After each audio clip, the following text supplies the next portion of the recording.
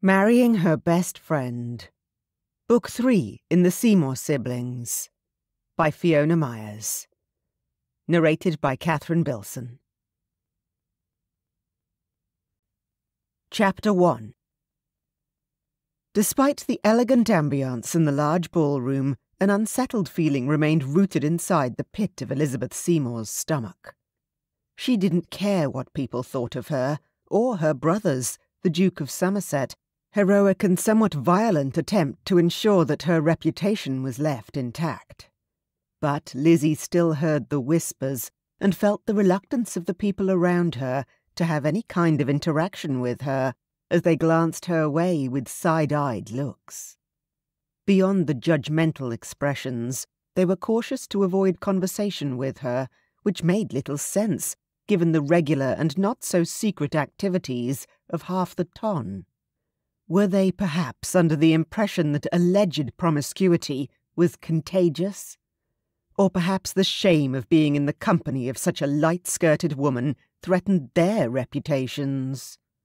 Whatever the reason for her isolation, Lizzie lifted her chin and pointedly ignored their ambiguous stares and forced smiles. Instead, she proceeded along the length of the decadently decorated ballroom belonging to the Marquess and Marchioness of Wheeling. She had already decided she was no longer interested in trivial and mindless chatter from people who didn't make time to know her. She didn't appreciate anyone who was not sincere at this moment in time, when she needed sincerity the most. Thanks to what she had endured, she would, indeed, value a sincere strength of spirit above many other virtues for the rest of her days. Today she had received a letter from her older brother, Will. He and Emma had married suddenly while on a ship heading toward the port of Elsinore in Denmark. The romance between Will and Emma had been unbelievable at first. When they had met, they could not tolerate even being in the same room together. Somehow the stars aligned and love prevailed when Will made a grand gesture by boarding the train Emma was on at the very last minute and joining her on her journey to Edinburgh. Lizzie was glad for her brother. Emma was strong enough to keep Will on a straight path, and they were, indeed, a perfectly matched couple. Admittedly, Woodloch Manor had been quiet since her boisterous brother had departed, and while her oldest brother James and his wife Kitty prepared for the birth of their child, Lizzie had little to do but quietly wander about the estate. She had assisted Kitty with trips to town and selecting furniture for the nursery, and as much as Lizzie appreciated that the Duchess had included her in these tasks, she could not help but feel as though she was intruding. Of course, Kitty had assured her many times that this was not the case, but she still was not convinced. James's wife was most likely just being her usual polite and sweet self. Lizzie would most certainly not admit it to anyone out loud, but she was lonely without Will and Emma to distract her, and as she was the last of her siblings still unmarried, she felt as though she would have been a disappointment to her parents if they were still alive. Despite being the youngest Seymour sibling, she had always been convinced she would be the first to embrace matrimonial bliss. Never in her wildest dreams had she imagined her tight-lipped eldest brother, the Duke, and her rake of a brother, Will, would marry before she did. And both were genuine love matches at that. She was thrilled for them both that they had found such happiness, but there was a pang in her own heart, and a kernel of fear that maybe the same happy ending would not be available to her. "My lady!" A familiar male voice suddenly called out nearby, removing her from the sombre cloud of self-contemplation she had somehow fluttered her way inside. Lizzie turned to her right, and a smile formed on her lips at the sight of her dear friend, Mr. Carson Wallace. He stood there, appearing very dashing in his formal wear. She'd known Carson for a very long while, as his family resided in the estate neighbouring Woodloch Manor. They had spent many summer days in the estate gardens playing as children. Despite Carson's father not bearing a title, the Wallace family was noble in their own right. a very influential and important family whose wealth spanned as far as their influence. Carson's mother had separated from his father under rather scandalous circumstances and forsaken Somerset without her son, which left the young Master Wallace feeling rather abandoned. Luckily, he'd seemed to find solace in Lizzie's company, and he would often sneak through a hole in the wall separating the two estates, concealed by thick vines of ivy and foliage. Lizzie loved those secret visits as much as the formal visits facilitated by their parents, and she kept an eye out whenever she thought Carson might sneak over to play. His father didn't seem to care that he spent so much time with Lizzie, and he would often visit to have tea with her parents while the two of them played in the garden. Carson had been a good friend to Lizzie for many years, but as soon as he reached the age of 13, he'd befriended her brother Will, suddenly seeming to prefer his male company instead of hers. Lizzie hadn't seen him as much after that, and if she tried to join in with them, Will would shoo her away, grumbling about annoying little sisters trying to tag along and ruin things. "Carson!" Lizzie greeted him now with genuine cheer, delighted to have someone to speak with who didn't force his smiles and scurry away without meeting her eyes the moment she spoke. "How lovely it is to see you!" "And you, my lady." Carson reciprocated her cheerful greeting before softly kissing her hand. "You're dressed very formally this evening." "We are in the presence of nobility." Lizzie grinned. Carson chuckled, and his light green gaze met with hers. So clear, so direct, so unafraid of being tainted by her bad reputation. Her heart lightened as he asked, "Would you care to dance?" "You are well aware that once we start, I will not be able to stop." "Your dancing is enchanting and difficult to cut short," Lizzie admitted. "And one can only dance so much." "You think dancing has a limit? Who told you such a ridiculous thing?" Carson's eyes sparkled with amusement. "Apparently everything has a limit before it becomes unnecessary and trivial," Lizzie answered, more bitterly than she intended to. She took a deep breath, trying to release some of her frustration about her current situation, and forced a smile to her lips. She didn't want to place a dampener on her conversation with Carson. He was not the cause of her annoyance, nor did she wish to involve him in her woes. Carson gazed even more intently at her and cocked his head. "Is everything all right, Lizzie?" "Everything is fine, Carson. How are you? Have you been doing anything interesting?" She was desperate to shift the topic of conversation.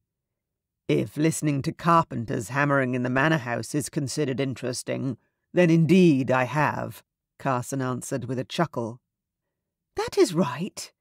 You are having the library redone after the rains of the winter caused some damage. I had forgotten about that," Lizzie answered. "How is everything progressing?" "Too slow for my liking." "But you have always been such a patient man." Lizzie placed her hand on his. Carson lowered his gaze for a few seconds, then glanced back at Lizzie, his eyes suddenly changing.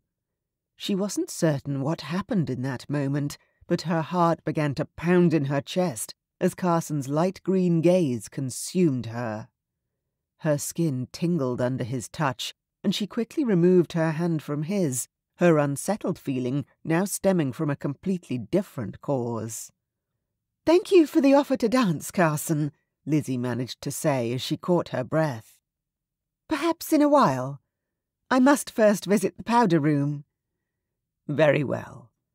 But I will seek you out if a while becomes too long," Carson answered, with a charming smile and a hint of wry amusement in his tone.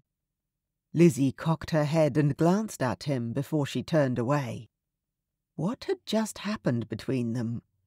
She made her way through the ballroom, once again passing the curious gazes of the other guests, but this time her thoughts were focused more on that strange moment with Carson than any snide looks or whispers. Though it wasn't possible to ignore them completely, she did manage to keep the ominous feeling that tried to claw its way to the surface contained deep inside. Instead of allowing public opinion to negatively affect her, she held her head high and proceeded to the powder room. There was no one inside, much to her relief. She stared at herself in the mirror that was perched on a low mantel. Tears threatened to make their appearance, and she pressed her lips firmly together and glared at her reflection to stop them welling up. Her brow furrowed when she considered the strange feeling she'd experienced when she touched Carson's hand. She had been hiding her adoration for Carson for most of her life, and it had become such a habit that the sudden surge of emotions was unexpected and rather strange. She couldn't allow herself to love him any more than she already did, as he had never shown any sign that he reciprocated her feelings as anything other than an old and dear friend. And the last thing Lizzie wanted was to lose the only person who truly believed she was still good inside, and not the monster everyone else in Somerset thought she was. Monster may have been a strongly worded term, but their stares and whispers made her feel as such. An abomination to her gender. A loose woman. She drew in a slow breath, gathering her strength to push through the remainder of the evening. She couldn't wait until this ordeal was over, and she could be safely ensconced in the confines of her bedchambers, where no judgment was passed, and she was able to breathe freely once again. Lizzie lightly touched her hair and brushed a loose tendril from her cheek. While she gathered her courage to face the guests in the ballroom once more, she smoothed the skirt of her dress and drew in one last breath before leaving the powder room. The guests in the ballroom had carried on as though she had never left, or perhaps as though she didn't exist. She sauntered toward the refreshment table, pretending indifference.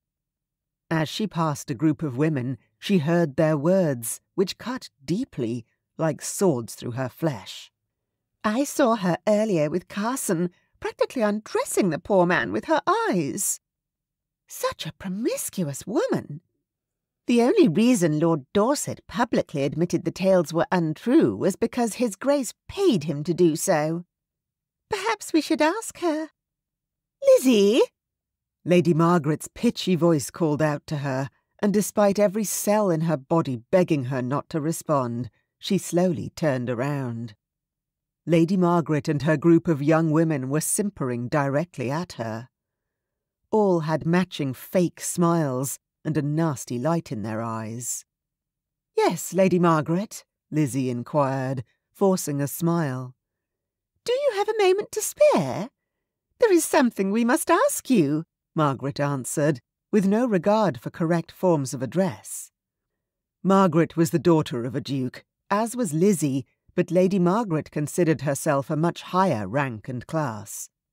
She was a spoiled young woman who only used people as she saw fit in order to obtain what she wished, and threw her father's fortune in everyone's faces.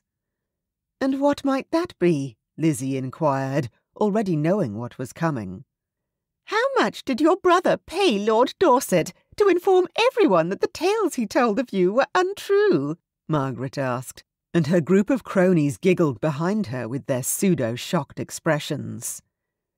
Lizzie's eyes narrowed, but she would not allow these women to upset her. "Perhaps you should stop pretending that you are such a saint, Lady Margaret.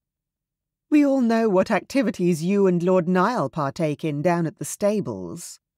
Lizzie sighed, annoyed at herself for stooping so low as to match Lady Margaret's nastiness.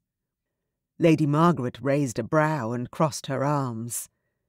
"And this comes from a woman who spends more time on her back than anyone else in Somerset?" "As opposed to bent over a hay bale," Lizzie countered. Lady Margaret expelled a gasp and shook her head. "Is Carson aware of your dalliances? Surely he would not want you if he were to find out about you and Lord Quinton. His mother—" "Do not dare speak of things of which you have no knowledge," Lizzie exploded. "Every single tale Lord Dorset has spread of me is false. I am not a promiscuous woman, but I do not require anyone to believe me." I don't give a fig what anyone thinks of me, least of all you. You know nothing of life, and I pity you more than anything." As Margaret's eyes widened in shock, Lizzie whirled around and moved to the refreshment table. She grabbed a bottle of wine, not caring in the least how unladylike she appeared, and stomped out of the ballroom toward the terrace. She rushed down the narrow steps and disappeared into the night, still clutching the wine. Chapter 2. Carson made his way through the ballroom, leaving the whispers of the gossips behind. He had witnessed the verbal confrontation between Lizzie and Lady Margaret, along with her group of ignorant and judgmental ladies. In his opinion, that term was not even accurate. They were anything but ladies. They were cruel and unkind. He had not imagined, however, that Lizzie would ever speak such harsh truths to Lady Margaret, or anyone else for that matter. She was clearly fed up with Lady Margaret, and perhaps everything that she had been going through had finally caught up with her. He had known of the situation that involved Lizzie and Lord Dorset, but after a lengthy discussion with Will, he knew there was no truth to the rumours being spread, much to his great relief. He could not bear the thought of Lizzie being with another man, especially not one with such a devious reputation as Lord Dorset. He'd had feelings for Lizzie since he was a boy, but he had never said anything to her, as he was certain he would never measure up. She was the daughter of a duke, and despite his own family's reputation and status, he was convinced that she was much too good for him. She deserved to be courted by a man with a title, not someone like him. A nobody. It had pained him through the years as he watched her be courted by young gentlemen, but he had managed to remain silent. He'd kept his feelings to himself, and all this time he had been convinced it was better this way. But he had spent many of his nights thinking of Lizzie and imagining what his life would have been like had he possessed the courage to make his feelings known and the ability to offer her the position and title in life that she truly deserved. There had been times when he had almost spoken up. Times when he imagined declaring how he felt and discovering that title and position did not matter. However, the thought of her rejecting him was one of his worst fears. And truly, she did deserve the best. Despite his general confidence in life, it was becoming increasingly more difficult to think about the woman whom he'd loved for most of his existence, living a happy life without him. The cool night air brushed against his face as he stepped onto the terrace and caught sight of Lizzie, who steadily stomped toward the stable block, clutching the bottle of wine she had pilfered from the refreshment table. He had never seen her act as erratically as she had tonight, but he didn't blame her in the least. He was uncertain of exactly what Lady Margaret had said to her, but it had to have been rather upsetting for her to retaliate in such an impulsive manner. Carson descended the narrow set of stairs that led to the side of the manor house, and in the distance watched Lizzie disappear into the stable building, which also held the hayloft. She left the door to the building ajar, allowing him access a few moments later. The space was dark, but numerous beams of bright moonlight shone through the openings of the loft above his head, illuminating the inside of the stables in a silver light. Carson stepped inside and immediately noticed Lizzie seated on a bale of hay. The expression on her beautiful face was sad as she glanced down at the open bottle of wine. Her shoulders were slumped, and there was an air of defeat about her that he could not reconcile with the Lizzie he knew. As he took a step closer, the door banged behind him. He froze as Lizzie jumped before glancing up at him.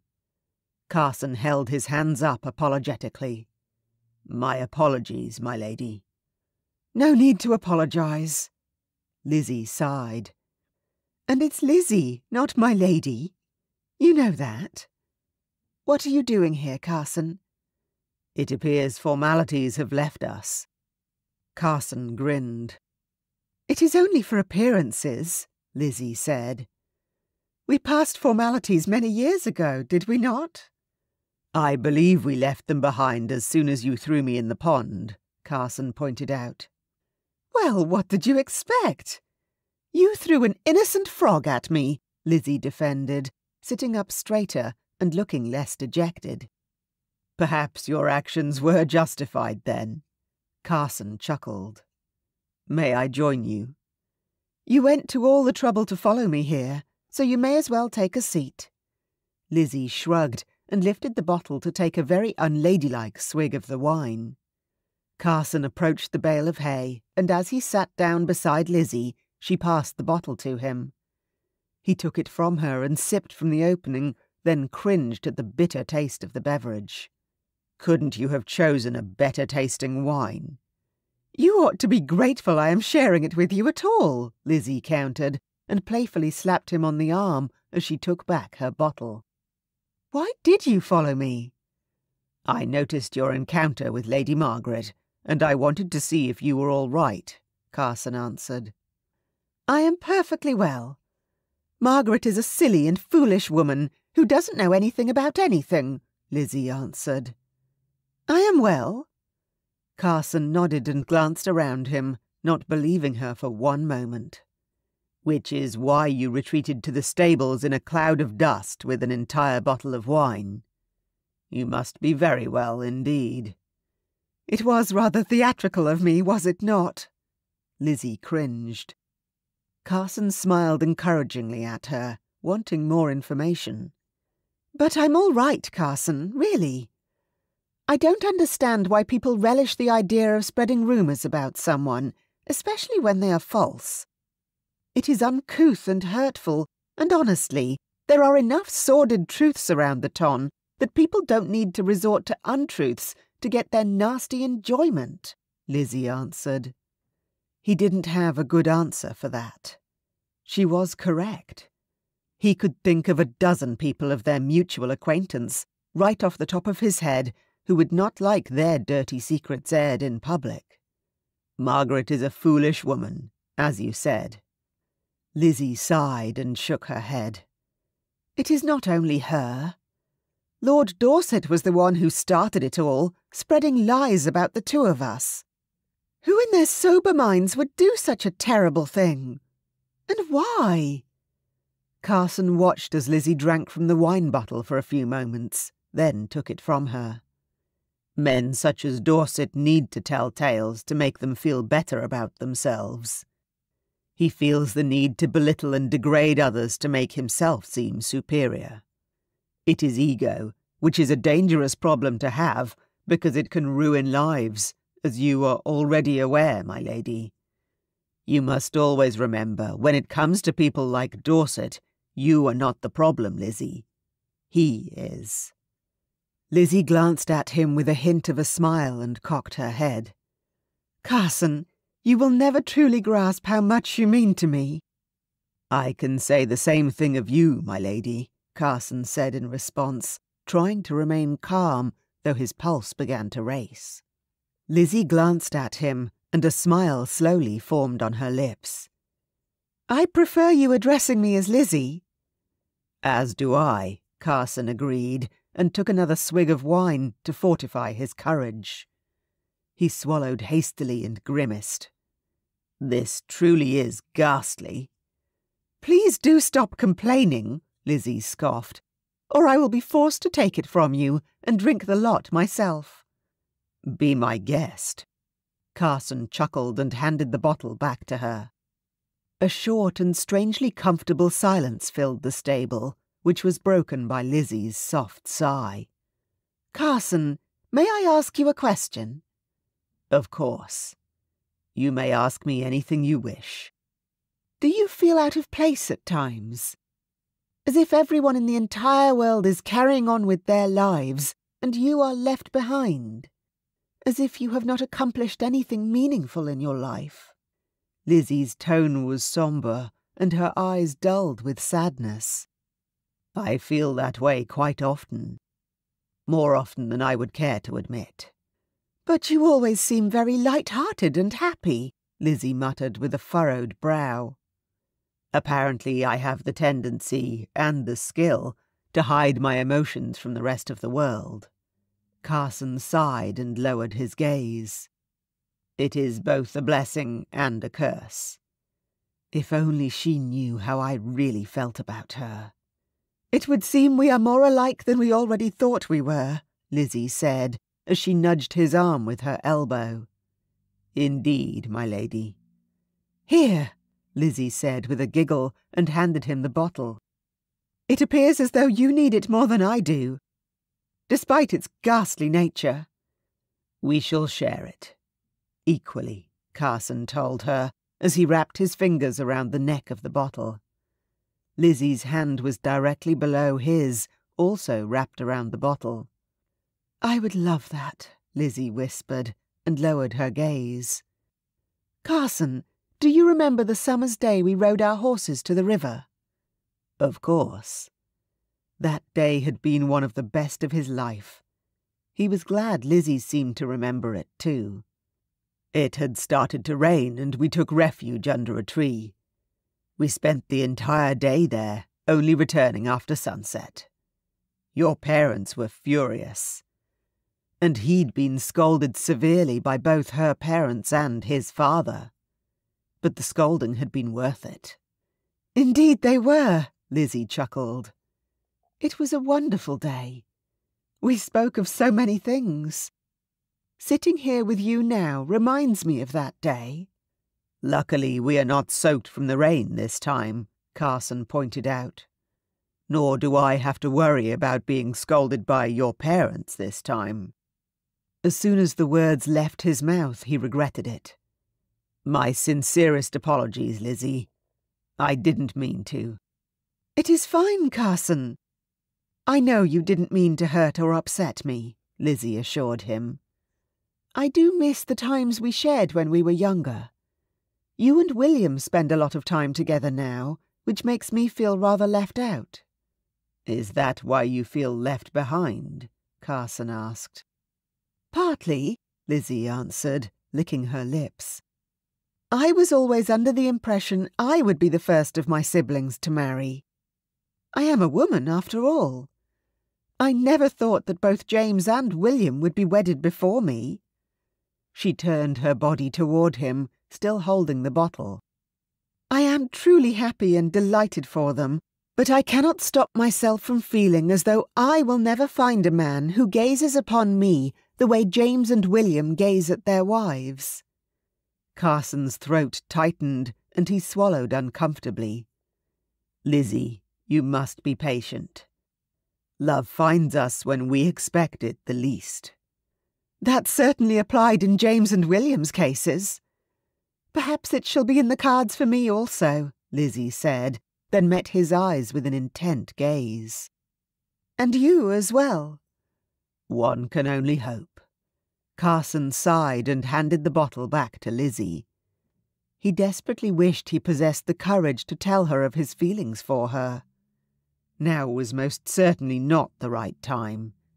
She was half sprung already from the wine. He was raised to be a gentleman, and would certainly not take advantage of her when she was in a vulnerable state.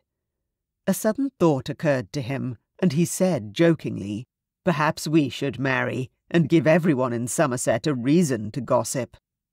Lizzie went still before taking another sip of wine. As if there are not already enough tales of me around town. The tales will be there regardless of your actions, Lizzie, Carson pointed out. Indeed, Lizzie answered, then turned to look at him. If by next spring neither of us is married, then I will take you up on your offer. You will? He gaped at her. Was she serious? His heart fluttered strangely in his chest, and he felt as if he couldn't catch his breath. Why not? I am certainly happier when I am with you than on my own. You make my heart light, Carson, Lizzie answered, and drank from the bottle before handing it back to him. I am glad to hear that. Carson smiled and lightly shook the bottle. This is nearly empty. Perhaps you should return to the ballroom and find us a fuller one, Lizzie suggested. Carson glanced at Lizzie, her eyes twinkling mischievously back. Please, Lizzie pouted, batting her lashes at him. I am certainly going to regret this in the morning. Carson grinned before taking another sip of the almost empty bottle of wine. Liar! Lizzie giggled as Carson stood from the hay bale. Come along. Carson held out his hand to her. Her facial expression changed into one of disbelief, and he shook his head. I am most certainly not becoming a wine thief on my own. Lizzie giggled again as she stood from the hay bale and took his hand. Lead the way. Chapter 3. A thunderous pain erupted inside Lizzie's head as she opened her eyes, so she immediately shut them again. Her bedchamber was filled with sunlight. She pulled the blanket over her head with a very unladylike groan. Carson's words echoed painfully through her mind. I am certainly going to regret this in the morning.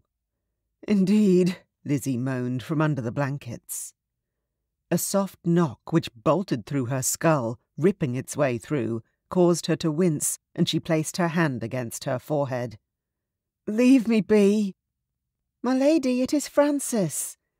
His Grace instructed me to bring your breakfast to your bedchamber. Please, my lady, will you allow me in? Lizzie's shoulders relaxed, and she threw the blanket off her face. She slowly sat upright, her entire world spinning around her as the pulsating throb continued inside her head. Nausea swirled in her stomach, and she had to fight not to flop back onto the bed and pull the blanket back over her. My lady? Francis asked again on the other side of the door. Yes, come in, Lizzie answered in a hoarse tone. The door slowly opened and Francis entered, along with another young maidservant carrying a tray of food and tea. They quietly set it down on the table, and the young maidservant quickly exited the bedchamber, as though she knew she was not welcome inside for very long. Thank you, Francis, Lizzie muttered with gratitude as she rubbed her temples. His and her Grace had begun to worry about why you had not come out from your chambers, my lady, Francis explained, as she slowly poured the teapot's contents into the teacup. I am still alive, if that was what they were concerned about, Lizzie mumbled, and her brow furrowed. Francis? Yes, my lady. How did I get back to the estate? Lizzie asked. I cannot recall a single memory of it. I assume I returned with the Duke and the Duchess. Oh, no, my lady. His and her Grace arrived at the estate long before you did. Lizzie's brow furrowed even more, and she winced painfully. How long? What time did Shortly before sunrise? Francis straightened from her task and looked at her. There was no censure in her maidservant's gaze, only concern. Lizzie gaped at her. Sunrise? Was I? Completely and utterly, my lady, Francis answered. It is no wonder you slept until now. Lizzie cleared her throat and ran her fingers through her brown hair. What I meant to ask was I alone when I returned? No, indeed. Mr. Wallace was so kind as to ensure my lady's safe return to the estate, Francis answered simply. Is there anything else, my lady? No, thank you, Francis. Lizzie sat in silence as Francis swiftly left her chambers and closed the door behind her. The silence brought forth the nauseating feeling again in the pit of Lizzie's stomach, and she slid off the bed toward the delicious food Francis had brought in. Perhaps eating something would settle her. As she nibbled on the small bread loaves and occasionally sipped her tea, she recalled what she could of the previous night. She remembered the stables with Carson and the bottle of wine. How they'd sat and spoken of everything and anything and shared the bottle of bitter wine between them. Although, to be fair, she had drunk the lion's share of the bottle, she remembered now. She recalled his facial expression as he took the first sip and realized why she felt terrible this morning. Carson was right. The wine was indeed awful. It must have been that. Then Lizzie recalled how they had returned to the ballroom and taken 2 more bottles before retreating back to their shared hay bale once more. Oh dear. They had demolished not 1, but 3 bottles of wine between them. The memories spilled together in a haze, and she was even more perplexed than before. What had happened after that? Had she and Carson done anything untoward that she would hear about from people in Somerset? Was her reputation now even more tainted by her reckless and inappropriate behaviour? Lizzie stood from the chaise, swallowed another mouthful of tea, and hastily dressed herself in a white muslin day dress. After pinning her tresses up into a bun on the crown of her head, she left her bedchamber in search of the Duke. Surely he would inform her of any scandalous things she had done last evening, as he was at the ball as well. If not, she would be forced to go directly to the source, Carson. Lizzie reached the main stairwell and heard voices drifting up from downstairs. She drew in a deep breath as her hand rested on the banister, and she slowly descended the staircase. Walking along the hallway, she heard the Duke and Duchess in the parlour, and slowly entered. "Good heavens, she is alive," her brother James announced, as soon as his gaze met hers. His smile was filled with amusement. The Duchess, Kitty, however, seemed relieved rather than amused that Lizzie was awake and in a somewhat presentable state. "Barely. I feel as though I have been struck by a coach," Lizzie admitted. "That is not surprising, sister. Judging by the condition in which you arrived at the estate earlier this morning, I didn't expect anything less. It was very gentlemanly of Carson to escort you home." Lizzie nodded. "Indeed. I wish to thank him personally for ensuring that I returned home safely. Before you do so, sister, perhaps we can discuss the events of last evening," the Duchess said hastily. Lizzie froze. There was a note in Kitty's voice that sounded faintly ominous. What on earth had she done? Heat flushed her cheeks as she tried in vain to remember.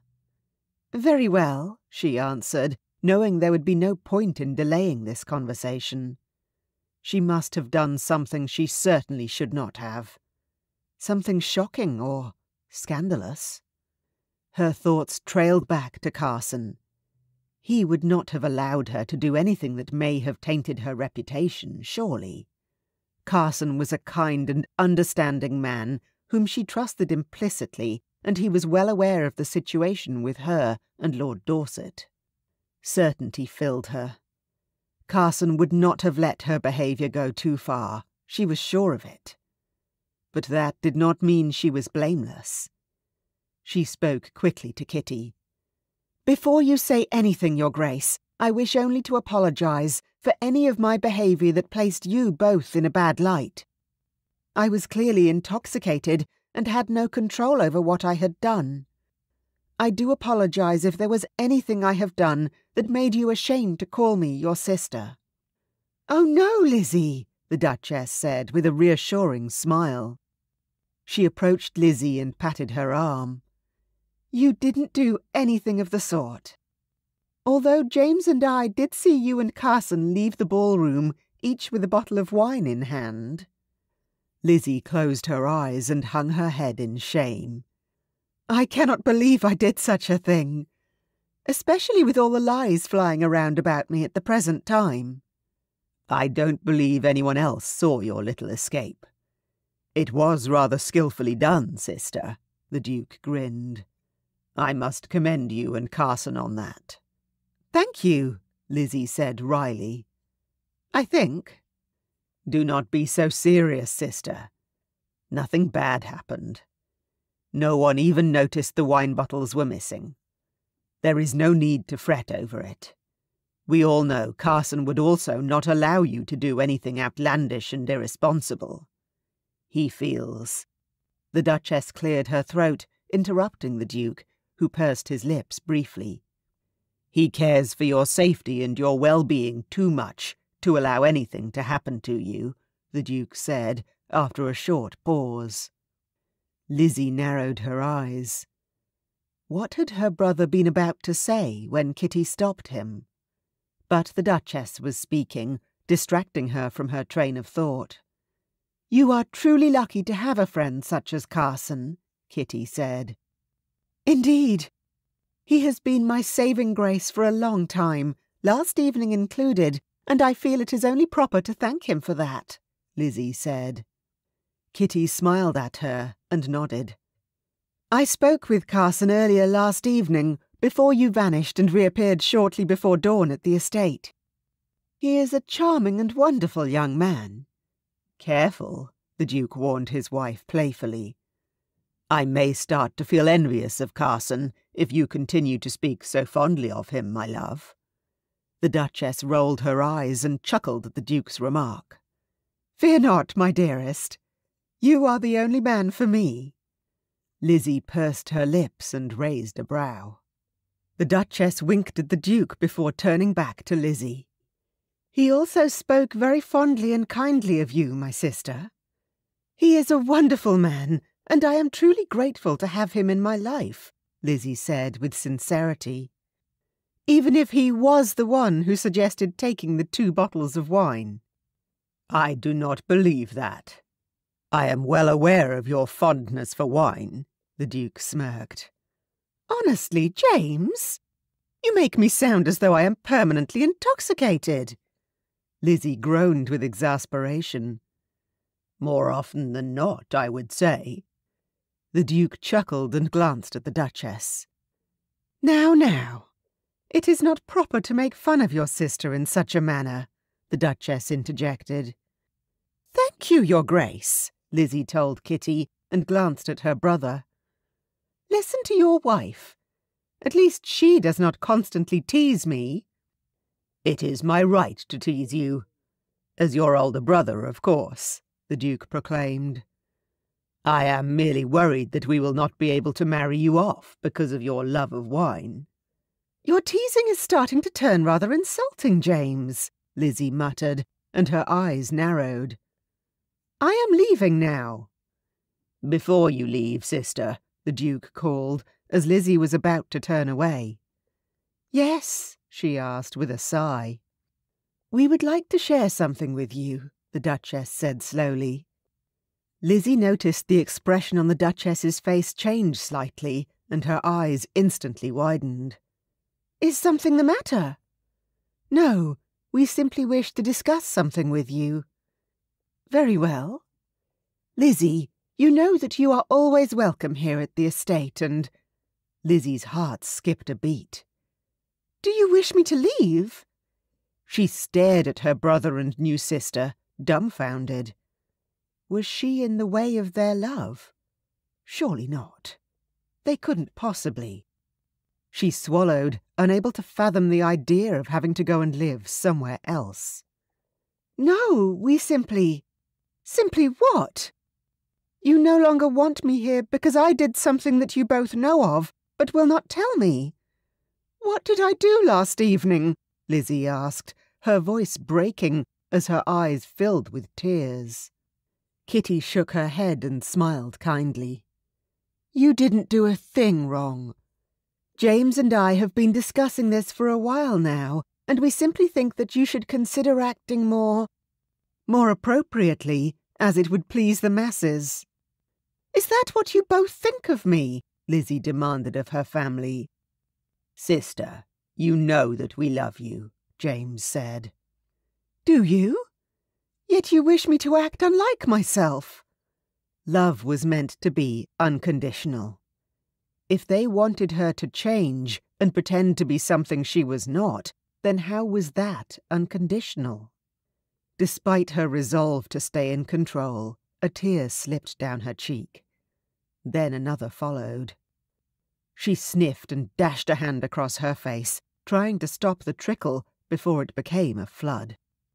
James tapped a finger to his chin before saying, "Lizzie, please do not be upset with us. We do love you and accept you for who you are, but don't you wish to marry and start a family of your own?" Lizzie glanced down at the Duchess's hand cradling her swollen belly and pursed her lips again. She suddenly understood what the Duchess and the Duke meant, and why they were urging her to marry now when it hadn't seemed to matter in the past. They didn't want her reputation to negatively impact their child. She would be known as the foxed aunt who could not find a husband as she was too scandalous to marry. No man wished to have a woman such as her, at least not long term. Lizzie blinked, and another tear ran down her cheek. She hastily wiped it away and glanced at the Duchess. "You do not need to worry about me being a bad influence on your child, Kitty." "That is not what we said, Lizzie," James pointed out. "You didn't need to. Your faces reveal it all. I understand your concern, as the needs of your child come first. It is what comes naturally to a parent. I don't wish to get in the way of that, so I will be out of your hair soon enough," Lizzie answered, and yet she felt as if her heart was breaking. This was her home. It had always been so. This was where she had been happiest, playing as a child with Carson in the grounds and daydreaming about him once she became an adult. She didn't want to leave. Kitty's gaze was concerned. "Lizzie, it is all right." She raised her chin. "James, Kitty, you don't need to flatter me with flowery words. I am aware of the rumours about me. Everyone is. I know they're not true, and I will carry on living in the manner I see fit, because I know the truth. I alone get to decide what I do with my life." Lizzie sighed and glanced at her brother. "James, you of all people should be aware of how I feel about marriage. I do not feel the need to change myself for a man who will not love me for the person I am. I don't care whether I am not what men want in a wife. If I am destined to be a spinster and grow old alone, then so be it. But I will not change for anyone." Lizzie didn't wait for a response from either the Duke or the Duchess. She swiftly turned away and left the parlour. She didn't care to hear what they had to say, as nothing they could possibly say would change her mind or make her feel differently. She hurried through the hallway that led to the terrace. Hot tears stung her eyes, blurring her vision, but she would not allow her grief to consume her. Never again. Chapter 4. A grin formed on Carson's lips as he recalled the evening he had spent with Lizzie and the laughter and sense of happiness in his carriage on the way home from the ball. He glanced at himself in the mirror as he dressed for breakfast with his sister, Miss Adrienne. They didn't often spend time together, as Adrienne spent most of her time volunteering at a hospital in Somerset, something her father had encouraged her to do from a very young age. Her heart had always been devoted to helping people and caring for them. There was nothing she wouldn't do in order to help someone. Carson had great admiration for his older sister, as she had found her one true passion, and it seemed to bring her joy.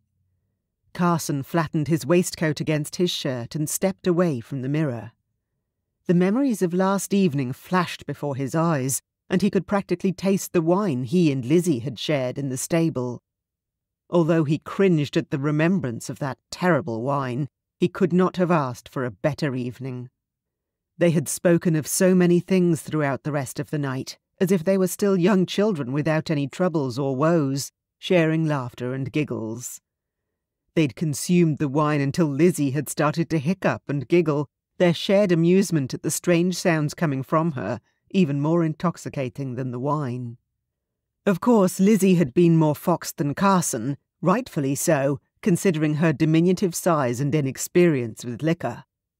But she had been utterly delightful, childlike and innocent in her fun. Her words of truth still resonated in his mind. Their night of conversation and laughter in the stables had been far more fun than anything they could have done if they had officially stayed at the ball inside the manor house. Carson recalled ushering her to his coach, his arm around her waist in order to keep her upright and stop her from tipping over. She giggled as she spoke muddled words that amused her to no end, and even though he could hardly understand her, he'd still been mesmerized with her. He closed his eyes for a moment, recalling her beauty and how difficult it had been not to kiss her. Her long brown tresses had loosely tumbled down her narrow shoulders, her lips stained red from the wine. The coach journey was even more entertaining than the stable, as they had reminisced more about their childhood, bringing forth even more chuckles and laughter. There had been countless moments where Carson had to fight the urge not to lean in and kiss Lizzie, but he was well aware that action would have been wrong, given her level of inebriation. He could not possibly live with himself if he had taken advantage of her in such a vulnerable state. Also, he was certain that Lizzie would not have remembered anything. That, however, would have made taking advantage of her that much more despicable. Despite spending the entire night with Lizzie, he hadn't been able to disclose his feelings for her. He was rather upset and disappointed in himself for not being forthcoming earlier, before they had started on that second bottle. Had he not tortured himself long enough by keeping his feelings locked up deep inside? Maybe it was time to grab his courage by the horns and tell her his true feelings. Carson drew in a breath as he left his bedchamber and made his way down the large stairwell to the parlour. His sister adored that space, and it was where she often requested breakfast to be served. The room was bright as he entered, and the table in the centre of the room was already packed to the brim with delicious-looking breakfast fare. A small platoon could be fed with the amount of food on the table, but he expected no less from his sister. The scent of fresh roses suddenly filled the air, and he heard footsteps behind him. Adrienne stood in the doorway, holding a vase stuffed full with the beautiful flowers, and smiling brightly at Carson over the top of the bouquet. "Good morning, brother," she greeted cheerfully, walking past him and placing the vase on the mantel. "I do hope you're hungry." "Hungry?" Carson muttered. "With this much food, I ought to be famished." "It is not every day that I can enjoy a breakfast with my dear brother." Adrienne shrugged and glanced at him. Carson narrowed his eyes, knowing his sister well enough to see that there was a hidden agenda behind her perfectly poised smile. "What is the matter?" "Nothing is the matter." "Can I not simply enjoy a meal with you?" Adrienne asked as she sat at the table. "Now sit." Carson reluctantly sat at the table as well, his gaze lingering on his sister. What sort of scheming was on her mind? But instead of attacking the problem head-on, he decided to start with his sister's favourite topic.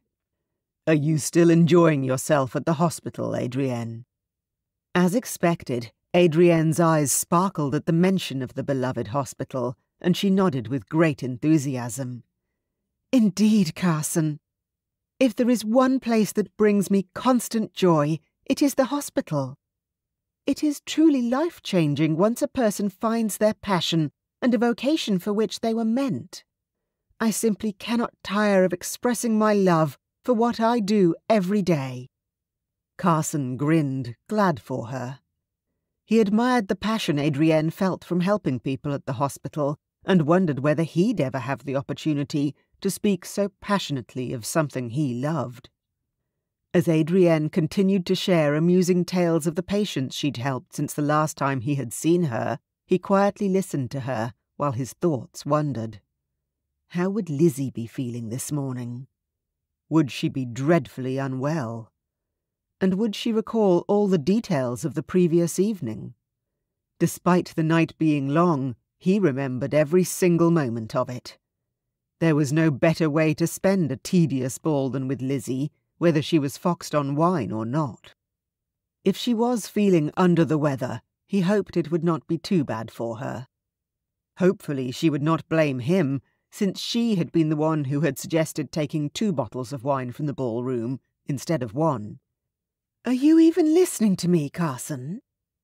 Adrienne's voice echoed through the room, and Carson blinked before glancing at her with a furrowed brow. "Where did you disappear to, brother?" Adrienne demanded, after he made no attempt to respond. "My apologies, sister. I am rather distracted this morning." "I can certainly see that," she answered, and lowered her gaze. "Your excursion at Lord and Lady Wheeling's must have been, without a doubt, exhausting." Carson glared at his sister and cocked his head. "I beg your pardon." "Do not act the fool, brother. I am well aware of the company you kept last evening," Adrienne stated. "As is everyone else. Do you think it is wise to be in the vicinity of that woman for more than a few minutes?" Anger tightened Carson's gut. "And what precisely do you mean by that?" he asked, though his chest constricted with a premonition that this conversation was about to take a turn for the worse. "I am not foolish, nor am I oblivious to the happenings in town, Carson. People talk, and the things I have heard with regards to Lizzie and her antics with Lord Dorset, not even to mention her scandalous behaviour last evening. I simply can't believe that you were involved as well. Pilfering wine from the ballroom." Adrienne clucked her tongue and shook her head. "You should not be in the company of such a woman. You are not aware of what her intentions with you are, Carson. To laugh and talk and drink with me. I wish her intentions were more than that when it came to me." "You are certainly a fool for believing those Banbury stories, Adrienne." Carson loudly placed his spoon on the saucer. "Furthermore, Lizzie did nothing to earn such disrespect from you, nor me. You are worried about the wrong person. I have known Lizzie for a long while, as you know, and she is not how Somerset describes her. They do not know her as I do. And nor do you, by the sound of it. I'm actually shocked by you, Adrienne. You should know better than to listen to malicious gossip." Adrienne lifted her nose, clearly unfazed by his rebuke. "I am merely saying that it might hurt your reputation if you continue to keep company with her. You will be associated with her, and your reputation may be sullied, and I would not wish for that to happen, Carson. Father would roll over in his grave if he found out you were placing the integrity of our family at risk," Adrienne stated flatly. "After what Mother did, impossible." "What nonsense you speak, Adrienne," Carson growled. "Lizzie has more integrity in her little finger than any of those ladies in attendance last evening." "Why do you defend her?" she demanded. "Because she is my friend, and I care for her very much." Adrienne cocked her head once more and momentarily narrowed her eyes. "You are in love with her." She said it as a statement, not a question. Carson straightened his spine, unwilling to admit to anything with Adrienne. Not before he had had a chance to talk to Lizzie about how he felt. "I am not. I simply wish for her to be treated as the wonderful woman she is. She is a good person who has had a bunch of malicious lies spread about her, and she does not deserve to be shunned by the very women who professed to be her friends mere months before. Shame on all of them. And shame on you if you believe those lies too." Adrienne blinked a few times, but did not speak. Carson could see in her eyes that she was mildly offended by his words, but neither of the siblings uttered another sound for several minutes. Carson bent his head and angrily shoved food into his mouth. He would not give way on this matter. Lizzie's integrity was not something to be challenged. Not by anyone. Finally, his sister went on. "Regardless of what I think, or whether I believe the tales that have been making their rounds in town, I merely wish for you to think of what is best for you." "You mean for the family name?" "Carson, we were raised by the same father, with the same morals and the same rules. You are well aware of what Father would say if he were here today," Adrienne said softly, and drew in a deep breath. "Which is why I have taken it upon myself to arrange a meeting with a lovely young woman I met while—" No. There was no way he was being set up for some sort of arranged marriage. The only woman he wanted in his home, his life and his bed, was Lizzie Seymour. And if she didn't want him, then he would settle for nobody. "Would you please allow me to finish?" Adrienne asked, and shifted her cup of tea closer. "I am not meeting with a woman I do not know, Adrienne." His sister smiled brightly. "She is lovely, Carson. Her name is Miss Violet Saunders. She is a very intelligent young lady, the daughter of the chief magistrate in the neighbouring county." "No, Adrienne." "She is soft-spoken and has a beautiful mane of golden hair. She plays the violin and the piano." "Sounds boring." "Adrienne, please stop." "Why? She is precisely the kind of woman who would be perfectly suited to you." How would his sister know what suited him? "You are well aware of my feelings in regards to marriage." "Not all marriages end like mother and father's, Carson. It is rather unfair to compare all marriages to one that failed," Adrienne argued. "At that moment in time, it was the only one that mattered." Carson stood from the table with annoyance tightening his gut. He glared at Adrienne. "My answer is no. I will not meet with Miss Saunders. I cannot say it more plainly than that." "That is a pity." Adrienne shrugged and glanced at the grandfather clock in the corner of the parlour. "As she is expected to arrive here shortly before dinner this evening." Carson glared at his sister, and his jaw clenched. "You are a manipulative and self-righteous woman who does not care about anyone else's opinions or feelings other than your own." "Father would be proud of me," Adrienne answered nonchalantly as she sipped her tea. "Well, I'm not." Carson stepped from the table and drew in a deep breath as he turned away. "Where are you going?" "I need some air," Carson answered with a grumble. "Please do ensure that you are back in time for Miss Violet's arrival," Adrienne answered with a smile, which made Carson even angrier. He stormed out of the parlour, slamming the door behind him. The sound still echoed through the hallway as he retreated all the way to the main entrance. Chapter 5. The fresh air and the delectable scent of the flowers in a porcelain vase perched in the centre of the table soothed the pounding inside Lizzie's head. She was seated quietly on the terrace, immersed in a daze. Her memories of last evening were still rather unclear, and it seemed as though the harder she tried to retrieve them, the quicker they evaporated into the light. A cool breeze softly brushed her cheeks, providing much-needed relief from the heat that filled her body at regular intervals. A crystal glass with cold water stood on the table in front of her. The droplets on the outside of the glass sparkled like rainbow-hued diamonds, then slowly trailed down onto the wooden table. She saw movement out of the corner of her eye and turned that way, leaving her hazy dream world.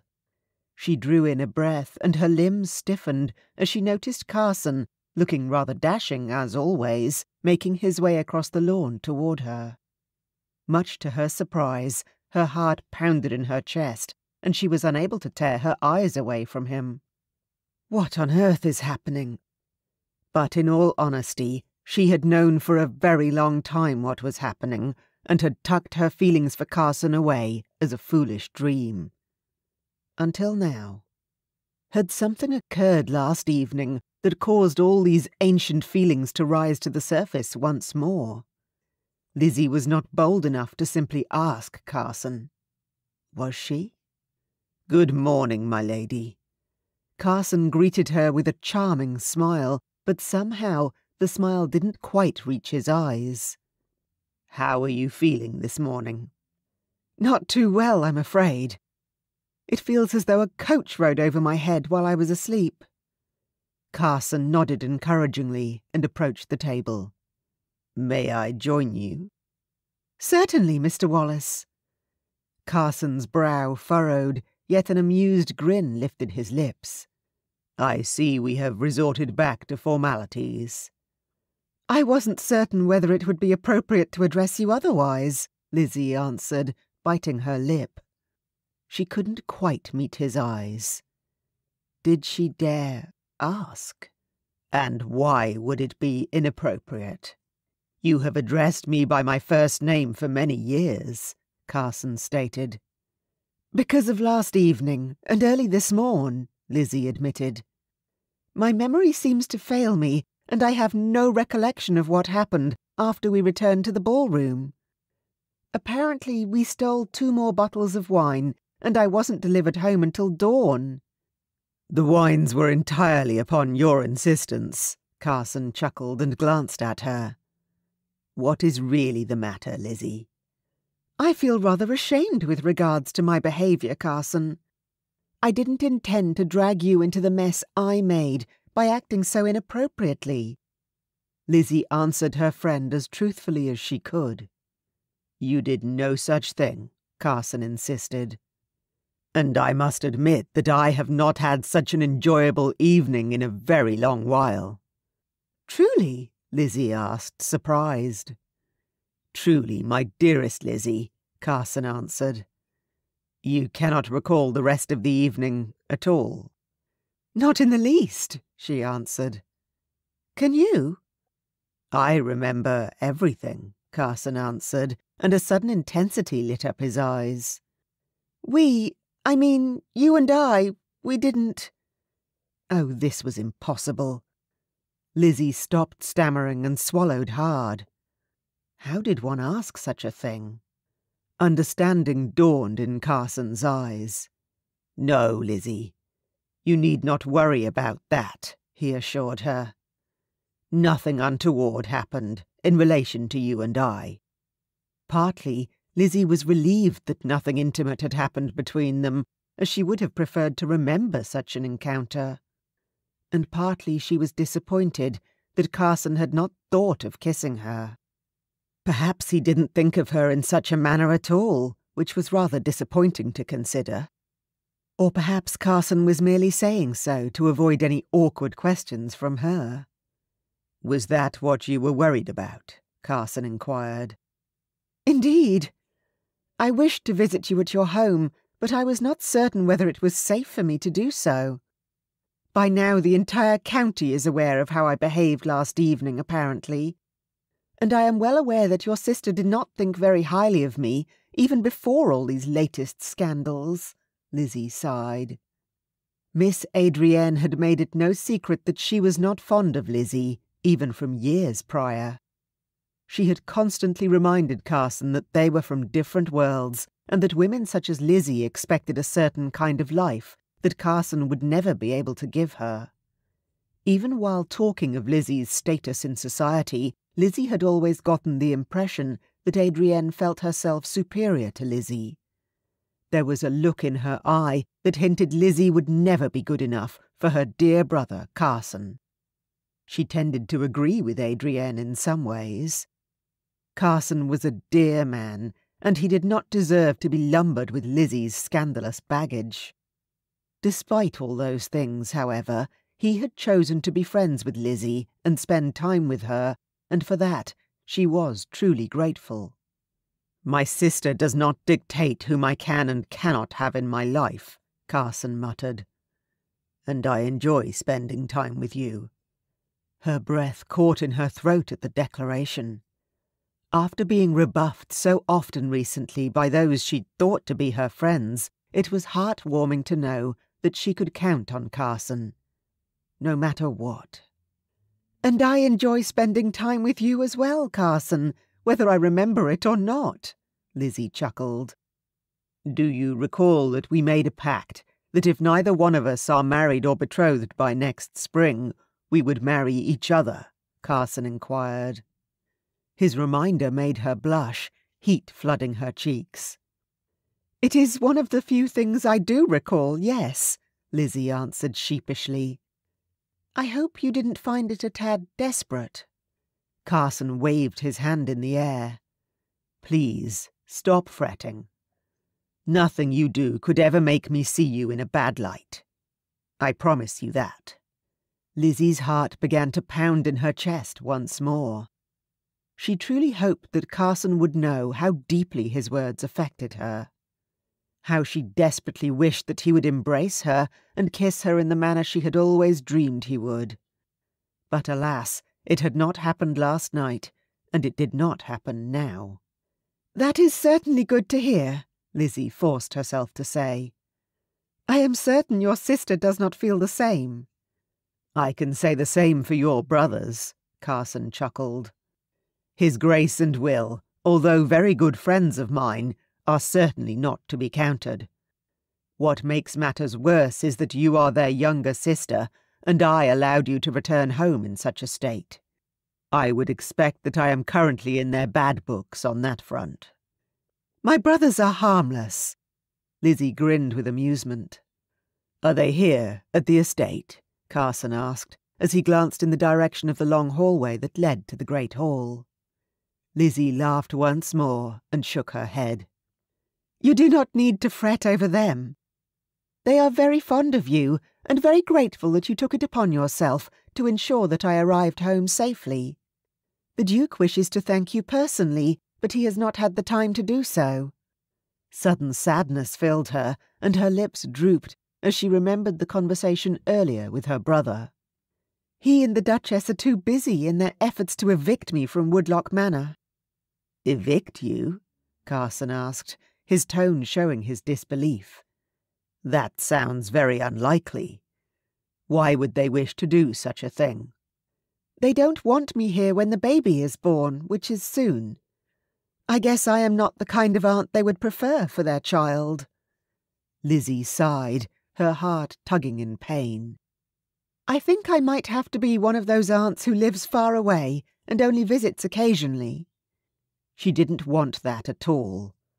She wanted to be around while her family grew. She didn't want to leave because they were ashamed of her. It was shocking that it had come to this, and even though the thought of leaving filled her with sadness, she understood. James and Kitty were doing what they needed to do to ensure their child would never have a tarnished reputation. "Did they say that?" he asked quietly. "Not in those exact words, of course, but they didn't need to, Carson. It was written on their faces as clear as day," Lizzie answered. A quiet moment passed between them. "What are you going to do?" Carson asked eventually. Lizzie slanted her gaze to the man she'd idolized since he was a boy. Did she dare say it, even as a joke? "Perhaps I can stay with you." The words rushed out of her, and even though she kept her tone light, there was something more in his gaze when he stared back at her. She laughed to break the tension. "That would most certainly give everyone in Somerset something to talk about," she said. "Adrienne's heart would stop." Carson grinned back at her, his eyes twinkling. But the something was still there, and it caused her breath to catch. "Indeed," he said. "Adrienne would not be best pleased." Lizzie's chuckle faded, and she cleared her throat. "In all honesty, I am not certain what my next step will be. Perhaps I should accept my fate and behave like the proper young woman everyone expects me to be. Find a man who wants the prestige of marrying into the Duke's family and be done with it." "That is not who you are, Lizzie," Carson said, flicking his hand dismissively. Lizzie stared at him with narrowed eyes. Did he really just say that? Is he hinting that I cannot be a proper young lady? Carson sat up straight, as if he'd just realized how his comment sounded, and said quickly, "I meant that in the most honourable manner possible. Settling for less is not who you are. That is what I meant. You cannot pretend to be someone you are not, Lizzie. You and I both know this." "Perhaps it is time I changed something of myself, as I have not had any good fortune with being who I am now," Lizzie said, lifting her nose high in the air. She was still slightly miffed about the almost insult. "Do not dare utter such nonsense. You are perfect the way you are," Carson defended. and you should not allow any person to make you feel as though you are not worthy, least of all my sister." Lizzie relaxed somewhat at his words, though she shook her head. "I am surprised that she has not found you a wife already." A slight hint of hesitation in Carson's manner caused her to cock her head and study him more intently. Her brow furrowed. What was that about? "While we are on the subject, my lady," Carson said, as he glanced at her, his eyes darkening, "my sister has lost her mind and taken it upon herself to arrange a meeting with Miss Violet Saunders. It is not of my doing, but I wanted you to hear it from me first, in case any talk reaches you." Lizzie searched her memory. That name rang a bell somewhere. "The Chief Magistrate's daughter?" Lizzie inquired, as she disguised her surprise by raising her glass of water to her lips. "Indeed." "Why?" Of all the people to introduce to Carson, why Violet Saunders? "Adrienne is under the impression that we will make a delightful couple." Cold water spewed from Lizzie's mouth in an icy spray. Carson glanced at her in horror, but only for a moment. Then a smile formed on his lips as he reached for her face and wiped drips of water from her chin. "That was precisely the reaction I would have given at that moment if the situation were reversed," Carson said. Lizzie reached for her handkerchief that lay in the pocket of her dress. She quickly dabbed at the parts of her wet face that Carson's thumb had missed, still feeling the heated tingle of his touch. "What did you tell her?" she demanded. Adrienne couldn't possibly be thinking of Violet for Carson's bride. They were so ill-matched. Why, they were as ill-matched as... Her thoughts tumbled furiously. As Lord Dorset and myself. "I have never met the young woman, which makes me even more unsettled, but Adrienne is as persistent as she is caring." "I had no choice in the matter." Carson sighed and glanced at Lizzie. "It does not upset you, does it? Beyond the water-spitting, that is." He grinned at her, and Lizzie's cheeks heated as she placed the glass on the table. "Why would that upset me? You know very well that I wish for you to be happy." Lizzie could not help but feel utterly disappointed by this turn of events. Perhaps if she had the courage to make her feelings for him known, she would not be sitting here on the terrace, hearing of this meeting he now had with Miss Violet Saunders. A meeting that could potentially lead to a future marriage. Lizzie was aware how insistent and persistent Adrienne was, and Lizzie was quite certain that she would do anything and everything to ensure that Carson married a woman she saw as fitting. Adrienne was wrong. Miss Violet was not a good fit for Carson at all, but it was certainly not Lizzie's place to tell him that. She'd probably appear jealous and spiteful. In her heart, she tried to convince herself that she was neither of those things. But the multitude of emotions bubbling up inside her, anger, disappointment, guilt, disbelief, resentment, sadness, loneliness, caused her to pause. It had become increasingly obvious to her that Carson meant much more to her than she'd originally thought. But he was her friend, nothing more. And shouldn't she be happy for her friend if he were to find happiness with a woman? Even if that woman was not Lizzie at all, but someone completely new. Someone like Miss Violet Saunders. "Adrienne is an intelligent woman, and she knows you well. Who better to choose a wife for you than her?" Lizzie eventually said, forcing a smile. "You overestimate her ability to know me, Lizzie," Carson said with a shake of his head. "There is only one person in the world who knows me better than I know myself," Carson said, with a tender tone in his baritone voice, and his eyes softened significantly. "And that person is you." Lizzie's heart leapt, and she gripped her handkerchief in her lap tightly to stop herself from squealing or something else equally embarrassing. "But it is not for me to decide whom you must marry. That choice is solely yours, is it not?" Lizzie asked. "We shall see," Carson muttered. "I am, however, not optimistic with regard to the outcome of tonight's meeting. I do not believe that love and marriage can be forced. Well, of course, they can, but not usually with a happy outcome for the participants." "I agree. Marriage is simply a terrible thing. If one falls in love and finds the one person they wish to spend the rest of their life alongside, then I do not object in the least. But forcing two people who have nothing in common to marry and pretend to be a happy family for the sake of appearances is simply foolish," Lizzie confessed. Her brothers had both found love, and she was happy for them. Marriage suited such alliances. But not everyone could be that lucky. "I agree with you. It is simply a valued aspect of this world we find ourselves in," Carson mumbled. "Perhaps you and I should escape this world. Clearly there is nothing for us here," Lizzie suggested. "Next spring." Carson smiled at her, and an enormous swarm of butterflies fluttered in her stomach. The urge to kiss him came forth once more, but she fought it with every cell in her body. Now was not the time. Not when he was about to head off to meet a woman who might end up as his wife.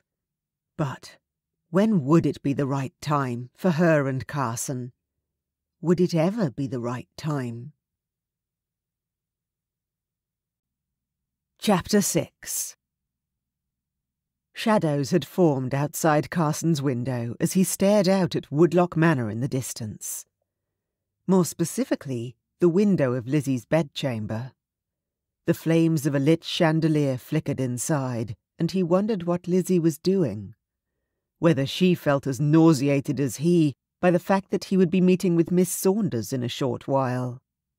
He was not oblivious to the underlying emotions he'd seen in her eyes when he'd mentioned Miss Saunders and his sister's intention to marry him off to the Chief Magistrate's daughter.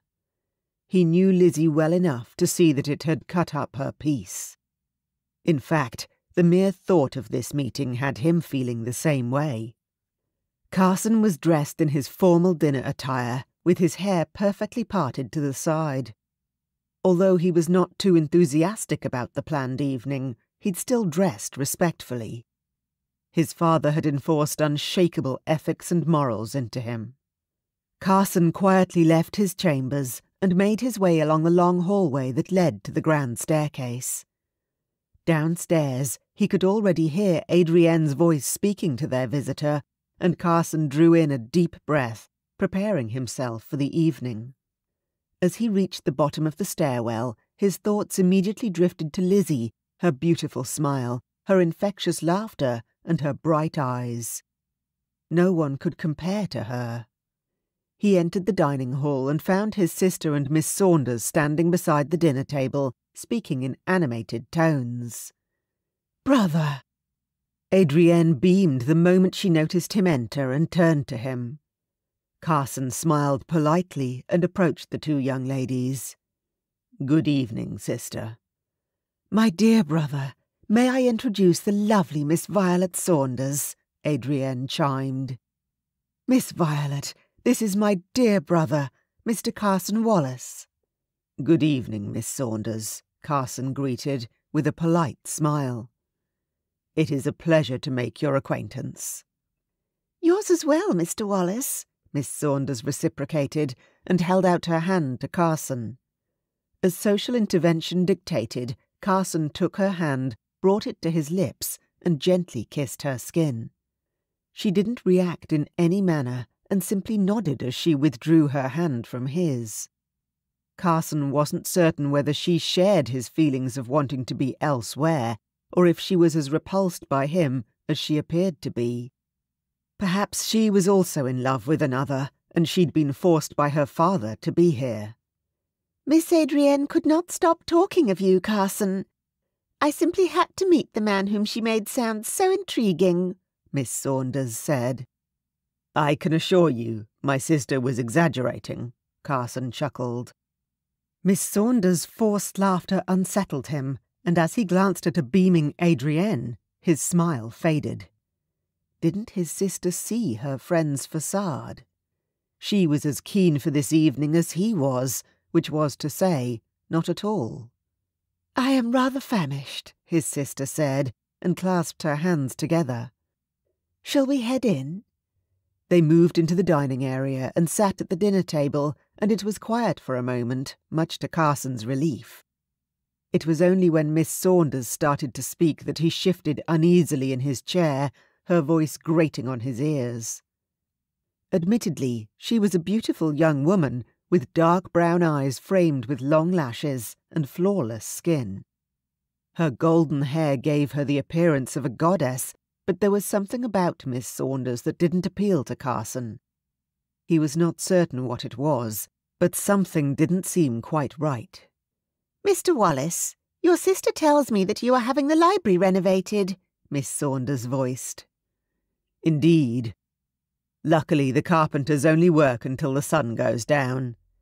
The racket can be quite distracting," Carson answered with a nod. "I can only imagine. Not to mention the dust and the mess." The visitor scowled. "Father had our entire family home restored during the summer while Mother and I visited Greece. It was lovely there, although it was quite warm and uncomfortable at times. But lovely nonetheless. Do you like to travel, Mr. Wallace?" "At times, and with the right travel companion," Carson answered. "Oh, I do agree. A good travel companion is worth their weight in gold.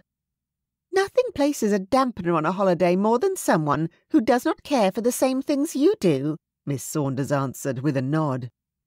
"Father allowed me to visit family in Ireland, but they sent my chambermaid with me, as Mother and Father had business to attend to here in Somerset and couldn't come along. My chambermaid is an older woman with rather stout features, not ideal for walking along the Irish countryside, may I say.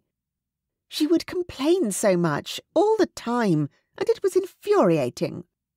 Breathing heavily, and the panting was irrationally loud." Carson's jaw dropped at the strange comment, and he glanced at Adrienne. His eyes met only a blank expression that gave nothing away. He was not certain how to react to the young woman's tale, which he found rather offensive. Clearly, she had neither compassion nor empathy for the older, plumper chambermaid, who probably had no interest in walking the roads she was forced down. "Ireland is a beautiful place," he managed to say. "Oh, no.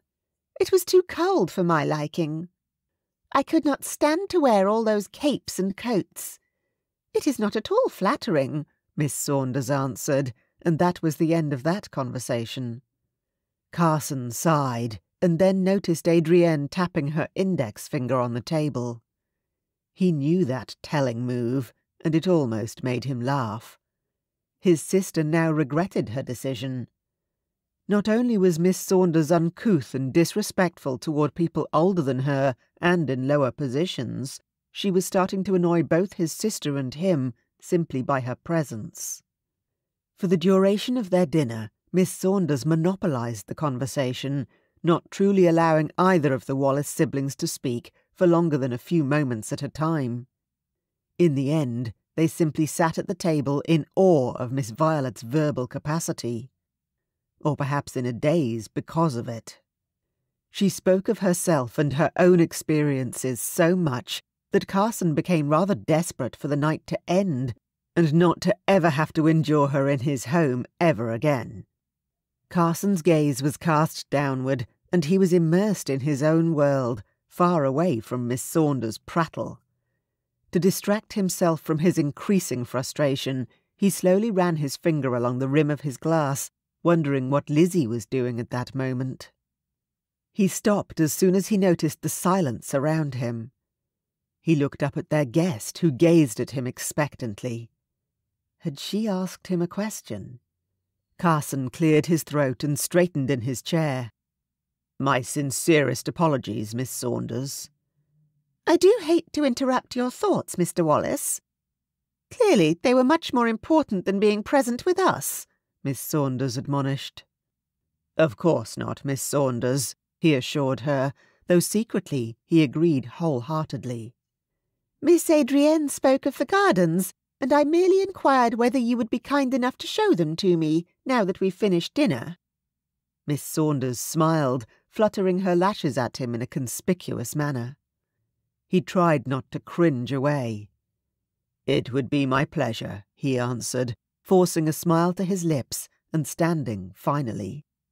"Would you care to join us, Adrienne?" "I would not dream of interfering." "This will allow you and Miss Saunders to become better acquainted," his sister answered. "Would you not agree?" Carson's jaw clenched for a moment and forced another smile. But his eyes were narrowed at his sister. "Indeed." "Lovely." Carson quietly escorted the verbose Miss Saunders from the dining hall through the short hallway that led to the terrace and outside. The pathway leading to the garden gate was bathed in a silver hue of moonlight as the full moon proudly shone against the dark blue velvet sky. The air was fresh and cool, but it was a pleasant evening. It was rather strange to walk along the pathway between the flowers and the trees with someone other than Lizzie. Carson realized suddenly why he felt unsettled in this woman's presence. It was not simply because she only spoke of herself and sounded like the most selfish person in the entire world. It was because she was not Lizzie. Miss Saunders didn't have the same bright hue of green in her eyes that Lizzie had, nor did she have a dimple in her cheek that made its appearance as soon as she smiled. Miss Saunders' laugh was forced and didn't seem genuine at all, and there was a knowing calculation in her gaze all the while. Lizzie's laughter was infectious, and he could not help but join in whenever she laughed. But most of all, Lizzie's presence completed Carson. He didn't feel alone when he was beside her. The inner loneliness, however, was evident as he strode beside Miss Saunders, who seemed to be in her own little world, which revolved entirely around herself. Not even in his darkest or most desperate moments would he ever consider courting Miss Saunders, and he would definitely never consider marrying her. Not for a moment. His sister had made a terrible error in judgment on his behalf, and he was certainly going to inform her of it as soon as Miss Saunders departed. "Mr. Wallace? Carson?" He glanced at his guest immediately, feeling most uncomfortable about the fact that she had used his first name. But he didn't wish to appear rude once more and answered, "Yes, Miss Saunders." "Violet, please." He inclined his head, but he did not use her name. "Is there something the matter? Am I boring you?" she inquired. "No, of course not. I was merely thinking of my late father. He adored these gardens and had ensured they were properly cared for. I recall those days, before my mother left, when he would come here and be lost in his own world. My mother would have to practically drag him by the collar to return to the manor house." Carson smiled sadly, the memories of his father, and mother for that matter, genuinely flooding his mind and his heart. "Father informed me of your mother and father's situation, and it was quite the scandal all those years ago. It is not common practice for a married man and wife to have their marriage nullified, as father said." Carson straightened, putting both hands behind his back. "Could we please speak of something other than my parents' failed marriage?" "Certainly. But along the topic of marriage, what is your opinion on it?" Miss Saunders inquired. Carson drew in a deep and wearisome breath and noticed the wooden bench nearby. "Perhaps we could sit." "That would be lovely," she answered. They approached the bench and sat down. "My parents' marriage affected me more than it should have, and more than I thought it would. I am rather sceptical to engage in the process of courting, betrothal, and marriage as a result." "As you think you will end up as your parents have?" she asked, raising her brows. Carson pursed his lips and leaned back against the backrest of the bench. "In a manner of speaking, I suppose. I was raised to believe that everything that happens in our lives serves a purpose and will be understood in time. But my parents' separation was one of the few things in my life that had no purpose. Our lives didn't become better after it happened. My father was miserable until the day he passed, and I am not even certain where my mother is now. If she is still, in fact, alive. My parents' marriage was the result of an agreement between their parents, and it didn't turn out well. Marriage should be between two people who love one another from the start, accept each other as they are, and be willing to compromise to live happily together. Miss Saunders shook her head at him. "That is a strange mindset to have in this world in which we live, Carson." Again, his name on her lips made him flinch. "But it does not make it untrue," she continued. "And while father will not share this opinion of yours, it is quite refreshing to have a man think with his heart rather than his brain." Carson smiled, and even though this particular young woman sat right beside him, the only person he was able to visualize at all was Lizzie. Chapter 7. Lizzie cringed as the door behind her creaked when she closed it. The cool night air was precisely what she needed to divert her thoughts away from Carson's meeting with Miss Violet Saunders. The young woman's name left a bitter taste in her mouth without even saying it out loud. Just the mere thought of another woman's beady eyes gazing at Carson caused Lizzie to become angered. Even the walls of her bedchamber had begun to close in on her, hence she had escaped to the garden for relief. If there was ever a place where Lizzie could find peace and serenity, it was in her father's garden. In fact, the grounds were a space so large and vast they spanned from Woodlock Manor onto Carson's estate. The two neighbouring estates had made use of the same gardener in order to keep the gardens in optimal opulence. The result was a delightful synergy between the two, where one flowed into the other as if they were one. The beautifully kept gardens were also the only thing that Lizzie had left of her father. A man whose footsteps had been impossible to fill, and who had left such a hole in her heart when he passed. Lizzie quietly descended the steps that led to the gardens, leading along the side of the manor house. Soon she opened the wrought iron gate that indicated the entrance. The bright moon overhead illuminated her path, even though she didn't require any guidance to navigate through the hedges and trees, the flowers and the fountains. Lizzie had spent most of her childhood running along the pathways and had memorized every inch of the space. Lizzie wandered without purpose or direction through the garden and eventually found herself wandering close to the area that connected the two estates. A smile formed on her lips as she recalled the place where Carson would climb through from his late father's estate into hers, and she approached the wall. She reached out her hand, not in the least afraid of what might be lurking inside the vines of ivy and foliage. Her fingers ran along the wall until there was a large gap. With her free hand she grasped the vines and ivy and yanked them to the side, or at least she attempted to. She yanked on the vines, but there was something that kept them from moving. Baffled by this, she gave up her plan and made her way along the wall until she reached the hedge. Only 2 windows were illuminated by candlelight, but neither was Carson's bedchamber. A strange feeling in the pit of her stomach surfaced as she wondered if he was still with Miss Saunders. Lizzie cringed at the thought and kept moving. As she continued to walk, putting her face up to enjoy the cool night breeze, she heard faint voices coming from the other side of the hedge.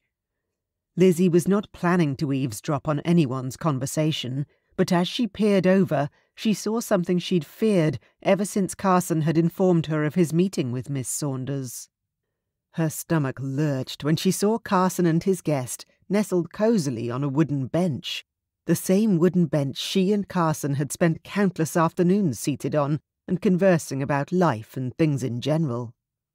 In this instance, it seemed to be Miss Saunders who spoke, and Carson merely listened. Unfortunately for Lizzie, she could not make out what the woman spoke of, but from her disagreeable countenance, Lizzie was certain Miss Saunders was complaining of something. Anger rose inside her as Miss Saunders provocatively placed her hand on Carson's arm. Even worse, he allowed it. Hot tears stung her eyes, and she pursed her lips. She could no longer watch any of this. And it was her own fault for being here at all. She shouldn't have ventured out, especially to this place. So she spun around and stomped back to the gate, wiping tears of anger and frustration from her cheeks. She didn't understand why she felt this way. Why would these strong feelings for Carson surface when she had always been aware he didn't reciprocate them? His nonchalance with regards to Miss Saunders' hand on his arm had infuriated her even more as she stomped along the side of the manor house, not wishing to re-enter its suffocating confines. Her chest tightened as she imagined Carson marrying Miss Saunders.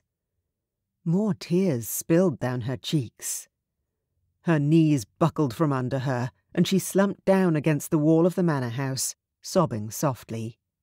She placed her hand over her mouth, as she didn't wish for anyone to hear her, and she wanted to remain carefully hidden in the shadows. She allowed all her emotions to be expelled from her body. This was intolerable. She couldn't simply burst into uncontrollable sobs every time the Duke and the Duchess mentioned either Carson or Miss Saunders. Lizzie merely needed to keep herself composed, not to raise any suspicions about unrequited feelings for her neighbour and childhood friend.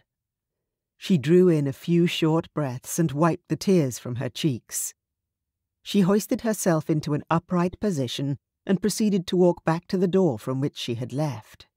She stepped inside and made her way through the dark hallways. As she passed the Duke's study, she noticed the candle flickering inside.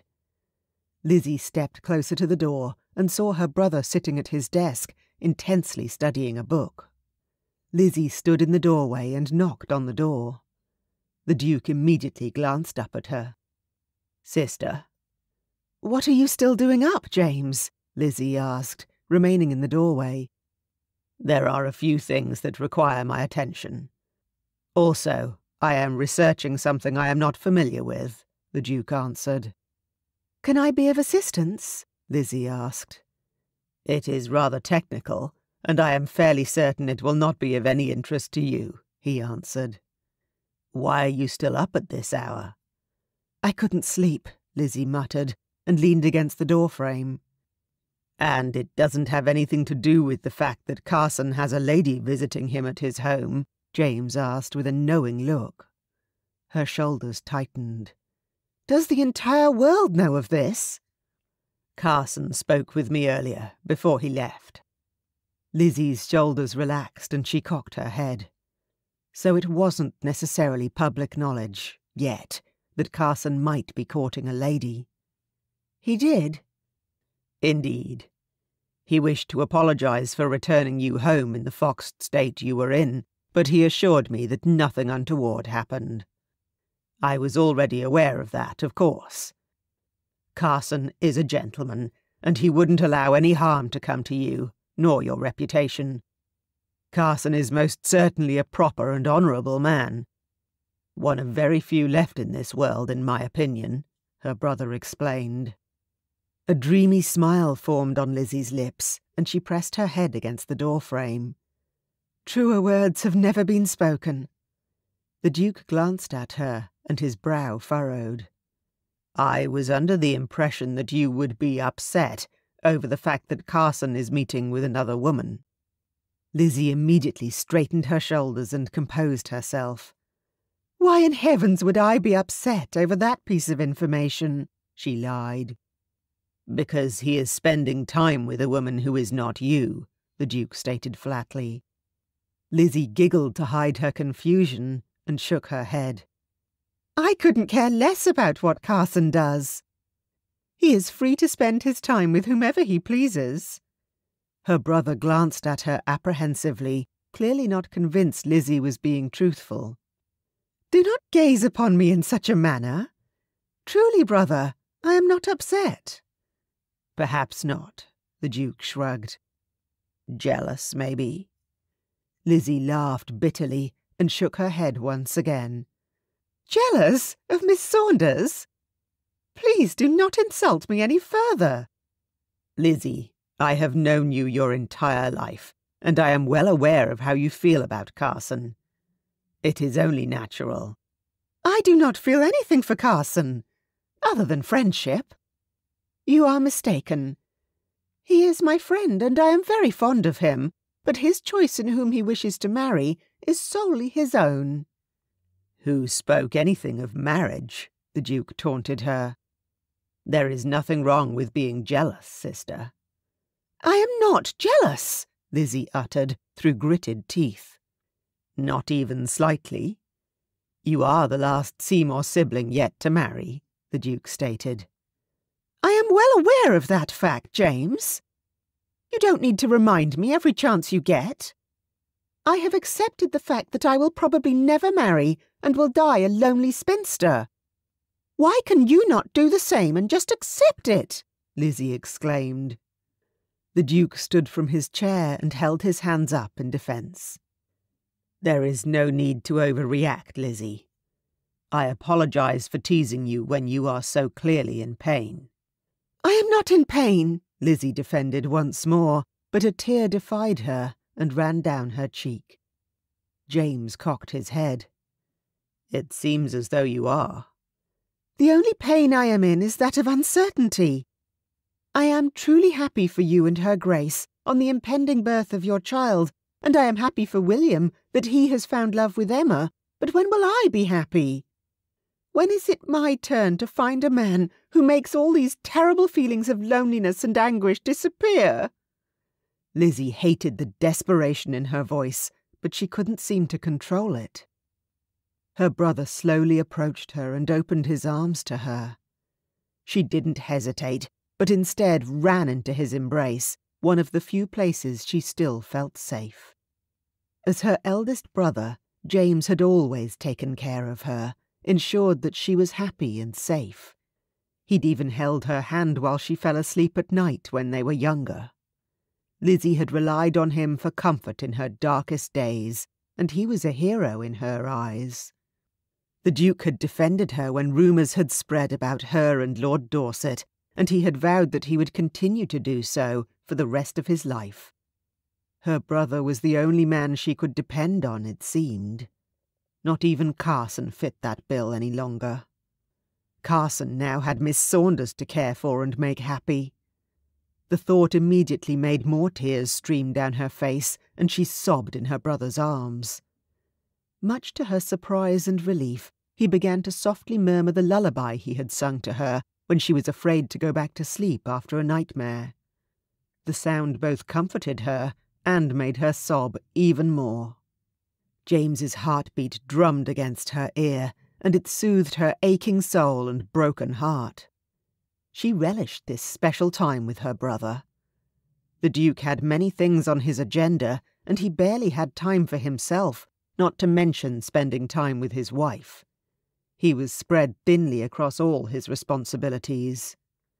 Lizzie didn't hold it against her oldest brother. She understood that with the title came the responsibilities as well, but she missed this closeness to him. She drew in a deep breath as the lullaby came to an end, and she pulled out of his embrace. "Thank you. I truly needed to hear that." "Lizzie, you are my sister, and I love you very much. I only wish for you to be happy, and if you are not, you can tell me." "I love you as well, James," Lizzie expressed sincerely, and placed her palm against his cheek. "I know you mean well, but there are some things you cannot fix." "I can attempt to." Lizzie smiled as she lowered her hand. "Always such a gallant man." The Duke shrugged nonchalantly, which made Lizzie chuckle. "Perhaps I should turn in for the night. I am exhausted." "Sleep well, sister."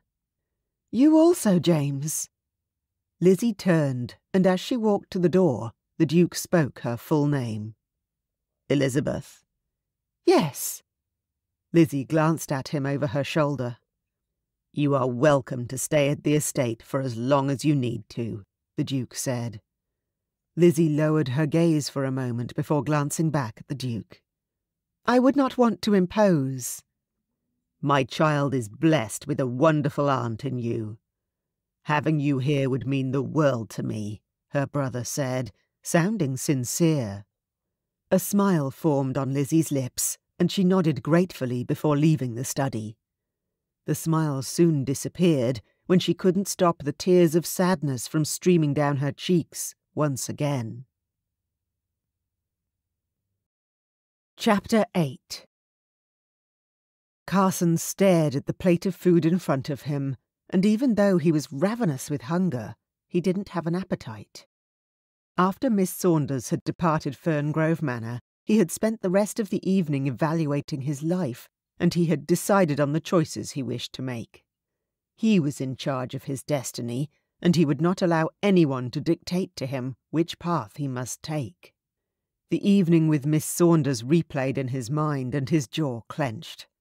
It had been a rather painful experience for him, not to mention how much he had despised the person Miss Saunders was. She was a young woman who was clearly used to things going her way, and if they didn't, she made it known to everyone, whether they cared to listen or not. She had both bored and agitated Carson to no end. Footsteps sounded in the hallway, and the maidservant entered. "Is the food not to your liking, Mr. Wallace?" Carson cleared his throat and his shoulders eased slightly. "It is not the food, Sophie. It is delicious as always. I have merely lost my appetite."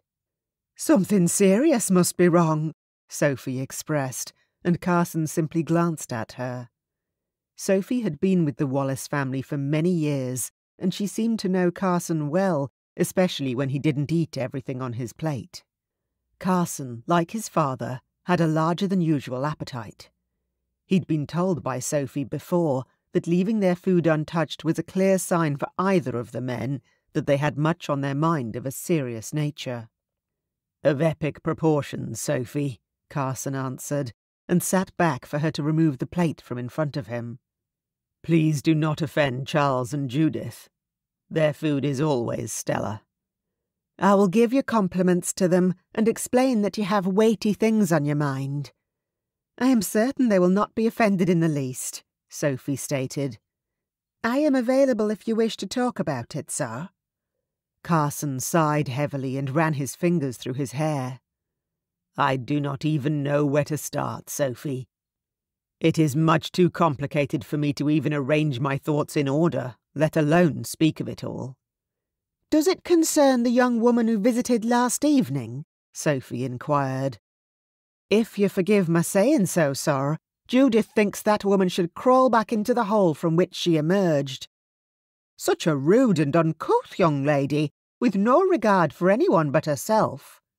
Carson snorted with amusement and nodded. "Indeed." "As long as you do not think of marrying that horrendous woman. If you did so, I would be forced to leave, despite how much I adore you," Sophie pointed out.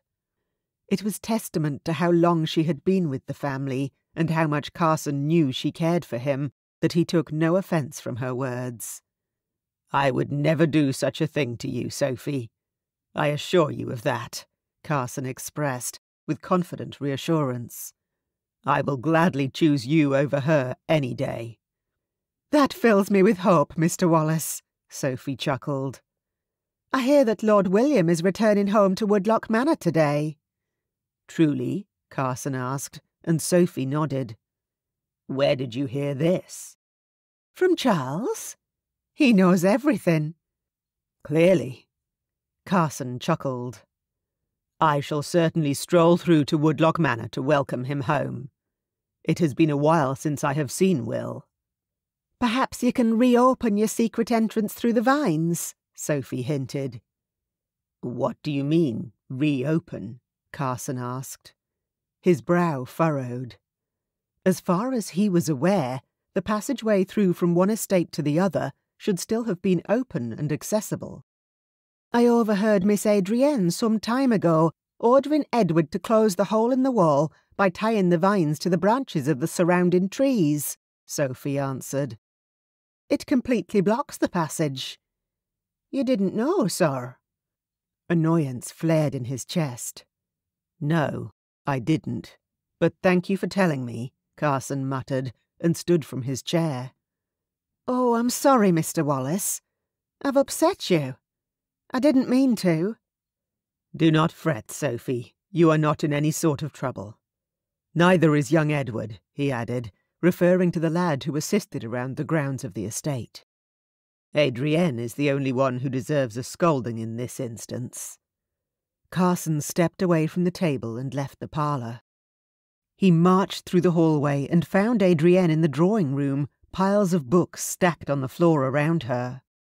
All the books that were normally housed in the library had to be relocated to various rooms inside the manor house during the renovation, and since their father's collection was extensive, there were numerous rooms that were now filled with books. The stacks had become so commonplace through the house that Carson barely noticed their presence anymore. "Brother, I was about to come and find you."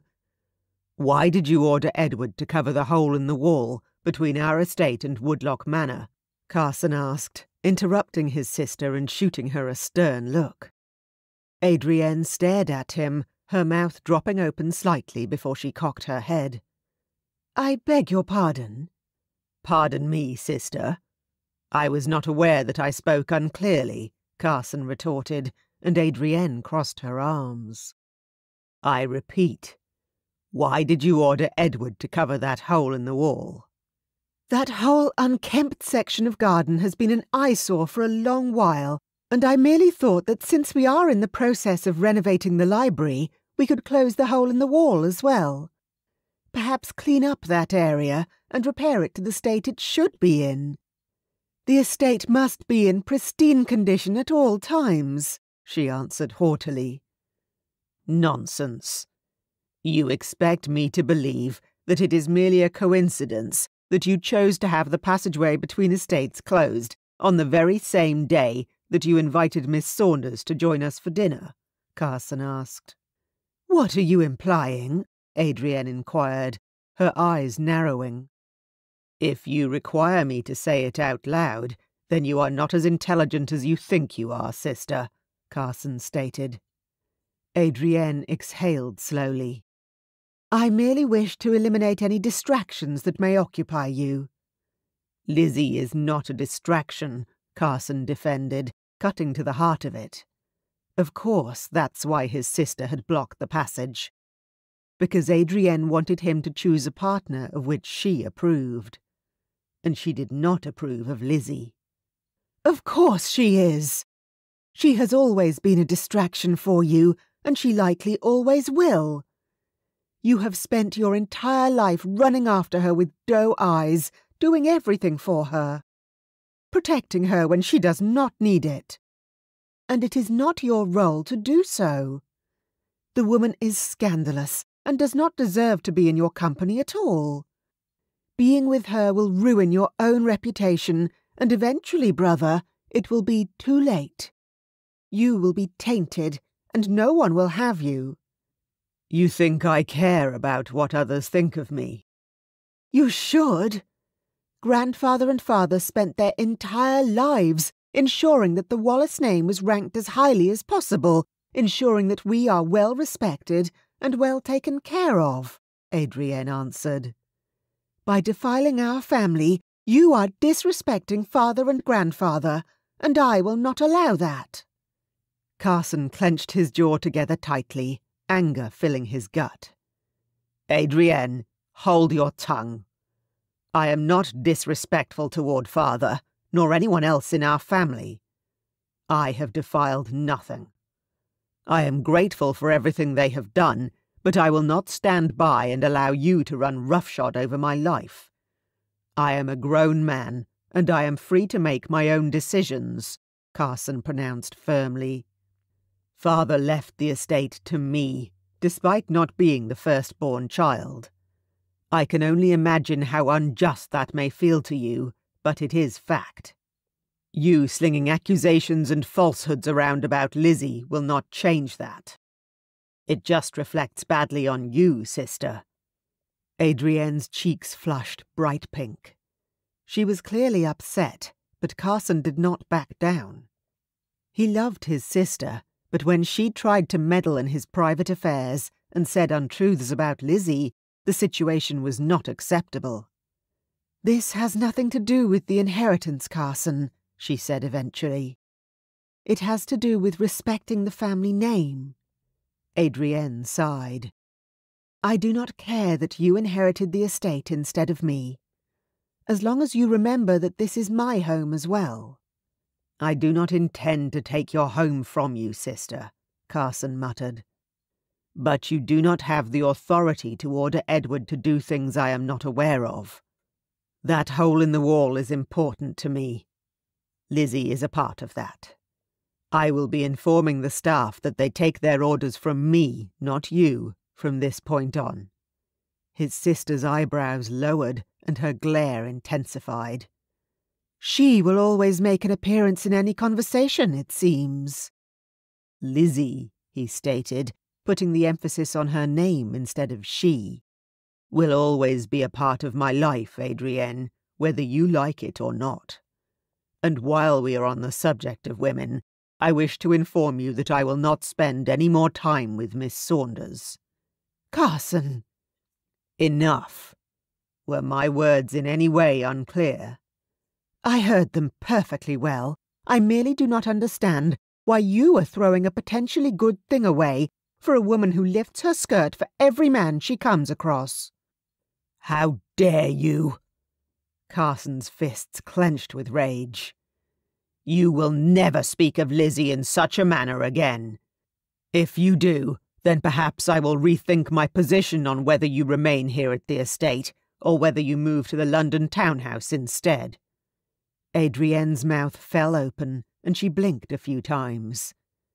"But—" She seemed unable to speak for a moment, until finally she rallied. "Why do you continue to defend that woman?"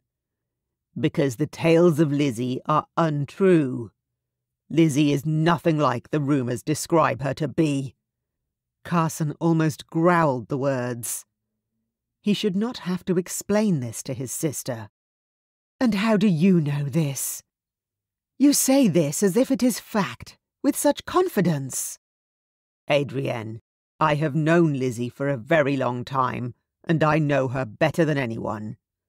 "Of course you do," Adrienne scoffed. "Perhaps it is because you are in love with her." Carson froze for a moment. "Perhaps I am," he said. "But that does not change the fact that Miss Saunders is a spoiled young woman who doesn't care for anyone except herself. She is disrespectful, unkind, and I cannot marry someone with such a cruel and shallow heart. I cannot live my life with a person who cares only for material things. You, of all people, should be aware of my morals and ethics, and she defiles every single one of them." Carson's sudden yell echoed through the drawing-room. His ragged breathing was the only sound that was heard afterward. Adrienne stood motionless, in stunned silence, her eyes wide and her cheeks pale. She had obviously not expected him to raise his voice in such a manner, and in truth, Carson had not expected it of himself. And yet, he did not wish to take it back. Perhaps yelling was the only manner in which Adrienne would fully understand the depth of his feelings on the matter. This was precisely why he required to take control of his life, because such things were important to him. She was much too stubborn to listen otherwise, it would seem. "I will not marry Miss Saunders, and that is final. Is that understood?" Carson hissed. His sister nodded quietly, remaining wordless. She shook like a leaf, as if in shock at his uncharacteristic temper tantrum, but Carson didn't care. It was time she stopped trying to interfere with his life and question his choices. "Good," Carson muttered, as he turned and marched out of the drawing-room. He accidentally tripped over a large stack of books on his way out. The books clattered to the floor with a loud thud, but Carson continued on out the door. He had no intention of turning back now. He couldn't trust what might come out of his mouth next. He would not permit anyone to tell him how to live his life, not even his dear sister. Hopefully, He had made it abundantly clear that she should step down from her high horse and allow him the freedom to make his own decisions. A feeling of liberation crashed over him as he stepped outside into the sun and marched through the estate gardens directly to the wall covered in vines and ivy. He spotted Edward working in the garden and approached him. "Good morning, Mr. Wallace," Edward greeted, adjusting his cap on his head. "Is there something I can do for you?" "Indeed, Edward," Carson answered as he motioned to the wall. "Please assist me in clearing those vines from the wall." "All of them, Mr. Wallace?" Edward asked, his tone perplexed. "Indeed, Edward. Every last one of them. I would like the hole in the wall to be free from any foliage, left completely and entirely open," Carson stated. Edward shifted in discomfort and glanced briefly at the manor house. "Do not fret over Miss Adrienne," Carson added. "I am the master of this estate, and you will take your orders from me. Is that clear?" "Yes, of course, sir." Edward's eyes were wide as he stared at Carson, who suddenly realized this was the first time since he had inherited the estate that he had asserted his power as owner. It was time to stop sitting back and letting others make decisions for him. It was time to grow up at last and take control of his life. "Now," he said to Edward, giving the boy a quick grin, "will you do as I've asked? Or should I call someone else to assist?" "Of course, Mr. Wallace. Let me fetch my shears."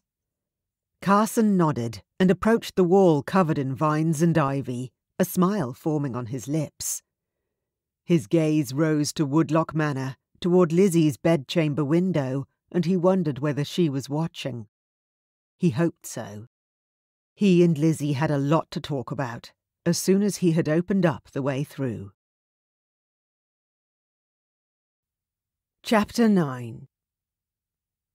A thunderously dark cloud felt like it hung over Lizzie's head as she stepped out into the sunlight of a beautifully clear fall morning. The sound of carpenters hammering from Ferngrove Manor darkened her already gloomy mood. What on earth were they doing over there? How long did it take to refurbish a library? The events of last evening were still fresh in her mind and her heart, but instead of being filled to the brim with sadness, she was now filled with something less savoury. She was in a mood that seemed to embrace pettiness, and even though she didn't want to feel that way, the thought of Carson and Miss Saunders cavorting together in the gardens of Ferngrove Manor filled her with rage. Still, she stood beside James and Kitty as they patiently awaited the arrival of Lord William and Lady Emma, who had returned from their travels earlier than anticipated.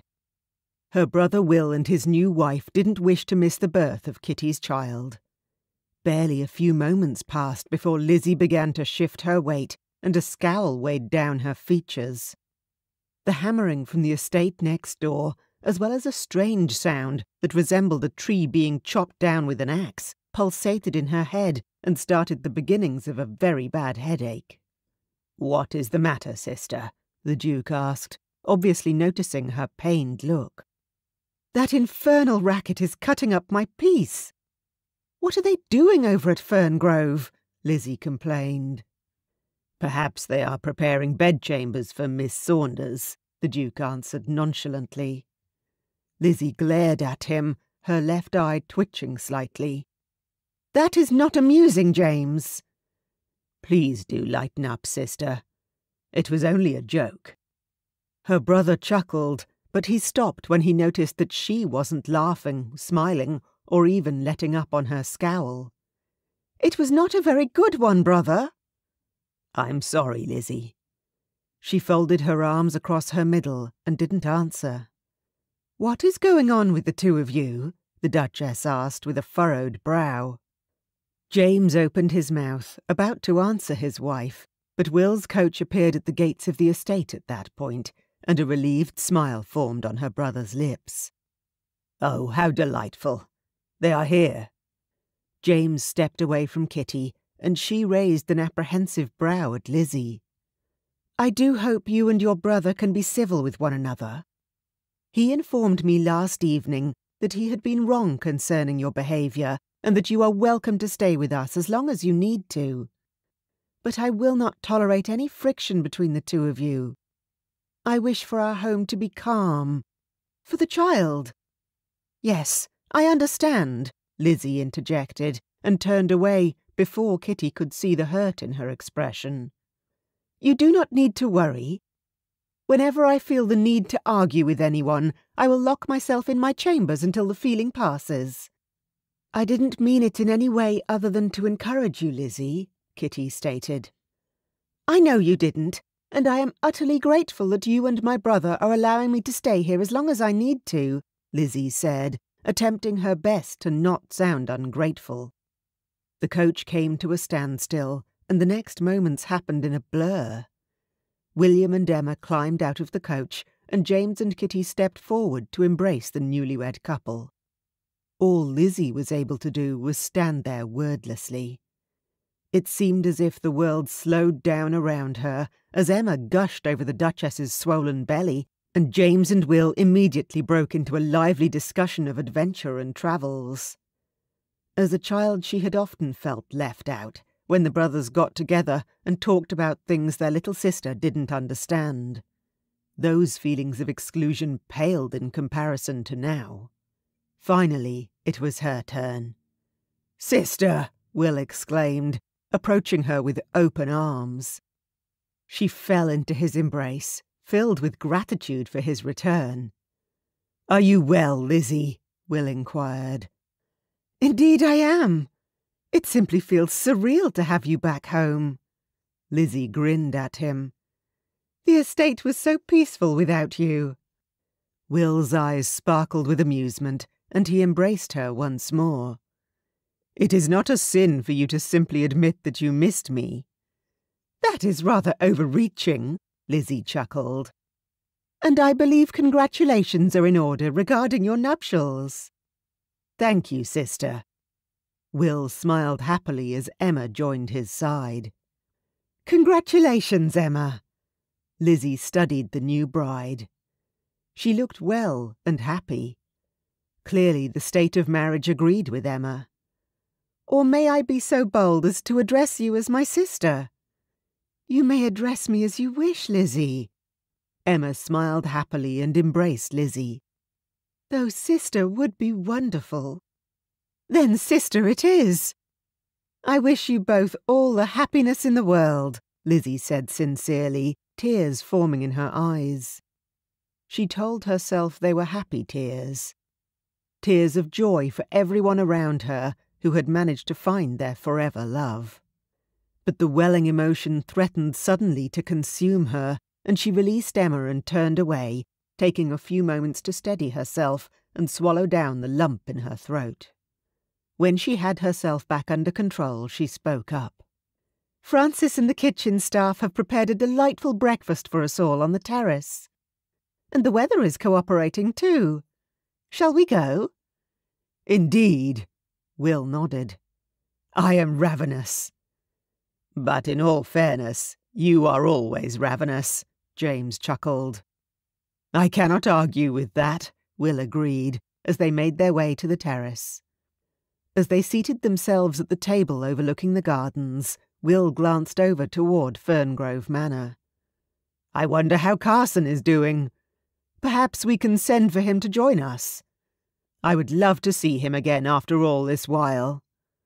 The table fell silent, and the Duke and Duchess exchanged awkward glances.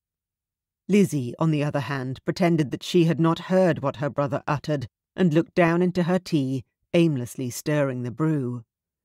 "Did I say something wrong?" Will asked. When it became clear that no one else planned to speak, Lizzie sighed and looked up from her tea at Will. "Carson likely will be much too busy entertaining Miss Saunders to visit Woodlock Manor any longer." Her calm response surprised even herself, and she tested herself further by taking a sip of her tea, glad when her hands remained steady. "Well." Will's brows had lifted high on his forehead when she glanced up at him. "When did this happen?" He glanced at the Duke. "I was under the impression that Carson was—" He broke off, looking awkward, until James answered. "Carson only met Miss Saunders yesterday. I think Lizzie is being a tad presumptuous in her assumptions at this point," the Duke answered. "Not presumptuous, only realistic," Lizzie muttered. "He has only met with her once?" William inquired, and the Duke nodded. "That does not sound too serious." "It does not matter, as Carson made it abundantly clear that he is happy with the current situation," Lizzie said. She was not quite certain whether her words were to convince everyone at the table or herself. Perhaps the more she spoke the words out loud, the more she would come to accept the reality of it. "It appears to me that you are jealous, sister," Will stated bluntly, and the Duke's eyes widened slightly. "William," James began, then stopped. "What?" Will asked. "Shall we discuss something else?" the Duchess said. She was watching Lizzie with concern in her gaze, while Emma's head was swivelling back and forth between them all, as if she didn't know who to look at. Lizzie felt her cheeks heat and wished to be anywhere else than at the table in this moment. "Why?" Will inquired, and glanced at Lizzie. She had always admired his forthright manner, but right now she wanted him to be quiet. Of course, this was Will. He did not comply. "You have been in love with Carson for years," he said. "And now that he may have finally decided to move on with his life, you cannot bear the thought that he didn't choose you." "Will!" Emma stared at her husband, shocked. He seemed contrite, but only for a few seconds. "That is not the case," Lizzie answered defensively. "Carson can do whatever he pleases, with whomever he pleases. His actions neither concern nor affect me in any manner. We are old childhood friends and nothing more." "You have never been a good liar, Lizzie." Will shook his head. Lizzie wanted to punch her brother's arm, but of course she would not. Instead, hot tears stung her eyes and she stood from the table. "Please excuse me. My apologies for spoiling your lovely breakfast, but I did try," she whispered, and glanced apologetically at the Duke and Duchess before turning away and rushing inside as quickly as she could. Lizzie inwardly scolded herself for not being able to remain composed, but she should have expected no less from Will. He was much more intrusive with his words than James, and it didn't surprise her that he wished to point out the obvious, even if it would result in upsetting her. She wondered if his new wife would take him to task for his bluntness. Emma, like Kitty, had been looking at her with pity in her expression as Lizzie left the table. She rushed up the staircase, her breathing ragged. As soon as she reached her rooms, she hurried into her bedchamber, slamming the door behind her. Her chest ached from holding all her emotions in as she paced around the space. She took a few deep breaths, in and out, attempting to free her heart from the pain that had started to consume it. She ran her fingers through her hair, and, despite her resolve, a sob escaped her throat. A knock on her door caused her to whirl around, and she clasped her hands together, pursing her lips. "Lizzie!" She recognized Will's voice through the door and drew in a deep breath. She was not certain why he still wished to torture her. "Please go away, William." "I only wish to speak with you, if you would allow me," Will said, his tone uncharacteristically soft and gentle. Lizzie bit her lower lip and wiped the tears from her cheeks. "Very well." The door opened slowly, and Will stepped into the bedchamber. "I must apologize for my insensitivity, sister. I was not aware that Carson courting Miss Saunders was such an unsettling and difficult thing for you. I was teasing, though as usual, my teasing went too far." He hung his head a little, looking sheepish. Lizzie wrapped her arms around her middle. "Carson courting Miss Saunders is not a difficult thing, Will," she lied, knowing he could see through her, but not knowing how else to proceed. If she admitted her distress, it would make it more real. I am not upset or unsettled. I am completely fine. You do not seem fine, sister. You seem broken. She turned away and dropped her gaze to the floor. It does not matter how I feel. The situation is what it is, and I will get used to it. Eventually. To her chagrin, her voice broke on the last word. Of course it matters, Lizzie. You are losing Carson, who was a very large part of your life for such a long time. It is only natural to feel a sense of loss and be envious toward Miss Saunders, Will said, as he slowly approached her. It is a natural emotion to feel. I can't imagine how I'd feel if Emma began to see someone else. Lizzie almost smiled at that ridiculous notion. That would never happen, brother. Everyone can see how much in love you are with each other. It is the same for James and Kitty. I am so very happy for you all, you know. I know.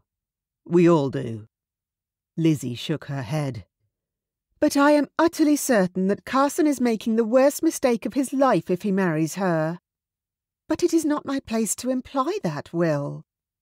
I have no place there now, at all, if he chooses Miss Saunders for his future. And you still say it doesn't matter? I would suggest that you are in love with the man, Lizzie. It does not matter whether I am or am not, Will. My feelings for him do not matter if he does not reciprocate them. He has had so many chances to declare himself, but he has not. Clearly he does not have those type of feelings for me, and unfortunately, I do not know what to do with mine, Lizzie admitted. I am truly sorry, sister. I had always imagined you and Carson together, or that you would find your way to one another eventually. Will's words almost broke her, and she had to focus hard to swallow the sob that rose. Clearly it is not in the cards for us. The only thing that I am certain of is that Miss Violet Saunders is not right for him, but it is not my place to say a word. A tear ran down her cheek. I do wish for him to be happy, even if it isn't with me. Your intent is pure, my dear sister, but sometimes you need to follow your own heart. Your own happiness is important as well. Lizzie sighed and nodded. I am aware. I simply need to find something real that makes me happy, truly happy, and not simply chase the mere idea of happiness. You will find it when you least expect it, Will said with a smile. I never imagined that I could ever be as happy as I am now, and I wish the same for you. You make that terrible cliché worth waiting for, Lizzie whispered, and wiped another tear from her cheek. Will you rejoin us for breakfast? Perhaps it would be better if I didn't. I will catch up with all of you later today. I wish to have a few moments to myself. I may even disappear into the library for a while. I require a bit of distraction, and I know you wish to see Carson. I do not want to be here and available when you do. I understand, sister. And I am truly sorry for upsetting you. I should be used to it by now, Lizzie jokingly said, before they both laughed. It is never my intention to hurt you. You should never forget that, Will stated, his eyes fixed on her. And now I have both you and Emma to pull me up when I go too far. I love you very much, Will. And I you, dear Lizzie. She smiled as Will quietly left her bedchamber, closing the door behind him. He was the most annoying brother ever, but she loved him dearly. She loved both her brothers very much. She pulled in a few breaths and slowly approached the window. She drew back the curtains and glanced down in the direction of Ferngrove Manor, despite every cell in her body advising her not to. Shock made her heart jump at the sight of Carson and Edward the gardener, toiling hard and removing the vines and ivy from the wall between the estates.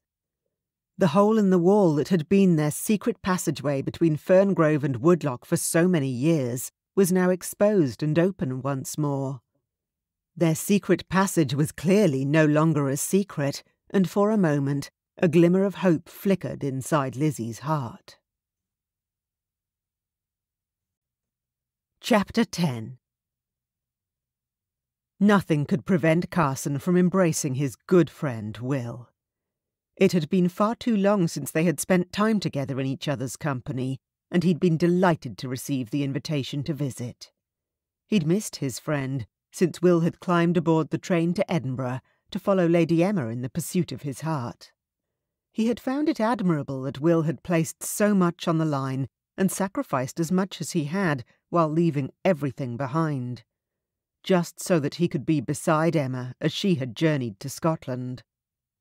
Despite not being able to attend their wedding ceremony, as it was on a ship in the middle of the North Sea on its way to a port in Denmark, Carson was truly happy for his best friend. "Tell me all about your travels." "It must have been fascinating," Carson beamed, as the two men sat comfortably on the terrace of Woodloch Manor, the cool breeze skimming the grass behind them. "Or did you spend all the while staring at Lady Emma and missed the magnificent sights around you?" "She is the most magnificent sight in the world." Will chuckled and shook his head. "Travelling with her was a wonderful experience. The places we visited were breathtaking. Denmark enchanted us both. We didn't stay there long, a fortnight at most. Emma was worried about Kitty. She didn't wish to miss the birth, and she had promised the Duchess she would not. How is her Grace?" "Discomfort is evident on her face, and the manner in which she walks. She is rather breathless at times, but despite all these things, she says she is well. The doctor is happy with her progress, and soon there will be another addition to the Seymour family," Will answered. "And you and your new wife?" Carson asked. "We have not spoken of children yet, but I have no objection to the matter. I love her, and I will wait for whenever she is ready. And if she never is, that will be all right with me too. I love her, and I certainly do not wish to force her into something for which she is not ready. She is young. We both are, and we have the rest of our lives together. There is no rush," says the man who married on a ship without even inviting his best friend, Carson pointed out in a mocking tone. "My sincerest apologies." Will chuckled. "And you, Carson? How is your courtship with Miss Saunders?" "You heard of that already?" Carson asked, surprised. He shifted uncomfortably in his seat. "Indeed. I was informed of it yesterday at the breakfast table," Will answered.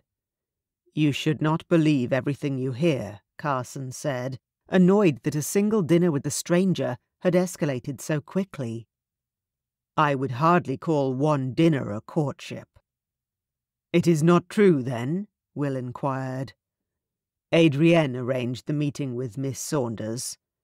She was under the impression that we would be a good match," Carson said. He couldn't help his brows coming down into a frown at the thought of anyone wanting him to end up with someone like Miss Violet Saunders. "Was your sister wrong?" "Indeed, yes." Carson stared out at the garden and sighed. "I do not wish to marry that woman. She infuriated me the entire dinner, talking only about herself. I cannot even begin to imagine what an entire life with her would be like." He shuddered. "So, when is the wedding?" Will grinned with amusement. "Do not speak such absurdities, even in jest, friend." Carson huffed out a breath. "I understand that Adrienne means well. She wishes for me to be happy. But she also wants to ensure that the Wallace family name doesn't get thrown to the dogs and dragged through the mud. Any more than it already has." Will chuckled. "I am serious, William," Carson choked. "She means well, but I cannot allow her to make these decisions for me. I am the man of the house, and she does not respect that." "Have you informed her of your feelings?" "Indeed." Carson nodded. "And?" Carson didn't want to offend his friend with what Adrienne thought about Lizzie, but there had always been truth between him and Will, and so he spoke candidly in response.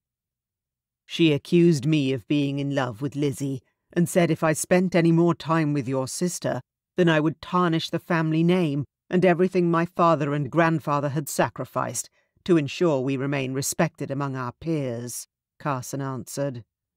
Well? Will blinked a few times, clearly nonplussed. I had always suspected that your sister was daft, especially since she began volunteering at the hospital and seemed to take joy in being around sick and diseased people, but this now confirms it. Will's jaw clenched. She is right about one thing, though. About what? Carson asked. He let the dig about Adrienne slide for now, as technically his family had just insulted Lizzie moments earlier. About you being in love with my sister. Carson's heart skipped a beat. Will knew. He lifted his chin, but could not deny the truth. Yes, I am. Why do you not tell her? Will asked. If you were me, would you tell her? Carson asked. I have nothing to offer her. No title. She is a duke's daughter. She will find someone far more suitable than I to marry. If it were me, then of course I would tell the lady how I felt, Will said. It sounded like a challenge thrown out between them.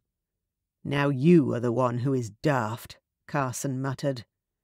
He leaned back against the backrest of the chair. Where is your sister, by the way?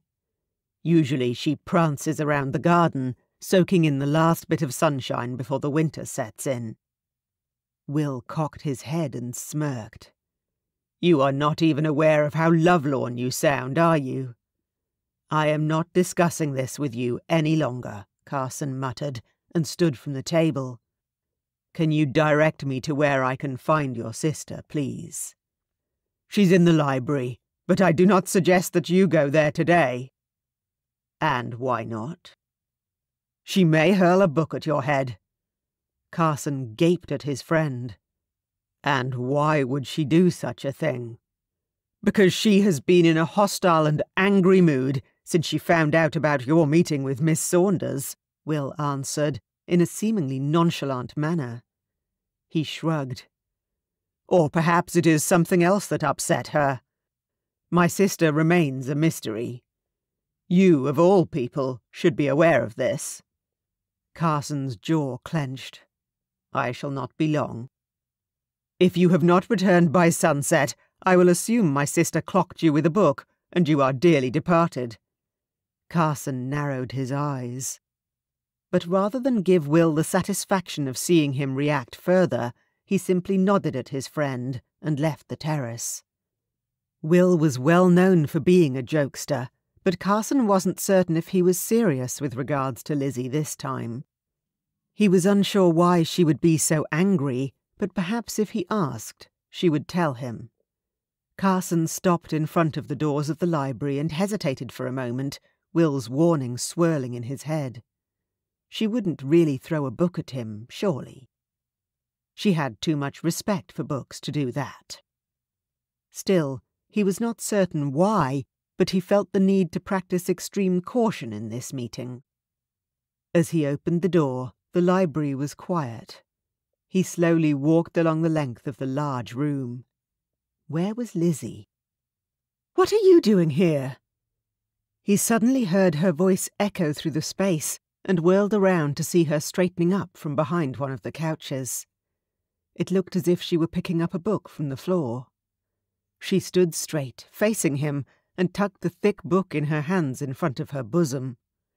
I was visiting with Will, and I hoped to get the chance to speak with you for a moment, too, Carson answered, and carefully approached.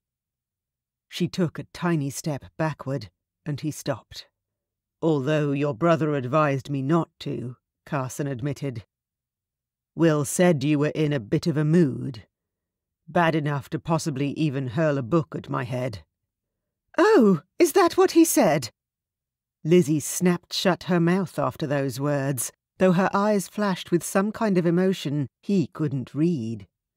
"Indeed," Carson answered, eyeing her red cheeks and clenched hands on the book's edges. "Why are you so angry, my lady?"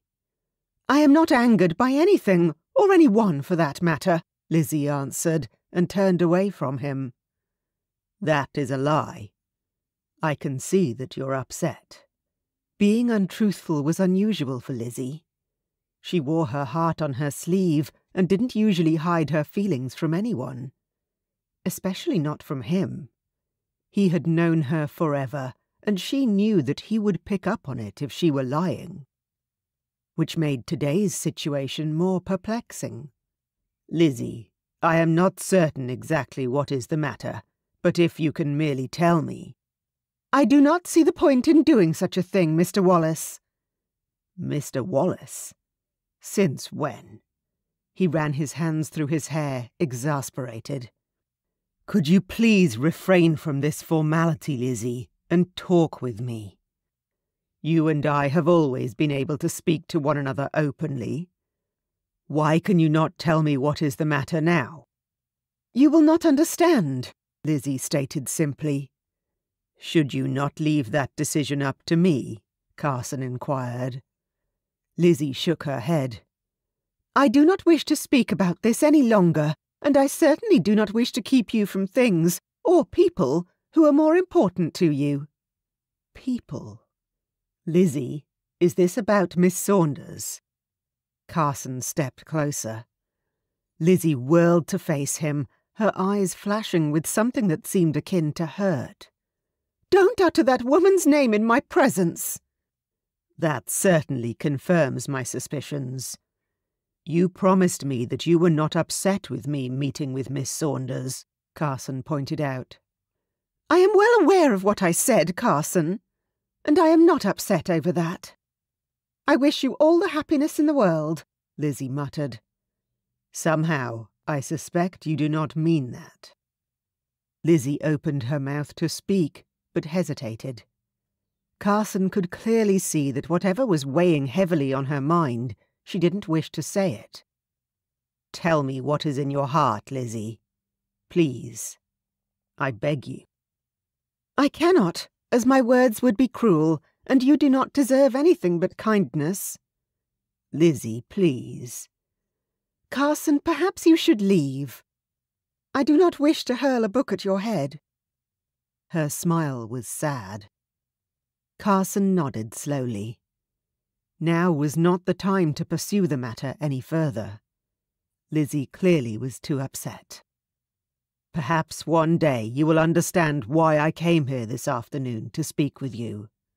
It was never my intention to have a wedge placed between us by any other woman." "It is not merely any other woman. Of all the young ladies in Somerset, why did Adrienne insist on introducing you to Miss Saunders? Have you asked her this question? Of course you didn't, because you are a man, and you are kind and genuine. Men like yourself, Carson, do not think about how manipulative women can be. Women often do things and say things for a specific reason, not simply because they are emotional or in a mood." "Then what is the specific reason you are pushing me away? Are you afraid to lose me if I marry Miss Saunders?" Carson inquired. "Not in the least, Carson, as I cannot lose something I never had to begin with," Lizzie said. She turned away, and Carson admitted defeat in his mind. For today, at least. Tomorrow was a whole other story.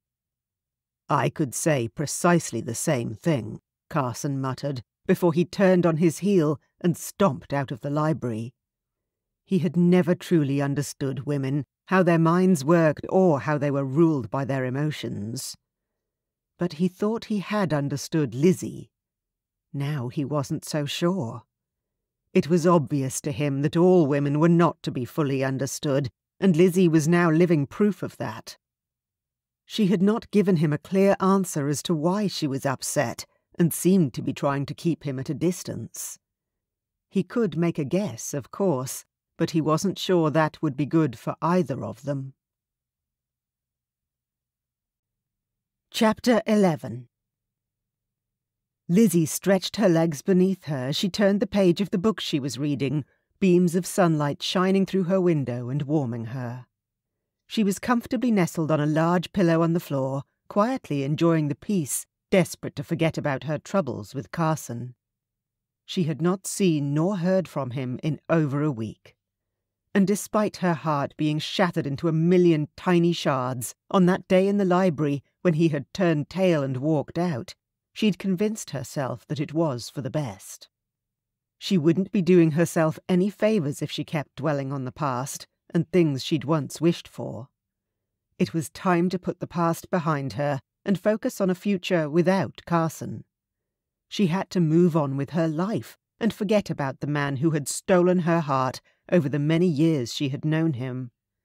Maybe she should do what Emma had done and go off on a journey abroad to discover herself. Perhaps she would meet a charming man who spoke with an accent. A man who'd know nothing of the rumours of Somerset. A man who would know only the real her and not judge her via rumours and gossip. She could even change her name to something else and turn over a new leaf. The notion was strangely appealing. A soft knock on the door broke her concentration, and she glanced up from her book. "Who is it?" "It's us. Kitty and Emma." Lizzie pouted as she retrieved a pressed wildflower given to her by her father before he passed, and used it as a bookmark. She closed the book and placed it down beside her. "All right. Come in, sisters." Emma and Kitty appeared in the doorway with hopeful smiles, and Lizzie immediately knew something was brewing between them. Her heart sank, but also sang at the same time. They cared for her, genuinely, and for the first time in a long time she felt like she was a true part of the Seymour family. "Your Grace, my lady." Lizzie greeted them formally. "How can I assist you? Is something the matter?" "Indeed," Emma said. "I have only been here at the estate for a week, and I already feel as though the walls are closing in on me. I need your help, Lizzie." "I certainly am familiar with that feeling," Lizzie mumbled. "But how can I help you?" "Kitty and I would like to invite you to accompany us to the tea room this afternoon," Lady Emma said, with a smile and fluttering lashes. "Please agree to join us. We need a ladies' day out, and it would not be the same without you." A tea room visit. "I apologise, but that doesn't sound like something I am currently in the mind to enjoy," Lizzie answered. "But you are most encouraged to have a lovely time without me." "But you must join us, Lizzie. It would be a good thing for you to interact with other women once more. By now, all the rumours about you have been put to rest, and no one gives a fig about it." "Indeed," Kitty uttered in agreement. "They are all too busy gossiping about Lady Augustine, who had an affair with Lord Franklin." Lizzie's mouth dropped open. "A married man!" she gasped. Then she realised quickly that she had fallen for the bait that Lady Emma and the Duchess had so deviously laid out for her. Emma and Kitty grinned with satisfaction. "Please join us," Emma said. "It will be a delightful afternoon."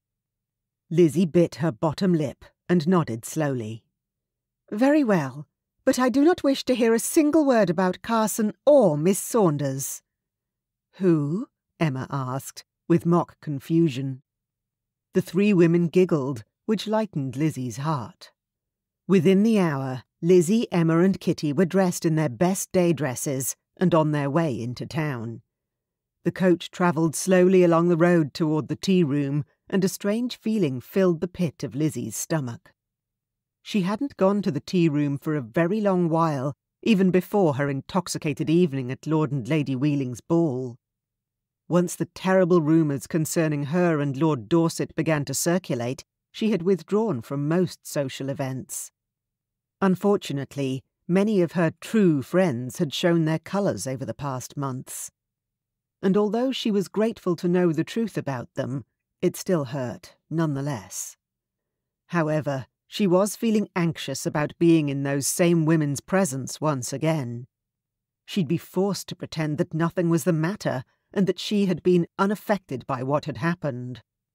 Emma and Kitty attempted to casually converse in the coach, hoping to make Lizzie feel at ease, but the atmosphere was still strained.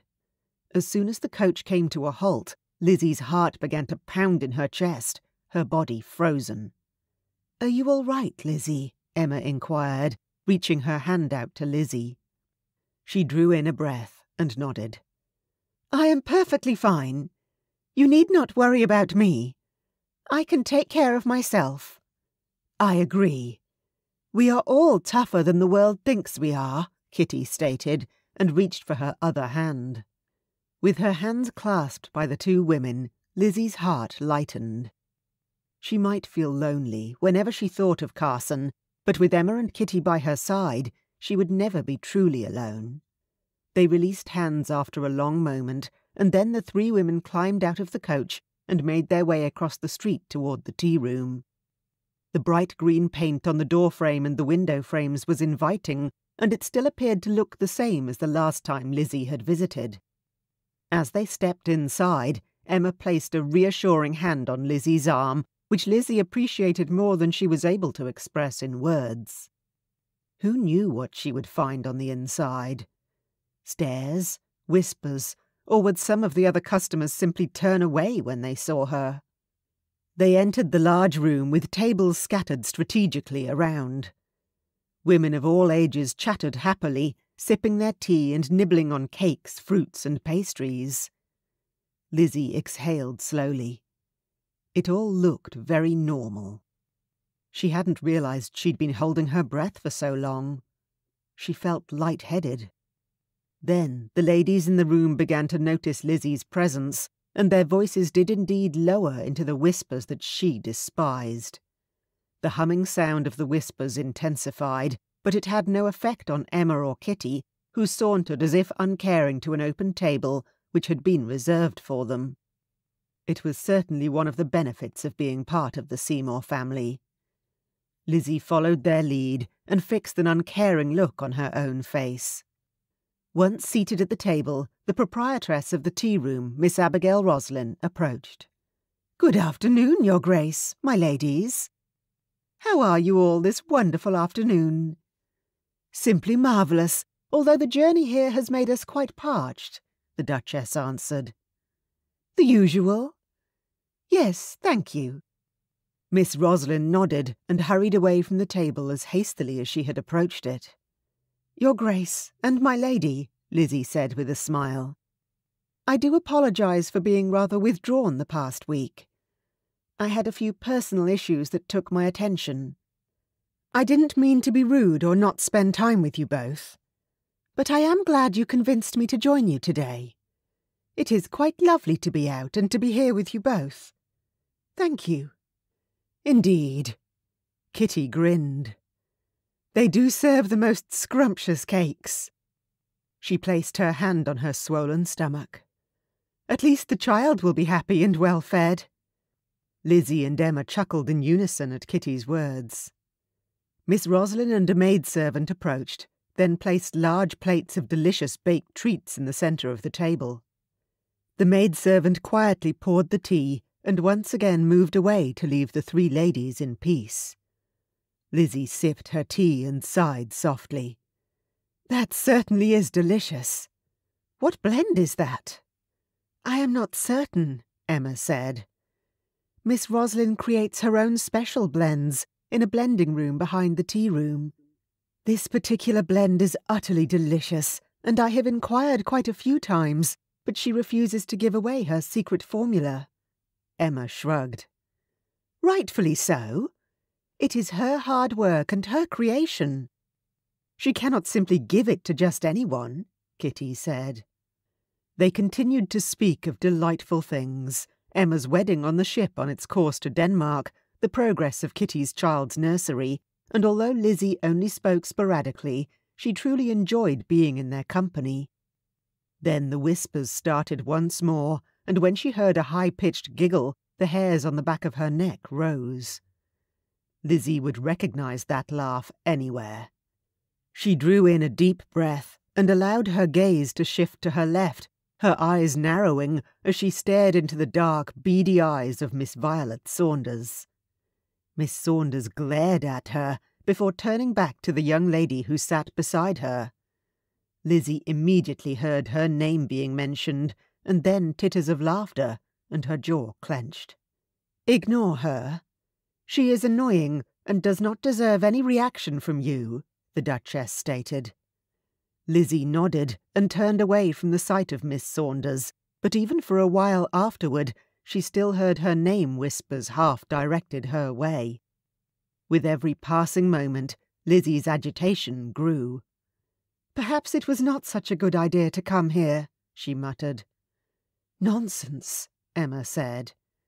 "She doesn't own the tea-room, or the town for that matter." "She does, however, seem to have the entire town wrapped around her finger for some inexplicable reason," Lizzie muttered. Emma scoffed, but then raised a brow as her gaze shifted to her right. "Good afternoon, Your Grace, my lady." Miss Saunders' piercing voice at their table caused Lizzie to cringe. "And the town whore?" "I beg your pardon!" Lizzie exclaimed, and stood from her chair. So too did Emma and Kitty, the latter taking longer due to her pregnant condition. "How dare you address my dear sister-in-law in such a manner?" Kitty said when she was standing. She stared at Miss Saunders with a disbelieving gaze. "I only say what everyone already knows." "You cannot be serious." Emma's cheeks were red. "I do not believe I spoke unclearly in any manner," Miss Saunders said, her nose stuck in the air. "You are rather brave to think that it is appropriate for you to come here. This is a civilized place for ladies of class." "If that's so, what are you doing here?" Lizzie snapped. Miss Saunders laughed, pretending to be amused, but her eyes flashed with hatred. "You are utterly amusing. But it doesn't surprise me that you are the joke of Somerset. No one wishes to have you anywhere near them, and I don't blame them in the least. Wives are afraid that you will cast your claws into their husbands, and mothers are hiding their sons as a result of your despicable behaviour." "I beg your pardon," Emma interjected, "but you cannot speak to Lizzie in such a manner." "Need I remind you that I am the daughter of the Chief Magistrate, and if you speak to me once more with such disrespect, then you will leave me no choice but to inform my father," Miss Saunders hissed. Emma, known for never backing away from a fight, stepped close to the young woman and glared right in her face. Lizzie loved her for her ferocity. "And what could your father possibly do to me? Arrest me? That would be based on false claims, and he could most certainly lose his position as Chief Magistrate," the Duchess pointed out in a cold tone.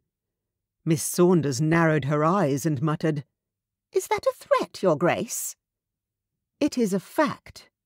We are only returning the courtesy you bestowed onto us," Emma answered, and cocked her head. "And need I remind you that bad-mouthing is not an attractive trait for a woman to have? No man likes a bitter and twisted bad-mouth. We would not wish for you to grow old alone, would we?" "You know nothing of me." "And we shall keep it that way." Emma nodded with satisfaction. "Suit yourself. Enjoy the company of that whore," Miss Saunders simpered. Emma grabbed Miss Saunders by the sleeve of her dress and the young woman shrieked. "Allow me to make something absolutely clear. Lizzie is not a whore, and if you continue to spread lies about her, you will live to regret it, Violet Saunders." Miss Saunders' eyes widened, and she pursed her lips. "And that applies to all of you," Kitty announced, claiming the attention of the entire group of women in the tea-room. "Have any of you heard of the law of libel? It is an offence to knowingly spread lies. Ask your husbands, if you dare. I am the Duchess of Somerset, and I will not tolerate my dear sister being treated this way. Lizzie is many things, but she is not a light-skirted woman. She does carry the scarlet letter on her breast, and she need not be judged by any of you for that, as I am well aware of what many of you ladies do when you think the world is not watching. I see you all." Everyone gaped at Kitty, including Lizzie, who barely recognised her timid sister-in-law. Kitty continued, "Lizzie is a good person, and anyone who conjures a story purely for sensation will have to deal with me. I will not allow the destruction of her reputation at the hands of hypocritical people." The silence inside the tea-room was deafening, and tension hung thickly in the air. "Is that clear?" Emma said firmly, and a sea of faces nodded in unison. Miss Saunders backed away, like a scared little rabbit. Lizzie dropped back into her seat, her legs too shaky to hold her up, and her heart pounding in her chest. She'd never asked the Duchess or Lady Emma to defend her so ferociously, but it meant the world to her that they had done it. And so openly. "Right," Lady Emma muttered, and turned to Lizzie and the Duchess with a grim smile. "Shall we return home to the estate?" Chapter 12. Carson was convinced he would never be able to fully understand how female logic worked. Trying to do so would only be a waste of energy and effort. Women were the ultimate mysteries of the world, and men who claimed to understand them were most certainly delusional. He tapped his fingers on the leather armrest of his favourite chair, staring out in front of him. The estate had been quiet for once, much to Carson's delight, and he relished the silence, attempting to quiet the muddle inside his mind. Lizzie's behaviour and words puzzled him, and he didn't fully understand why on earth she was upset with him. He understood that she didn't wish for him to marry Miss Saunders. She was obviously convinced that they were not a good match. Carson agreed with Lizzie on that front, of course. He couldn't imagine living with a woman like that young harpy for the rest of his life. Carson ran his fingers through his hair, and as he sat back in his chair, the door of his study burst open. His entire body jolted, and he glanced at Adrienne, who stood in the doorway. Her face was crimson, and her wild hair added to her enraged state. "What on earth is the matter with you?" Carson inquired, preparing himself for a theatrical performance starring none other than his sister. "I had such a lovely and delightful day at the hospital. Mr. Barrington was released this afternoon. He has made a miraculous full recovery from the fever." Adrienne didn't sound pleased. Instead, her voice was clipped and impatient, as if she had something to share and was going through the motions of polite small talk beforehand. "That is wonderful. Congratulations to him," Carson muttered, not in the least interested in her tale. "Thank you, brother. Dr. Richards was very pleased, although I had assured him from the start that the hospital would benefit from having me there." Adrienne smiled, but it almost looked like a grimace. "As I left the hospital, I strolled across the road and entered the apothecary. Miss Georgia was there, and she told me of a rather dramatic event that happened in the tea-room today. I even heard it from numerous people as I made my way back to the estate. In fact, it was all anyone could talk about." "I hardly think that a piece of town gossip is something I should concern myself with," Carson scoffed. "Ah, but it involves Miss Saunders. She was verbally attacked in the most dreadful fashion by William's new wife and the Duchess of Somerset." "What?" Carson gasped. "Why?" "Some say she made a snarky remark about Elizabeth, who happened to be with them. They say dear Violet threatened Lady Emma with her father's position, and some say that she was entirely innocent in the matter," Adrienne stated. "I hardly think the latter is the case. That woman has no tact and no discretion either. She will say anything necessary to ensure that she humiliates everyone who crosses her. Did her ladyship slap her?" "I hope so," Carson said. Slap? Adrienne's jaw dropped. Of course not. She was clearly taken aback by her brother's lack of sympathy for the treatment of Miss Saunders, and she crossed her arms. That is no manner in which to be supportive of your betrothed. I beg your pardon, Carson exclaimed, shock pulsing through his system. That woman is not my betrothed. I didn't agree to any such thing. In fact, he'd declared quite the opposite. Miss Violet is extremely excited about the upcoming nuptials. She even sent me a letter to personally thank me for introducing her to you. His sister beamed. Did you not hear me, Adrienne? I will not marry that woman. I informed you of that from the start, and nothing has changed. Carson stood from his chair. Why do you insist on this farce? Because she is a good fit for you, brother. No, because in your eyes she is a better fit than the one whom I wish to marry, Carson snarled. I cannot believe you have tried to orchestrate this without my knowledge. I did what I had to do. For our family, his sister insisted. You are utterly ridiculous, Adrienne. You relish in my pain and woe, just as Miss Saunders does for poor Lizzie. You deserve one another. Perhaps you and Miss Saunders can marry.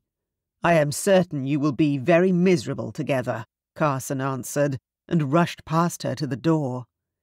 He had to get out into air that was fresh and clean, not tainted with his sister's ridiculous notions. I already made the announcement, Carson. Carson whirled. You did what? I didn't think you were serious when you told me that you didn't wish to marry her, she said. Why would I joke about something as serious as that? You know how I feel about arrangements and loveless marriages. It is pointless, unnecessary, and creates more heartache and unhappiness than anything else. I don't wish to be a part of something like that. Knowingly marrying someone whom you do not care for, or cannot stand for that matter, you're doomed from the start. I refuse. Mother and father didn't have an arranged marriage. Did you know that? His sister asked suddenly. Carson narrowed his eyes. She rushed on. That's right. They met, they fell hopelessly in love with one another, and they married. The entire city of Somerset was besotted with their tale of love, as they were under the impression that they fell in love after their arrangement had been made by their parents. But it was not true. They only made it seem that way to preserve the relationship between their families. That was how we attained our authority, our power and our wealth. Mother's family, Carson muttered. Indeed. Her father is the late King George of Wales, and she was a princess. Carson stood silently for a moment, allowing the revelation to fully sink in. Tears formed in his eyes. How are you aware of this, and I am not? I was not aware of it until a few years after Mother left. I came across documents in Father's study. He kept a journal and wrote in it often. He wrote about the Welsh princess who broke his heart. I also found a document that stated the same, Adrienne explained. Carson shook his head. Mother loved Father, but still she left him. How does someone fall out of love with someone whom they had married and had a family with? Did we not mean anything to her? Adrienne touched his arm gently. Carson, you must understand that Mother loved us both with her entire heart, and we meant everything to her. And you know this how? From a few letters. Then why did she leave? It doesn't make sense, Carson said, his heart tightening in his chest. Her parents wished for her to join them in Aberystwyth, as her father was terribly ill, on the brink of death. Her father had written a letter to say that since she was the only living heir to the throne, she would be required to move back to Aberystwyth. Mother and Father had a rather heated and exhausting argument, as Father didn't wish for her to leave or accept her lineage. He told her that if she left, she should not bother coming home again. She felt that she had no choice but to leave. Her father needed her there, and it was her duty, Adrienne explained. Carson's brow furrowed. And the rumours of her and Lord Fitzgerald? Rumours. That was all they were, and all they will ever be. Mother loved Father, and she loved us, but she also did what was necessary for her family and for the crown, Adrienne answered, her gaze lingering on his. Carson ran his fingers through his hair. The ambiguity was not lost on him, and he nodded. So it was not Father who sacrificed for us, but Mother. Indeed. She gave up her entire life in order for us to live a normal one. She didn't wish to disrupt us, and when she was needed in Aberystwyth, she gave up everything she loved, including Father and us. She did love us, Carson. A tear ran down Carson's cheek and he lowered his gaze. Adrienne placed her hand against his chest. My dearest brother, I understand that Miss Saunders is not the woman with whom you wish to spend the rest of your life, but please remember what Mother did for us. Carson glanced at his sister and nodded slowly. You should perhaps speak to Lizzie. We would certainly not wish for her to ruin your prospects, Adrienne said softly. What do you mean by that? Carson asked, and stepped away from his sister. She was also at the tea-room, apparently bad-mouthing Miss Saunders as well. At least she didn't threaten dear Violet like her sisters-in-law, or so I heard. Miss Adrienne shrugged. Carson narrowed his eyes and his jaw clenched. I am certain she didn't. She would never. Adrienne rolled her eyes. Oh, please, do not be so naive. It would not be the first time she displayed erratic and inappropriate behaviour. Adrienne, you don't know what you speak of, Carson muttered. A sudden revelation washed over him.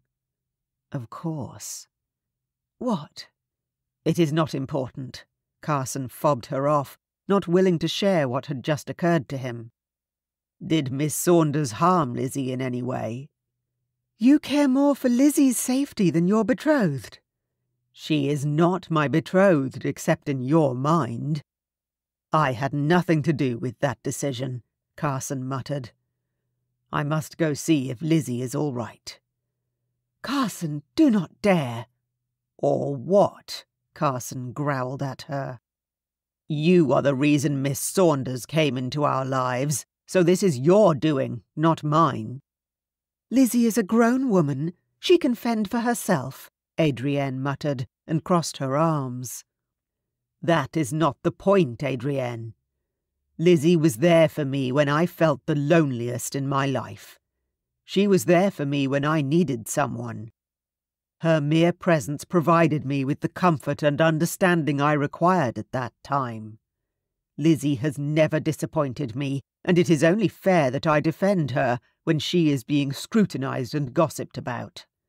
She is my best friend, and she has never hurt me, or lied to me. Unlike you. I didn't lie to you, Carson. I was merely protecting you, as a sister should, Adrienne defended. No. You twist the truth to appease yourself and make it fit what you wanted for your own life and mine. I will no longer allow you to manipulate me, Carson answered, and turned away from his older sister. Think of Mother and Father, Carson. He glared at his sister, his pulse pounding in his throat. If they had dared to tell me the truth, perhaps I would. But they do not deserve my consideration at this point, Carson said, before storming out of the study, leaving Adrienne behind. Chapter 13. The journey back to Woodlock Manor from the tea-room seemed to last a lifetime. The silence was deafening. Neither Lady Emma nor the Duchess spoke a single word in the coach. Lizzie practically held her breath the entire time, awaiting any response from her new sisters. She had certainly not expected either of the two ladies to defend her in the manner that Emma and Kitty had, and her gratitude spilled over. Only now she worried that their support of her would affect their standing in society too.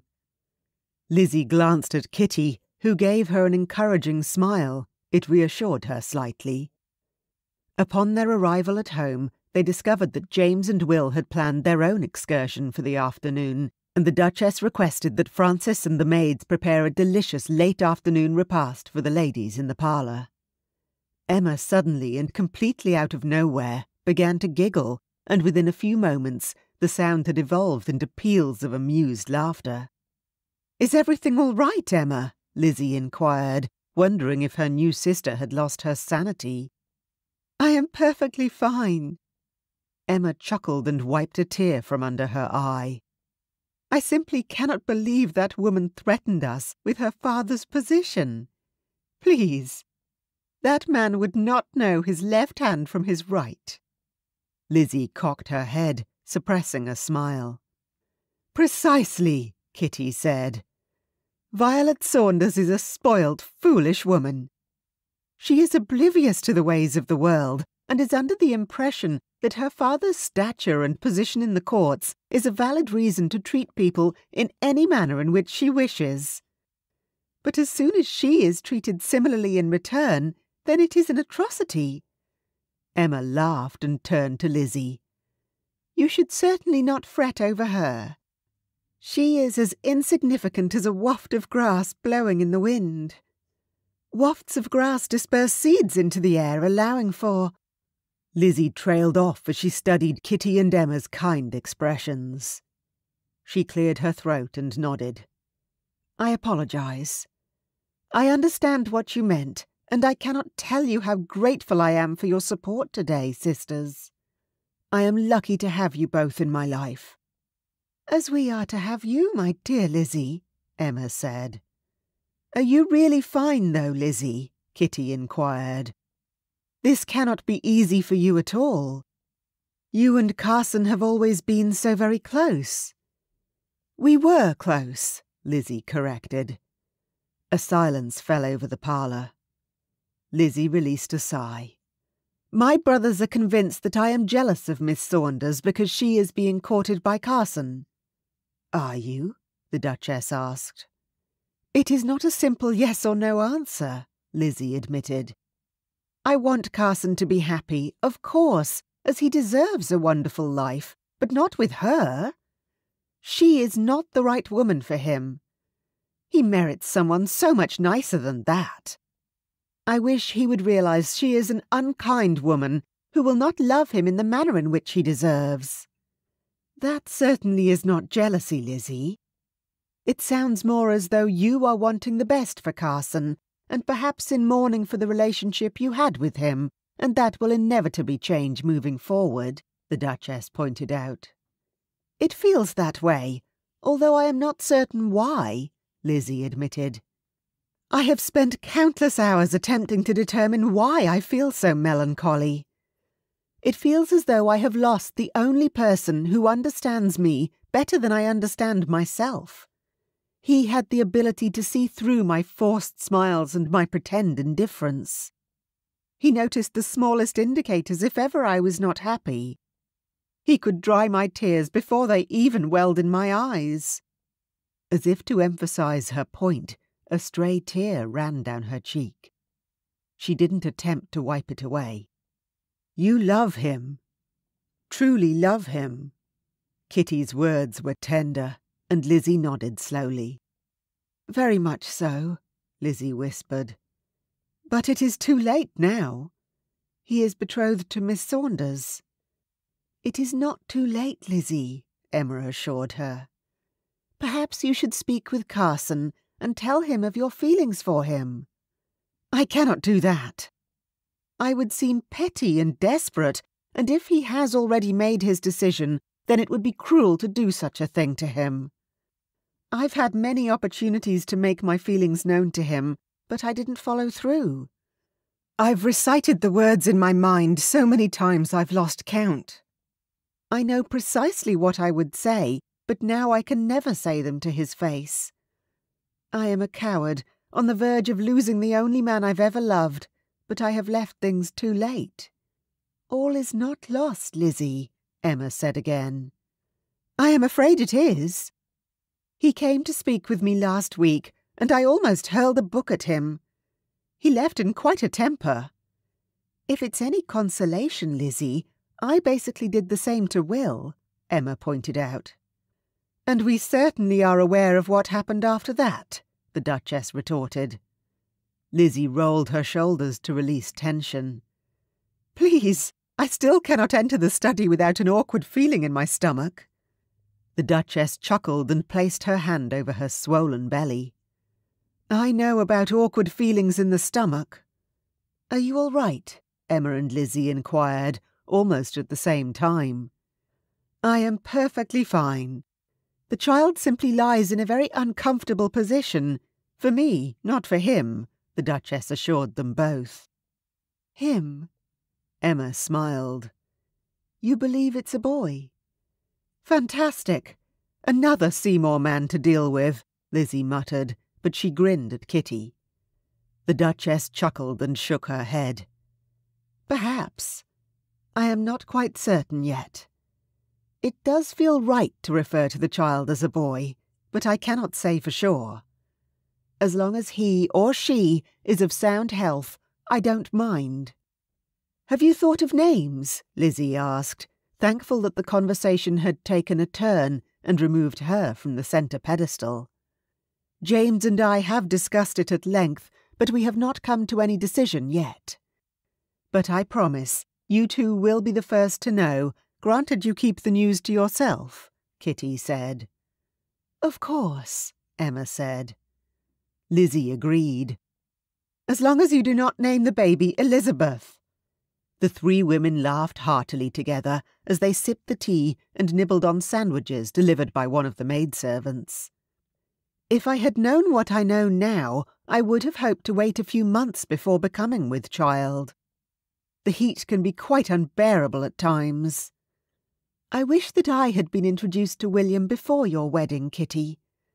That way we may have avoided that terrible first meeting in the garden, where William was under the impression he was charm personified, Emma chimed in. But that was certainly the effect of the whiskey he had consumed that day.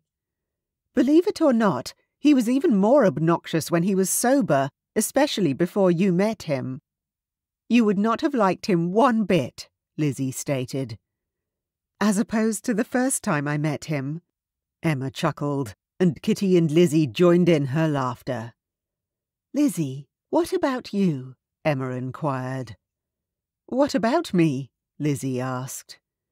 If you were given the chance to go back in time and change one thing in your life, what would it be? That is an easy question, Lizzie answered, and drew in a sad breath. It would be the day before I first met Carson in the garden. He had snuck through the hole in the wall, exploring. Why the day before? Kitty asked. To ask Edward to close the hole, so Carson could not climb through. Emma and Kitty both gasped, and Lizzie suddenly felt guilty for saying such a thing out loud. She lowered her gaze. Emma reached out and placed her hand over Lizzie's, softly whispering, I am truly sorry for your sadness, Lizzie. It is my own fault. I didn't possess the courage to inform Carson of my feelings. I was terrified of being rejected, of ruining our perfect friendship. But now, because of my cowardice, even our friendship is over. The last words I said to him were to leave my sight. Because at that moment I thought it was what I wanted, what he deserved. He doesn't deserve someone like me, but he certainly doesn't deserve someone like Miss Saunders either. She will break him and make him bitter and resentful. He deserves better. You are a wonderful young woman, Lizzie, despite what you believe to be true, the Duchess answered. But merely weeks ago, you wished me to leave the estate because I was seen as a bad influence, Lizzie uttered. Is that true? Emma sat up straight and turned to her friend. It was, but Lizzie has changed. She's kept her promise to me, and I have noticed the difference. James has noticed too, though he was not the one who decided to ask you to stay. It was I. I want you here, Lizzie. I want both of you. Because I must admit, I am terrified of having this child, and you both are the only reason I appear as calm as I do.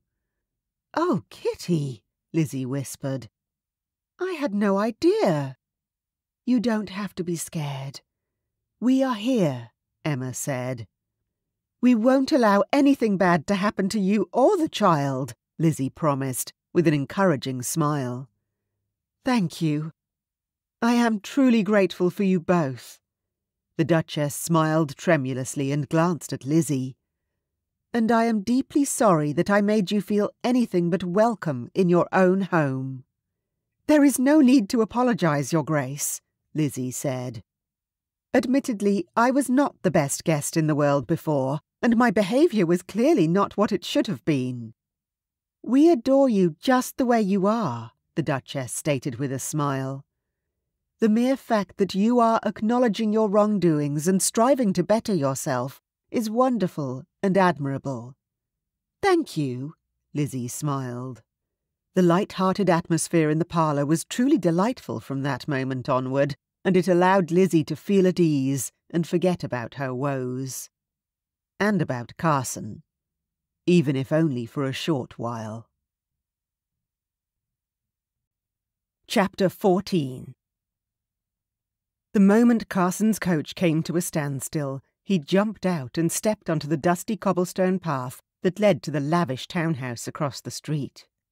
He straightened his shoulders as he climbed the wooden steps leading to the front door. He banged the copper knocker loudly and with force against the door and waited for a few moments. When the door opened, a young maidservant greeted him with a polite smile. "Good afternoon, sir." "Good afternoon," he reciprocated with a nod. "Is Miss Saunders home? I wish to speak to her. Tell her Mr. Wallace is here." "Certainly, Mr. Wallace. I shall escort you to the parlour while I inform Miss Violet of your arrival." He followed her into the parlour, then waited while the young maidservant left to fetch her mistress.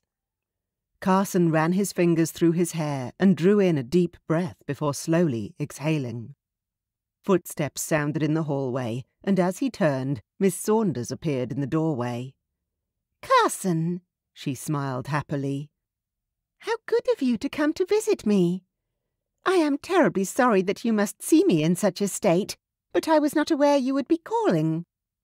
Carson glanced at her, knowing well enough that she always wore the best dresses, and she would not dream of being anything less than perfectly turned out at any time. False modesty was not attractive in his view. As she approached, she reached out her hand to touch him. He stepped back, his jaw clenched. "Is something the matter?" she asked with a furrowed brow. "Indeed, yes. There is something I wish to speak with you about." "Is everything all right? You seem upset." "I am upset," Carson answered. "I had an interesting conversation with my sister, and it disturbed me very much." "What did she say?" Miss Saunders inquired. "She told me of an incident that occurred at the tea-room." Miss Saunders' eyebrows fluttered upwards and her eyes widened. "What incident might that be?" "The incident where you threatened Lady Emma and her Grace and bad-mouthed Lady Elizabeth Seymour," Carson answered, and crossed his arms. "What do you have to say about that?" "It's not true. Why on earth would I ever threaten anyone?" Miss Saunders pouted innocently, fluttering her lashes at Carson. "I do not believe you," Carson stated. She narrowed her eyes and stepped back. "I would not lie to you, Carson." "Then you are accusing everyone else who was in the tea-room to be liars?" Carson asked. "I didn't say that," she contended. Those Seymour women despise me for some inexplicable reason, and they are targeting me. They have probably enlisted others to support their lies." Carson rolled his eyes. "Such nonsense you speak. Everything that comes out of your mouth is nonsense." Miss Saunders gasped and pressed her hand theatrically against her bosom. "How dare you speak to me in such a manner?" "And how dare you threaten the wives of the Seymour brothers? Are you not aware of the difference in your stations? Your father may be chief magistrate, but her Grace is the wife of the Duke of Somerset. Still, she does not lord her position over others, and nor do Lady Emma or Lady Elizabeth. Your father's position does not make you better than anyone else. Nor does it give you the right or the leniency to threaten people with the law," Carson growled. "There is no need for insult, Carson." "It is Mr. Wallace to you. And there was no need to try and establish your dominance over Lady Emma or her Grace." "But especially not toward Elizabeth Seymour, you mean?" Miss Saunders crossed her arms. "Why do you continue to defend her? She was the one who insulted me in front of my group of ladies. She was disrespectful toward me, and frankly, I am not surprised. I was surprised, however, that she had the audacity to even visit the tea-room. A woman such as she should not be allowed in refined places where proper ladies gather." Carson's jaw clenched as he stared at this hideous woman in disbelief. "Do not look at me in such a manner, Carson. I mean, Mr. Wallace. You are well aware of the stories that circulated about the things she had done, and with married men as well. Clearly, she doesn't care which homes she rips apart as long as she gets what she wants." Miss Saunders muttered the words angrily. Carson shook his head. "I cannot believe that you have the audacity to utter such nonsense in my presence." "Is she not a terrible person?" Miss Saunders asked, her eyes going wide and innocent-looking. Carson didn't bother to contain the growl that rose in his throat. "Not in the least. I have known her for a very long time, and she is one of the best people I have ever met." "You cannot know that for sure. People have the tendency to hide who they truly are from the people closest to them," Miss Saunders said.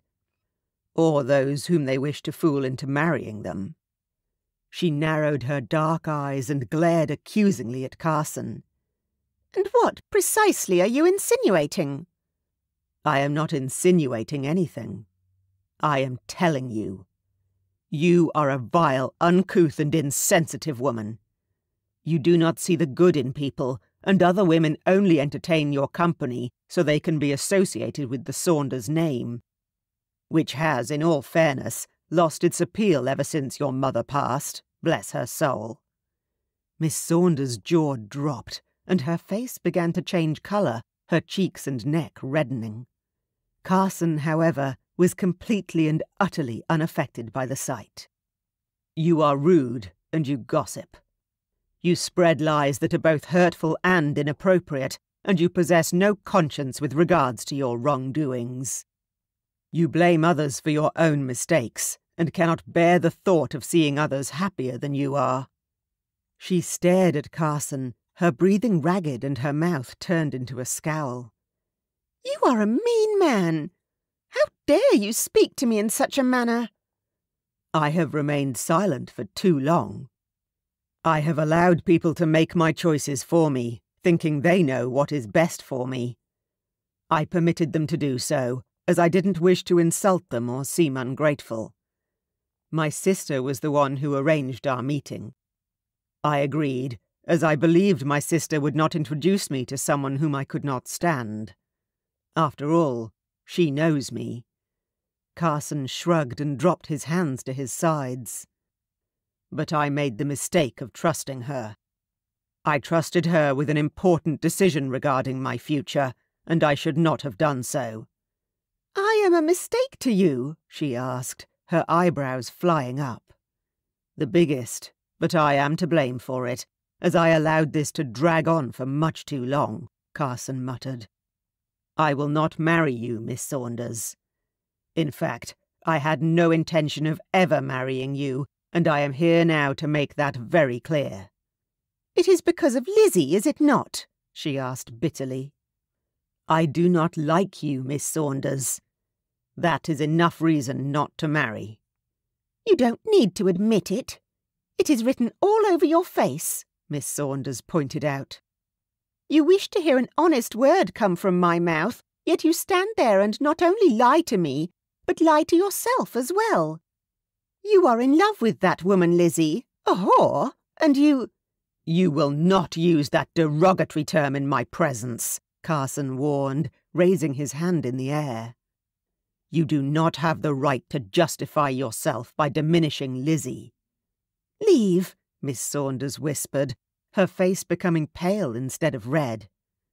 "Leave right now." "With pleasure," Carson said. "Good day." He walked past her without another word, past several house servants standing with open mouths in the hallway, and quietly left the townhouse.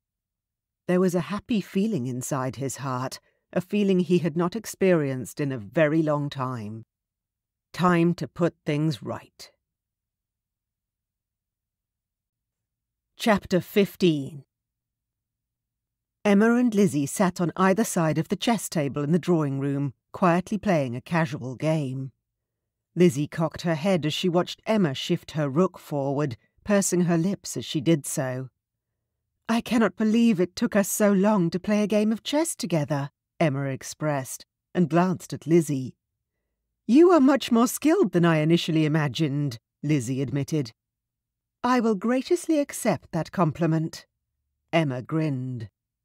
"William taught me one evening while we spent a rainy night in the hull of the ship on our way to Denmark.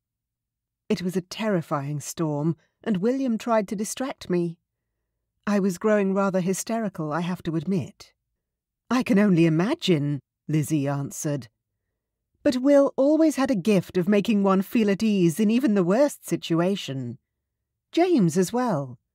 That is why I love them, despite their annoying traits." Emma smiled, and, as she was about to respond, the door opened. Will appeared in the doorway. "Good afternoon, William. Are your ears burning? We were just talking about you," Lizzie greeted him. "All good things, I assume." Will approached the two women and bent down to kiss his wife. "My love." "I was merely telling Lizzie about when you taught me the rules of chess," Emma smiled. "Ah, I remember that night as though it were yesterday." Will sighed dreamily. "Of course, she clung to me as though her life depended on it, and gentleman that I am, I simply provided her the means to distract her from her turmoil." "And thus, no doubt, creating an even larger turmoil," Lizzie muttered with a slight cringe. "A true gentleman does not speak of such intimate details," Will said with a wink. "Since when has that ever stopped you?" Lizzie chuckled, and the others joined in her laughter. "Luckily, I am in too happy a mood to take any offence," Will grinned. "Why are you in such a happy mood, my love?" Emma inquired. "I heard some delightful news that is sure to place a smile on your faces," Will answered. He pointed at Lizzie. "What could you possibly have to tell me, William?" Lizzie inquired, with a furrowed brow. "I heard," Will spoke slowly and crouched down beside Emma, "that Carson ended his engagement with the vile Miss Saunders. In quite the spectacular fashion, too." Lizzie's gaze shifted directly to his, and she scowled. "That is not amusing, William. Please don't jest." "I do not jest," Will muttered defensively, and held up his hands. "Where did you hear this?" Emma inquired. "I heard it from Edward," Will pronounced. Lizzie's throat became thick and she swallowed hard. "The gardener?" Emma asked, sounding confused. "Indeed.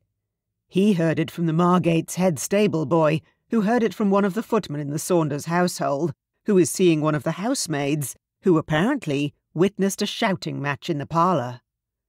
goodness, Lizzie said faintly. I trust Edward, Will said. He is no liar. Lizzie knew this to be true. Edward was a valued employee and a gentleman in the true sense of the word. Lizzie leaned forward. Tell me exactly what he told you. Well, apart from that convoluted train of hearsay, Edward also directly overheard Carson speaking to Adrienne, telling her that he had broken off the engagement that he had apparently not even been privy to. It had been arranged by the two women, it seems, and he confirmed that he never wished to see Miss Saunders again. Adrienne was livid, but Carson didn't care. He said he was tired of her controlling the direction in which his life should go, and he even told her to stay out of his affairs, or he would have her sent to Aberystwyth. Lizzie fell back in her chair. Could it really be? Did Carson know of his mother's secret? Aberystwyth? Emma asked with a frown. Lizzie nodded. His mother is there.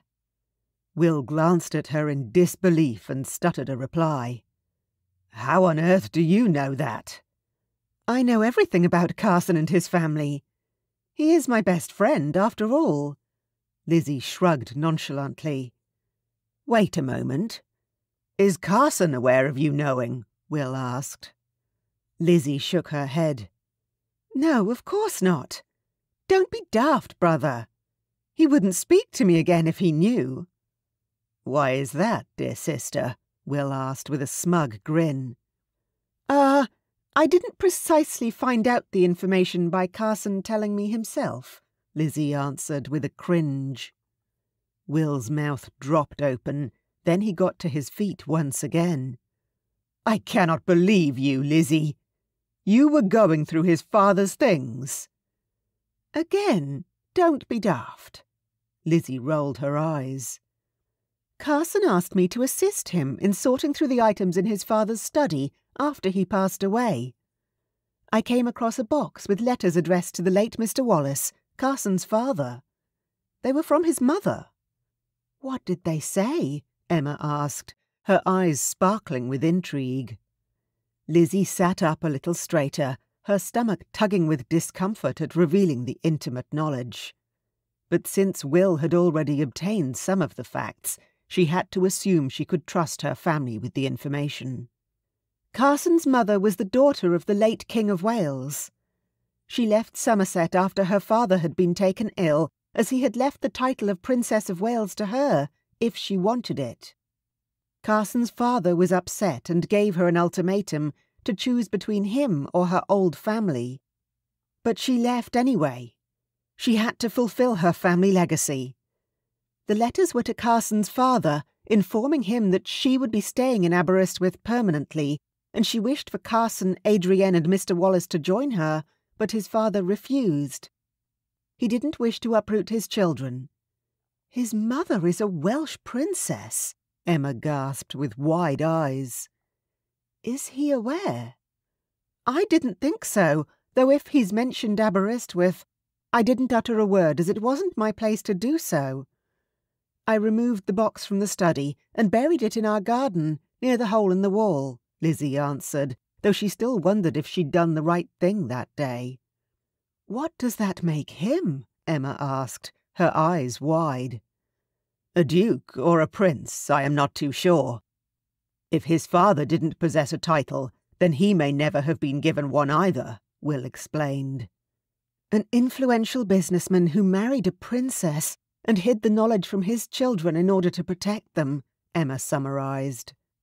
It sounds as if it belongs between the pages of a novel in the library. Indeed, but it is his life. Perhaps I ought to speak to him, Lizzie suggested. And say what? Are you aware you are the son of a Welsh princess? Emma muttered. Not with regards to that, Emma. Regarding the engagement he ended, Lizzie pointed out. Perhaps that is not a good plan, Lizzie, Will warned. I will not gloat that I was right about Miss Saunders and that he should have listened to me. It is not my intention to shame him. I merely wish to know whether he is fine. Will and Emma glanced at one another and sighed. Sister, you must remember that Carson is now in a powerful place in his life. He stood up for himself against his sister, and his entire family for that matter. He decided what was best, and perhaps he decided that it was time to let go of his past feelings, Will said. What do you mean, his past feelings? Lizzie asked. Perhaps it is time you told her, my love, Emma suggested to Will. Tell me what? Lizzie insisted, and glanced at Will. What is going on? Will drew in a slow breath and gazed at Lizzie. Carson has been in love with you for many years. Lizzie's brows rose, and she felt her heart break free from its cage. The metal bars sprung open, and her voice came out in a high-pitched squeak. He told you that? How could her brother have withheld the information for so long? He didn't admit it, but he didn't deny it either. It was clear in the way he gazed upon you when you weren't aware of it. He simply didn't possess the courage to make his feelings for you known. He didn't consider himself worthy of you, as you are the daughter of a duke, and he was a simple man without a title, Will explained. But it doesn't matter to me if he was born with or without a title, wealth, or any of those superficial and material things. He has always been enough for me, perfect the way he is. And that hasn't changed, Lizzie breathed, her pulse fluttering in her throat. I cannot believe I have been so blind. He did have the ability to hide it very well, Will stated. But I have known him for as long as you have, and he spoke of you constantly. Lizzie's eyes filled with tears, and a smile formed on her lips. She stood from the chair and drew in an unsteady breath. Perhaps it is time for me to finally be honest with Carson, and with myself. Lizzie rushed to the wall in their garden as thick clouds formed overhead, but smiled happily as she climbed through the hole. Not even the dark skies or an impending storm could deter her from her mission. The vines and ivy had been entirely cleared, which made it easier to climb through. So she made her way across the lawn and stepped onto the cobblestone path. Her heart pounded in her chest, but there was a peaceful feeling inside her as well. She finally had the courage to tell Carson that she had loved him for such a long time, and those feelings had become truly uncontrollable and undeniable. She repeated the words in her head, as she had done for years, attempting to find the perfect moment to say them to Carson. She stopped suddenly, realizing that there was no such thing as a perfect moment to do something. She had wasted so many years waiting for the perfect moment that she had almost lost Carson entirely. A bolt of lightning illuminated the skies momentarily as she quietly opened the door and stepped inside Ferngrove Manor. All was quiet, and she decided that even if Carson was not there, she would certainly wait for him. As she was halfway down the hallway, she heard noises coming from the study, and she hastily walked down the hallway. As she reached the door of the study, loosening her shawl, feeling rather anxious, she stopped abruptly as she saw Miss Adrienne standing beside the bookshelves. Her heart sank, but she kept her composure.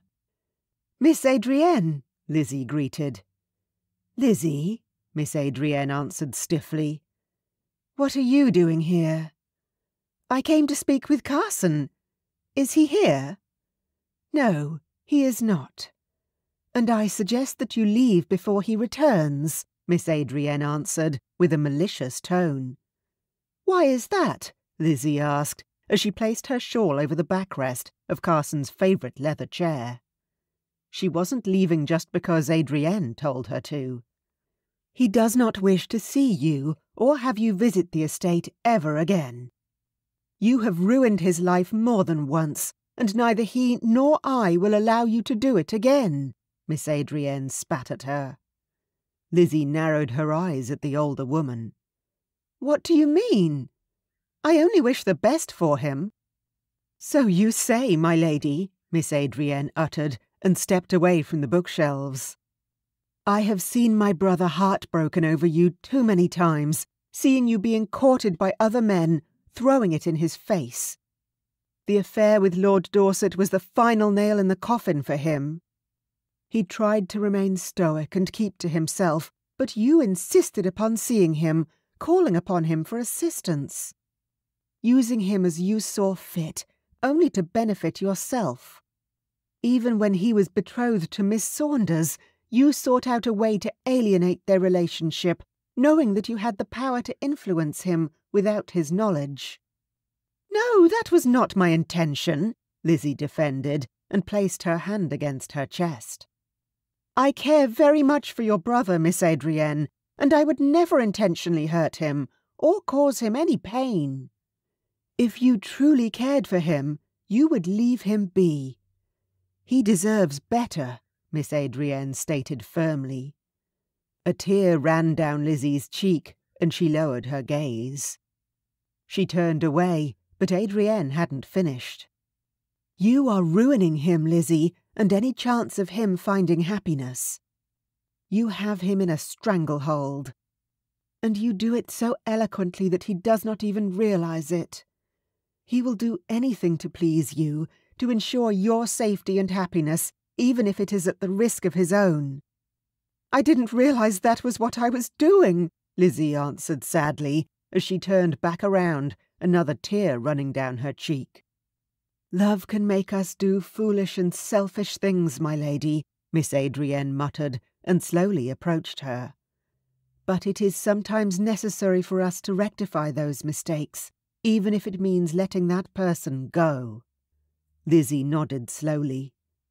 "Would you please tell Carson that I am deeply sorry?" "I will do that," Miss Adrienne nodded. Lizzie turned away and rushed back down the hallway. She opened the door and gasped as the rain poured heavily outside. She didn't care. She needed to get away from the horrible words and the guilt that now clawed at her. Was she really the woman that Adrienne painted? Had she poisoned Carson's love for her and used it to hold him prisoner? She rushed outside, and the rain drenched her instantly, soaking her dress and making the cold material cling to her skin. Her tears mixed with the rain, and as she staggered through the garden, she didn't know where her tears ended and the rain began. Chapter 16. The rain poured heavily, rattling the window of the library where Carson stood quietly. There had been significant progress with the renovations, but they were not yet done. However, the fresh smell of new wood was delightful. He looked forward to seeing the completed product and knew that his father would be proud of him for restoring it to the best of his ability. His thoughts journeyed to his mother, who was now in Aberystwyth, and he wondered how she was. Was she happy? Had she remarried and had a family? Carson also wondered whether she thought of him and Adrienne at all. He had considered writing her a lengthy and emotional letter, explaining how he had not been aware of the situation and that he didn't despise her for abandoning them. He'd been told the wrong story. He had tried writing that very letter, but he had not found the words to start. How would he address her? Mother? Her Royal Highness the Princess of Wales? Or had she become Queen? Carson was perplexed and filled with confusion. As the rain quieted down, he heard voices down the hallway, but he couldn't distinguish who they belonged to. After he heard footsteps in the hallway and a door slammed loudly, he made his way toward the study, where he knew Adrienne was attempting to make space for the books that belonged in the library but had been placed inside the study in the meanwhile. Adrienne seemed distracted, and a strange expression was present on her face. "Adrienne, is everything all right?" Carson inquired. She seemed taken by surprise with his sudden entrance, but she nodded and crossed her arms. "Everything is perfectly fine." "Did you have a visitor?" "It was no one important." "You are rather pale, sister. Are you certain everything is well?" Carson narrowed his eyes as he slowly approached his sister. "Who was here?" "As I mentioned, it was no one important." Adrienne shrugged and turned away. Something was clearly the matter, but Carson could not put his finger on it. There was most definitely something amiss. A familiar scent filled his nose, and he glanced down. Draped over the backrest, he noticed the shawl. He recognized the soft fabric with the lace trim immediately and reached his hand out to touch it. "Where did this come from?" Adrienne glanced at him over her shoulder, but shrugged. "Perhaps it was one of the maidservants who left it here." "I do not appreciate your lies, Adrienne." "What lies have I told you now, Carson?" Adrienne sighed. "This is not one of the maidservants' shawls. They do not own anything of the sort," Carson stated. "This belongs to Lizzie." Carson held up the shawl. "Does it?" "Why is it here?" "I do not know, Carson. Perhaps she left it here when she was here the last time." "She was here earlier, was she not?" Carson asked, and pointed his finger at Miss Adrienne. "Do not dare lie to me again." Adrienne sighed and nodded. "She was." "Why did you not inform me she was here?" Carson demanded to know. "I didn't wish to disturb you."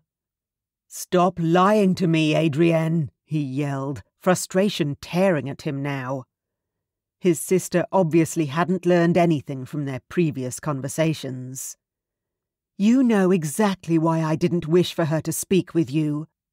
She will manipulate you, as she has done your entire friendship," Adrienne stated, and crossed her arms. "I will not allow her to influence you any longer." "How on earth did she manipulate me? You have tried to make me feel guilty for not doing what Father would approve of. Then you have the audacity to throw Mother's situation before me and convince me that marrying Miss Saunders was the best thing for me and the family. But it was all nonsense. You are the only manipulative person here, not Lizzie. She has spent our entire friendship wanting me to be happy. She protected me, she consoled me, and she was there for me when I needed someone. She didn't expect anything in return, and that is why, according to you, I keep defending her. Lizzie made me feel that I belonged in this world. Titles mattered not to Lizzie, and they never will." "How can you be so certain? Those tales circulating of her—" Carson held up his hand. "That is precisely the same nonsense as those tales that had circulated about Mother after she left. I swear to no longer believe a single word coming from anyone's mouths any longer. Only those I trust. Not even you, Adrienne." "But I am your sister," she declared, both hands going to her hips. Carson shook his head. "That is immaterial. Being blood does not excuse you from repeatedly lying to me and deceiving me." "But I told you about Mother and—" "You manipulated me.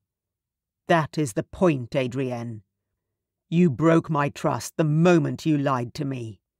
You knew how devastated I was after Mother left. I was convinced that it was because of me that she had made that choice. That I was not the son she'd wished for. I blamed myself for a long while. One afternoon, Lizzie and I sat in the garden, and she clearly saw that something was wrong.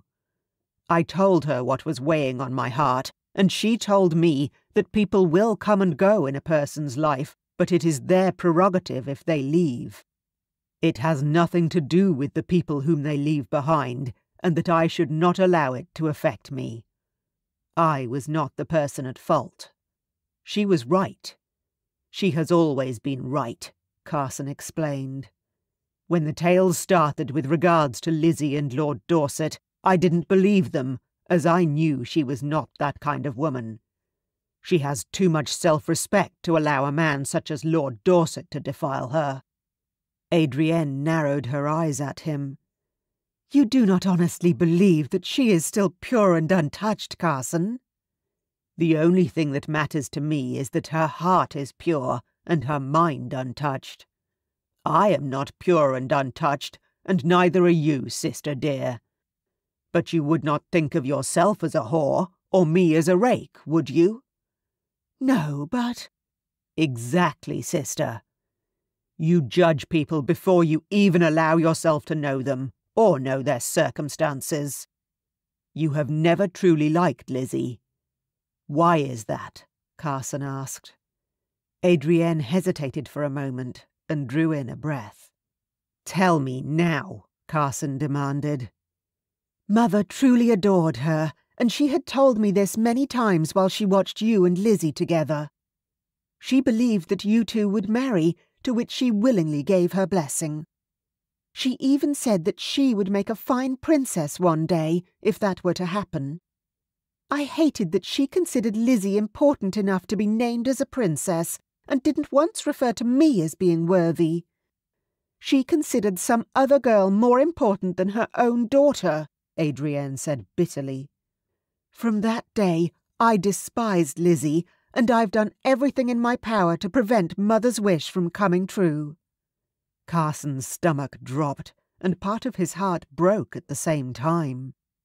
All this time, he had thought his sister knew best, had his best interests at heart. How wrong could a person be? You are a vile and despicable woman, Carson hissed. Mother was certainly right. You do not deserve the title of princess.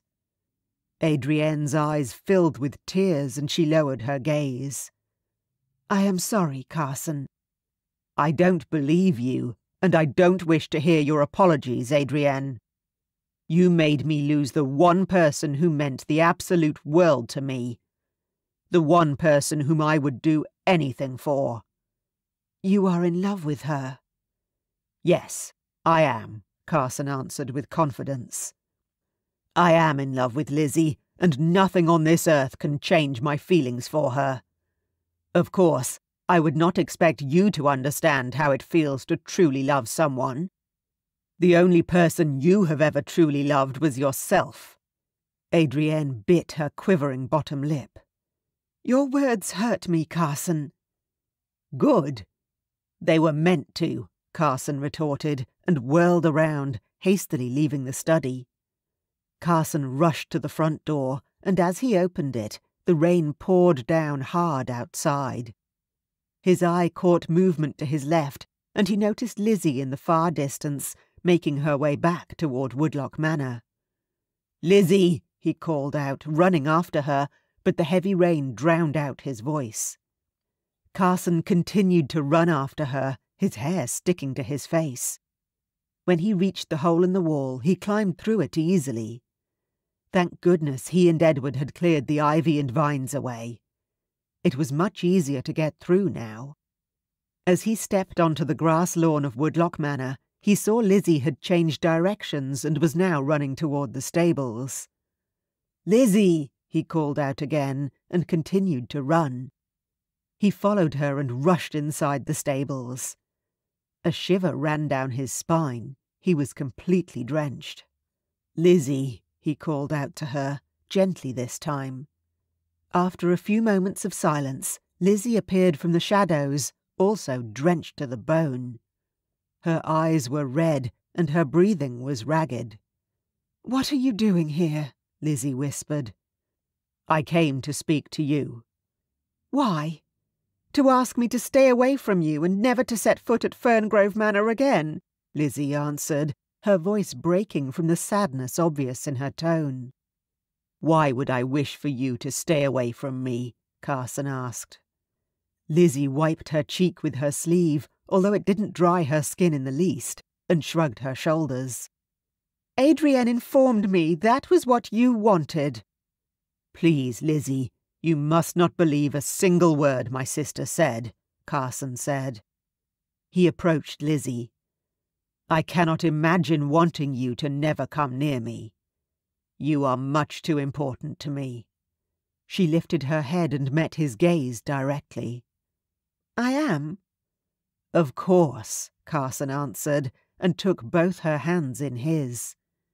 You are the most important person to me in the entire world." Lizzie coughed softly, clearing her throat. "But I constantly hurt you by being selfish." "Is that another one of Adrienne's attempts to make you feel as though you are the one at fault?" Carson asked. Lizzie shook her head. "I do not understand." Carson sighed. "My sister was jealous that my mother considered you more of a daughter to her than Adrienne. This is why she has been treating you in the manner she has this entire time." "Really?" Lizzie whispered. "I am truly sorry for my sister's behaviour. I cannot begin to describe the sorrow it has caused my heart," Carson said. Lizzie smiled as she slid her hands out of Carson's and placed one hand against his chest, and the other she pressed lightly against his cheek. "You do not need to apologize for the wrongdoings and jealousy of your sister, Carson. You are not your sister. You have always treated me with respect and cared for me when I had no one else. You stood by me during the darkest times of my life, and you defended me without fail. It was the least I could do, and I would gladly do it all again for you." Carson gazed down into her light eyes, his heart pounding, his body filling with desire. A desire he could no longer contain. And he had no reason any longer to even try. Chapter 17. A lump formed in Lizzie's throat as she stared up at Carson. He was so close to her. She ran her fingers through his damp, tousled hair, her heart skipping a beat. Carson brought his own hands up and cradled her face, the touch chilly but so welcome. "You are beautiful, Lizzie, and I do apologize for waiting so long." "Waiting so long for what?" Lizzie breathed. "To do this," Carson whispered in return. He leaned in close, and their lips met in a tender and loving moment, his hand still cradling her face. After a short while, Lizzie turned to Carson and whispered, "You are right."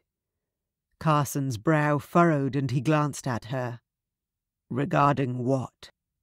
"I do belong to you. In fact, I always have, and I always will." "I didn't mean it in any way that you are my property, Lizzie," Carson clarified. "I am aware. You are too much of a gentleman to ever say such a thing to a woman," Lizzie said sincerely, and a smirk formed on her lips. "Although what you did to me was not very gentlemanly." Carson chuckled, and he rolled onto his side to face Lizzie.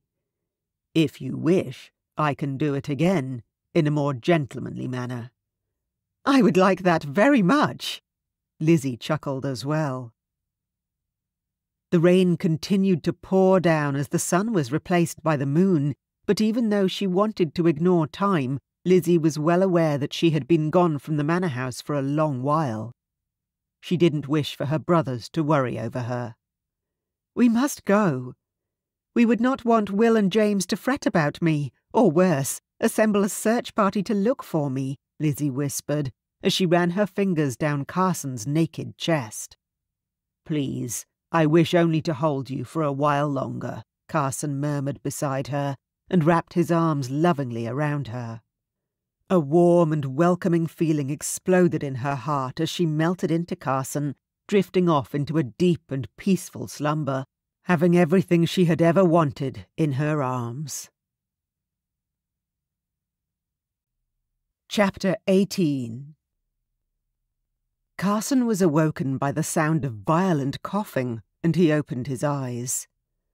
Lizzie lay on her side, her back to him, a sheath of perspiration decorating her skin.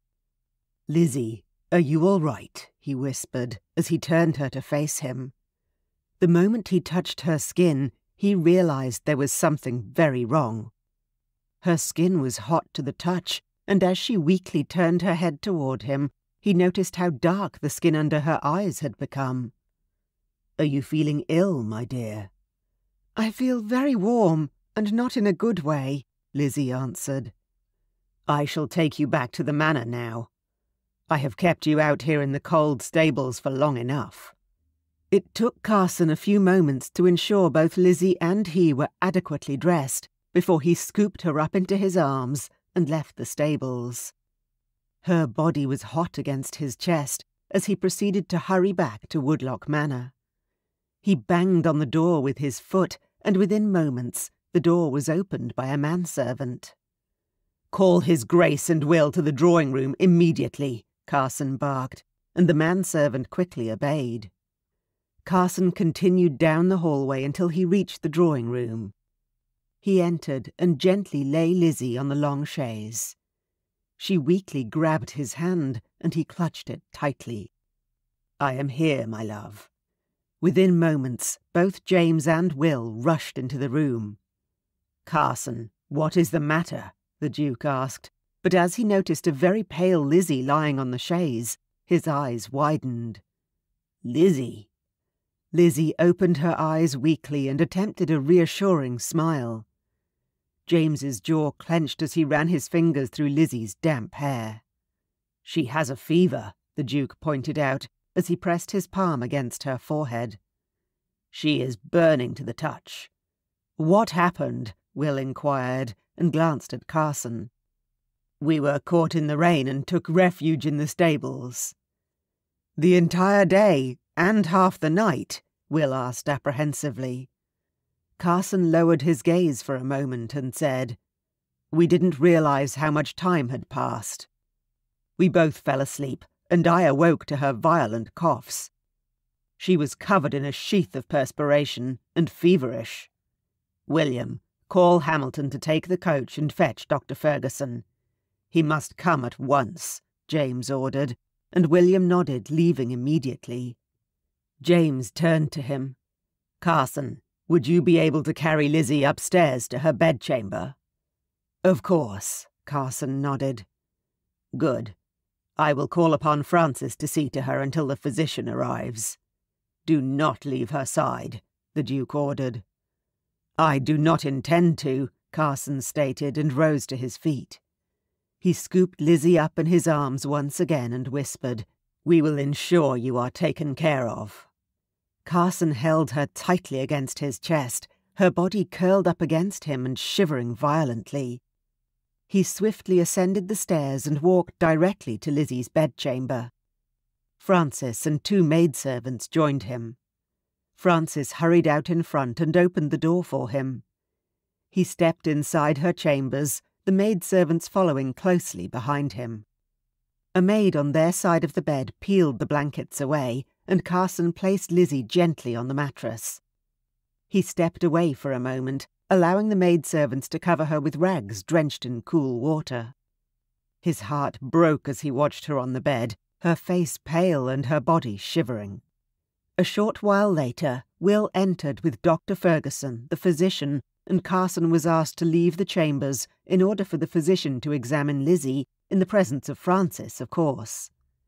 It felt like hours to Carson while he and Will, along with Lady Emma, waited outside. Finally the door opened, and Dr. Ferguson appeared in the doorway with his medical bag. Will and Carson approached him, and Will asked, "How is she?" Dr. Ferguson adjusted his spectacles on his nose and spoke slowly. "Lizzie has pleurisy, as well as a high fever." Carson bit his bottom lip, and his jaw clenched. He was no stranger to pleurisy, as his father had contracted it, as well as Adrienne when she was a child. She had nearly lost her life due to it, and his father had. "My apologies, Dr. Ferguson, but what precisely is pleurisy?" Emma inquired. "It is a swelling of the lungs that causes coughing and shortness of breath. I have seen many patients with this condition. It seems as though Lizzie contracted the illness due to elongated exposure to the elements, especially the rain." "And the mortality rate of this?" Emma inquired. Dr. Ferguson hesitated and glanced at Emma, which caused an unsettling feeling in the pit of Carson's stomach. He knew only too well that it was high. "She requires rest. The cold rags on her arms and chest do help with the fever. I have instructed Frances to give Lizzie milkweed every few hours, as it eases her breathing difficulties, the pain in her chest, and it will lessen the inflammation." The doctor turned to Will. "I am not certain whether my lord is open to leeches, as they would also help to cleanse the blood." As Carson was about to respond, Will interjected by shaking his head. "No leeches. She becomes easily lightheaded, and it will only put extra risk on her life. It happened when she was younger, and we will not take that chance." The doctor nodded. "Very well. I will return in a day or two to examine her once more, to see if there is any improvement." "And if there is not," Carson insisted. "You can call upon me any time," Mr. Ferguson informed them, and quietly left. Carson ran his fingers through his hair in frustration and felt Will's hand on his shoulder, offering him some comfort. "My sister is strong, Carson," Will uttered. "Perhaps you and I could retreat to the drawing-room." Carson's brow furrowed, and he glanced at the closed door for a moment. "I promised her that I would not leave her side. She requires rest, and Frances is with her. Frances has looked after Lizzie many times in the past, and we trust her implicitly." Carson nodded and followed Will to the upstairs drawing-room. James was already there, pacing to and fro. "Lizzie has contracted pleurisy and a high fever. She has to take milkweed, which will ease her breathing and her pain, and the wet rags against her skin will certainly help with the fever," Will informed. "She requires rest, and Dr. Ferguson will examine her again in a few days." The Duke nodded quietly and pursed his lips. "This is all my fault," Carson admitted. "I was the one who kept her in the stables longer. Her illness would have been entirely avoided had I not been selfish and wished to keep her there." "You are not at fault, Carson," Will defended. "No, he is right. He was selfish and negligent with our sister," James answered, and glared at Carson. "But I am certain that you meant no harm to her." "Of course not," Carson insisted, and took a step forward. "I love Lizzie. I always have, and I would do anything in this world to ensure her safety. I am willing to send for our family physician, but he would only be able to arrive in a day. It is quite a long journey. I am even willing to pay. There is no need to prove your loyalty to Lizzie. We are already aware of it," the Duke interjected as he raised his hand. "You are?" "Indeed. You have been a devoted friend for as long as you have known her. You have defended her, consoled her, and kept her safe through it all," James answered. "And for that, we cannot express how grateful we are to you." Carson nodded quietly, and his jaw clenched. "I love her, so it is only natural. I've always felt that I wasn't good enough for her, and it stopped me from admitting my feelings to her, but it didn't stop me from being someone on whom she could depend. You never have to feel that way ever again, Carson. You are family. You always have been, and always will be," Will stated, as he approached Carson and embraced his friend. "Thank you both," Carson replied with gratitude. "Your words mean the world to me. There is, however, another matter we probably need to discuss," James said. "Anything I can do to assist?" Carson asked. "What are your intentions toward our sister?" "To love her, to marry her, and to make her as happy as she possibly can be," Carson answered, without even a moment's hesitation. "I wish to spend every waking moment with her, and every other moment beside her. I will continue to protect her, defend her, and ensure that she is the best version of herself she possibly can be. I wish to build a home with her at Ferngrove Manor and have a family that I am proud of. I wish to grow old with her and die lying in her arms."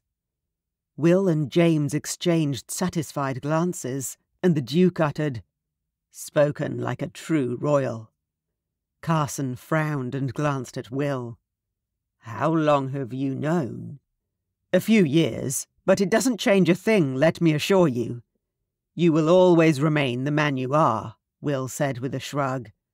At least you will to me. Does Lizzie know? Carson asked. Perhaps you can speak to her when she is better, but I can already assure you it won't matter to her, Will answered, then said with a smirk. Although I never imagined that one day she would outrank us. Ranks and titles don't mean a thing if you don't behave accordingly, and you, Carson, deserve to carry that title with pride, James said warmly. And it would give me tremendous pride to have you as part of our family. Officially, of course. Carson smiled gratefully and lowered his gaze. Thank you, but it is I who am honoured to have you both think so highly of me. After all these years of feeling substandard, it seemed like everything was coming full circle. Now, if only Lizzie would get better. He couldn't bear the thought that she might not. A few nights later, Carson finally felt her stir. His entire world seemed to stop spinning as her hand moved from under his, and he glanced at her face. My dearest Lizzie. Can you hear me? He whispered. Carson, she mumbled, and tiredly opened her eyes.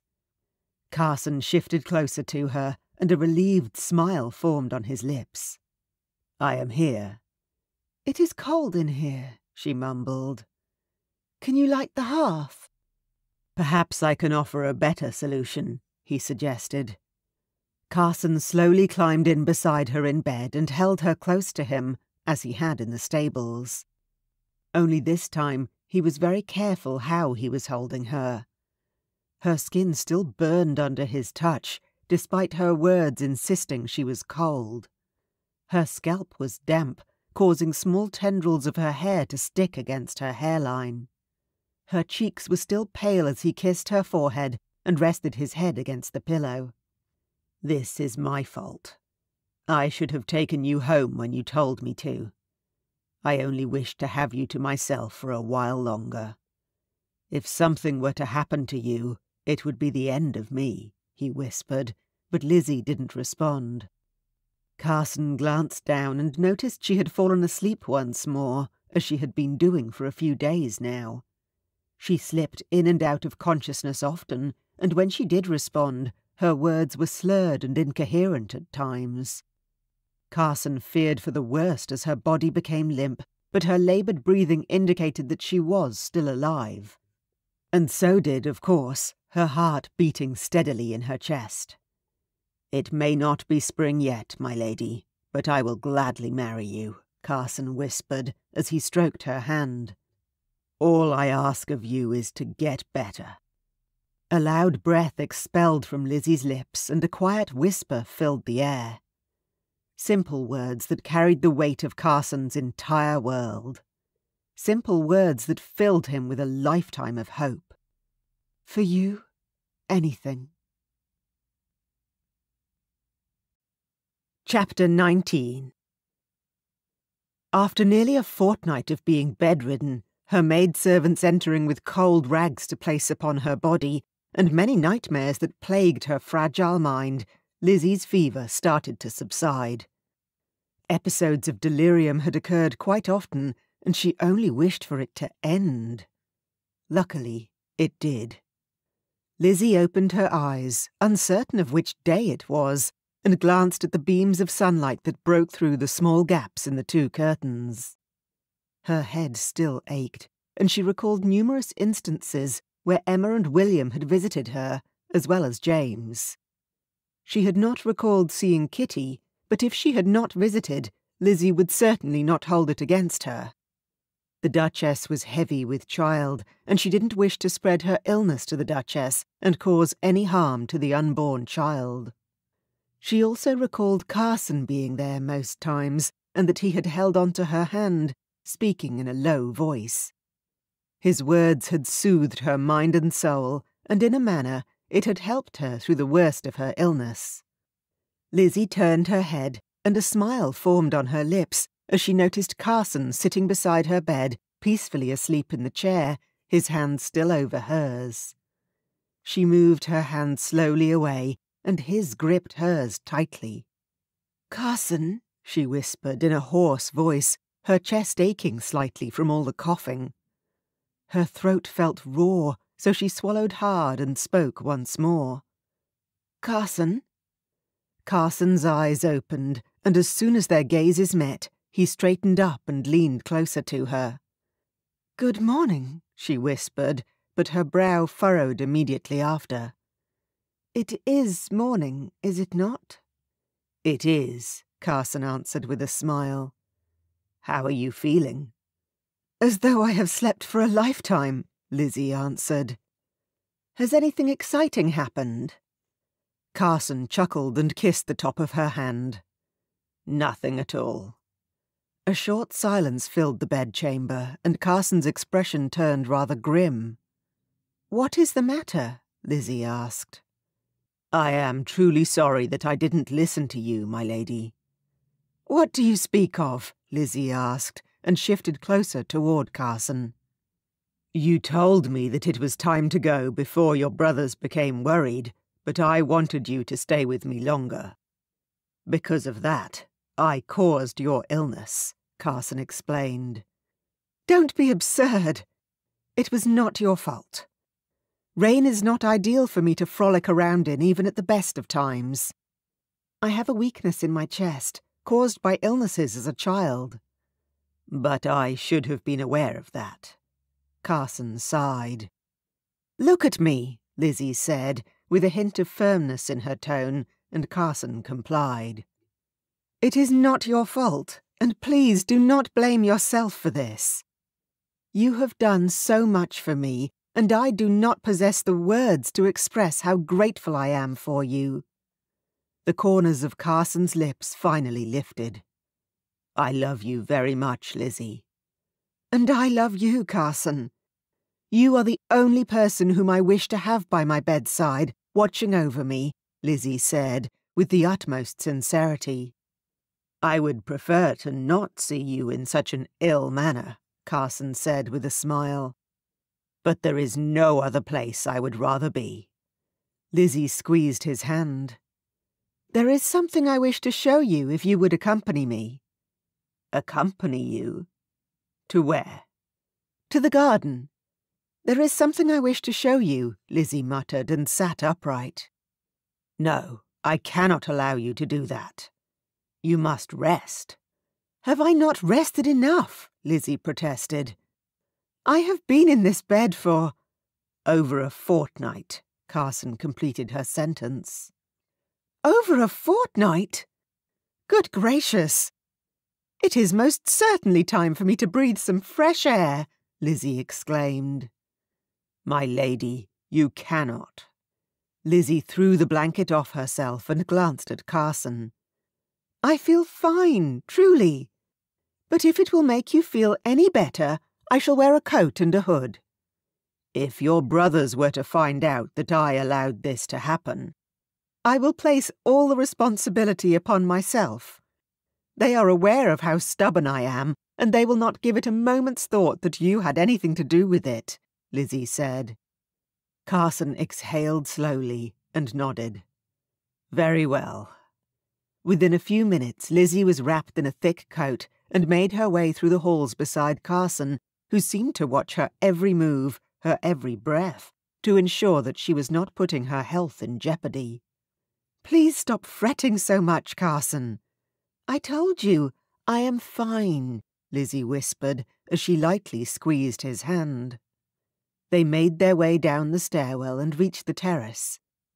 There was not a soul in sight, which pleased Lizzie, as she knew that if either of her brothers knew what she had planned, they would certainly send her back to bed.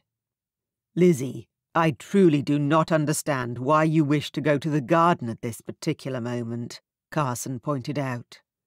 "You will understand soon," Lizzie assured him, and pointed to the spade resting against the wall. "Bring the spade along." "The spade?" Carson inquired with a frown.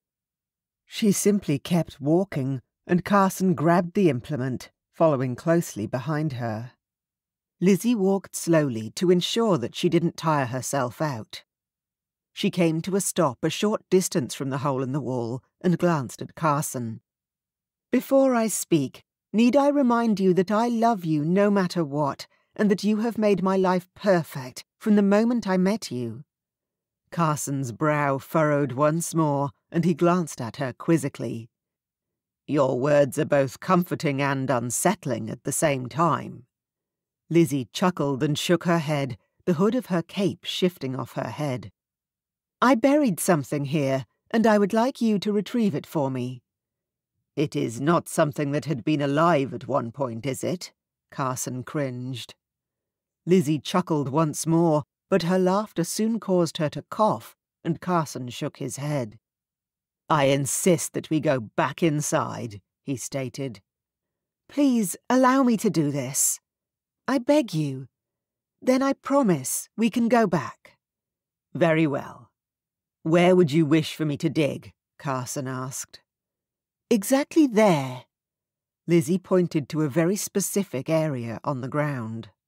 Carson hunched down and dug in the ground with the spade. As soon as he struck something hard in the ground, he dropped the spade beside him and dug with his hands. Lizzie knelt beside him and watched as he retrieved one of her favourite wooden boxes, flowers intricately engraved on the sides, from the loose soil. He handed it to her, and she smiled at him. "Why is this wooden box so important, my lady?" Carson asked. "Please do not be angry with me, but do you recall the day I assisted you with sorting through your father's things in the study?" "I do." "I came across a few letters your mother wrote to your father, telling him how much she still loved him and how she misses you all. She also asked your father if he would consider joining her in Aberystwyth.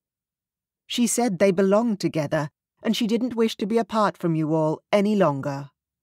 Carson gaped at her. "You took my father's letters?" Lizzie swallowed the awkward lump in her throat, but pushed forward nonetheless. "I did, and I am truly sorry. I was trying to protect you. You must believe me. I wanted to show you for a while now, but with everything that happened the past few months, I thought it would be too much for you to handle. It was never my intention to keep it from you, Carson, but you were mourning the death of your father, and you didn't need this on your plate as well." "Normally I would be upset if people spoke those words to me, if they assumed they had known what was in my best interest," Carson stated. Lizzie drew in a shallow and anxious breath. She didn't wish for Carson to be in any way upset or feel resentful toward her over the fact that she had taken his mother's letters to his father. She nervously bit her bottom lip and waited for Carson to continue. "But, my lady, you have known me for such a long time, and you know exactly who I am and what I need." "You are not upset with me?" Lizzie asked. "How can I be upset with the one person who means the world to me, and who would do anything in her power to protect me?" Carson asked with a tender smile. Relief flowed over Lizzie like a cleansing rain. "I love you very much, Carson." "And I love you, Lizzie," Carson whispered sincerely. "There is something I must share with you as well. You must be wondering what my mother is doing in Aberystwyth." Lizzie inhaled sharply and told the truth. "No, I already know." "You know?" "Everything?" Carson asked, his eyebrows flying up on his forehead. She nodded. "I do, and I have known for a while." "And you didn't say anything?" Lizzie shrugged. "It didn't matter to me. I fell in love with your heart, your mind, and the person you are, not because you are the son of a princess." "I love you because of who you are in here," Lizzie declared, and placed her hand against his heart. "I have fallen in love with you so deeply, so intensely, and so perfectly. I simply wished we had realized this sooner." "I must admit that I have loved you since the very first time I saw you." Lizzie couldn't help but smile at that. "You were 5 years old, Carson." Carson grinned. The heart wants what it wants, whether you are 5 or 50. You are such a silly man, and I love that about you, Lizzie smiled. Why did you wait so long to tell me of your feelings? I was terrified you would reject me. Lizzie couldn't believe it. Why would I reject you? I thought you deserved better than me, Carson admitted. The only problem was that the love I had for you burned through even the rainiest night, even though I tried to extinguish it many times. I simply thought that you would never love a simple man such as I. Simple? She'd never thought of him that way. There is no one better for me than you, Carson. That I know now. And I will keep on reminding you of that until our last breaths, Lizzie whispered and pressed her palm against Carson's cheek. Carson leaned forward and kissed her sweetly on the lips. Did you mean what you said to me? About wishing to marry me as long as I promised to get better? Lizzie whispered against his lips. I did.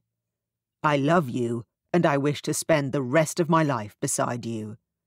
I would marry you in a heartbeat, Carson answered, and brushed a strand of hair from her face. Perhaps we should stick to our originally discussed plan. Springtime it is. Carson smiled and kissed her sweet lips once more. Her heart beat steadily in her chest, easing away the painful stabbing aches inside her. Carson! Lizzie! Their kiss was interrupted by desperate exclamations sounding from the manor.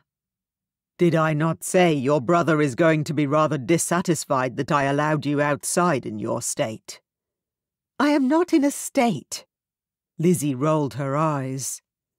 And if you listened closely, that is not my brother's angry exclamation. Something has him in a panic. What could it be?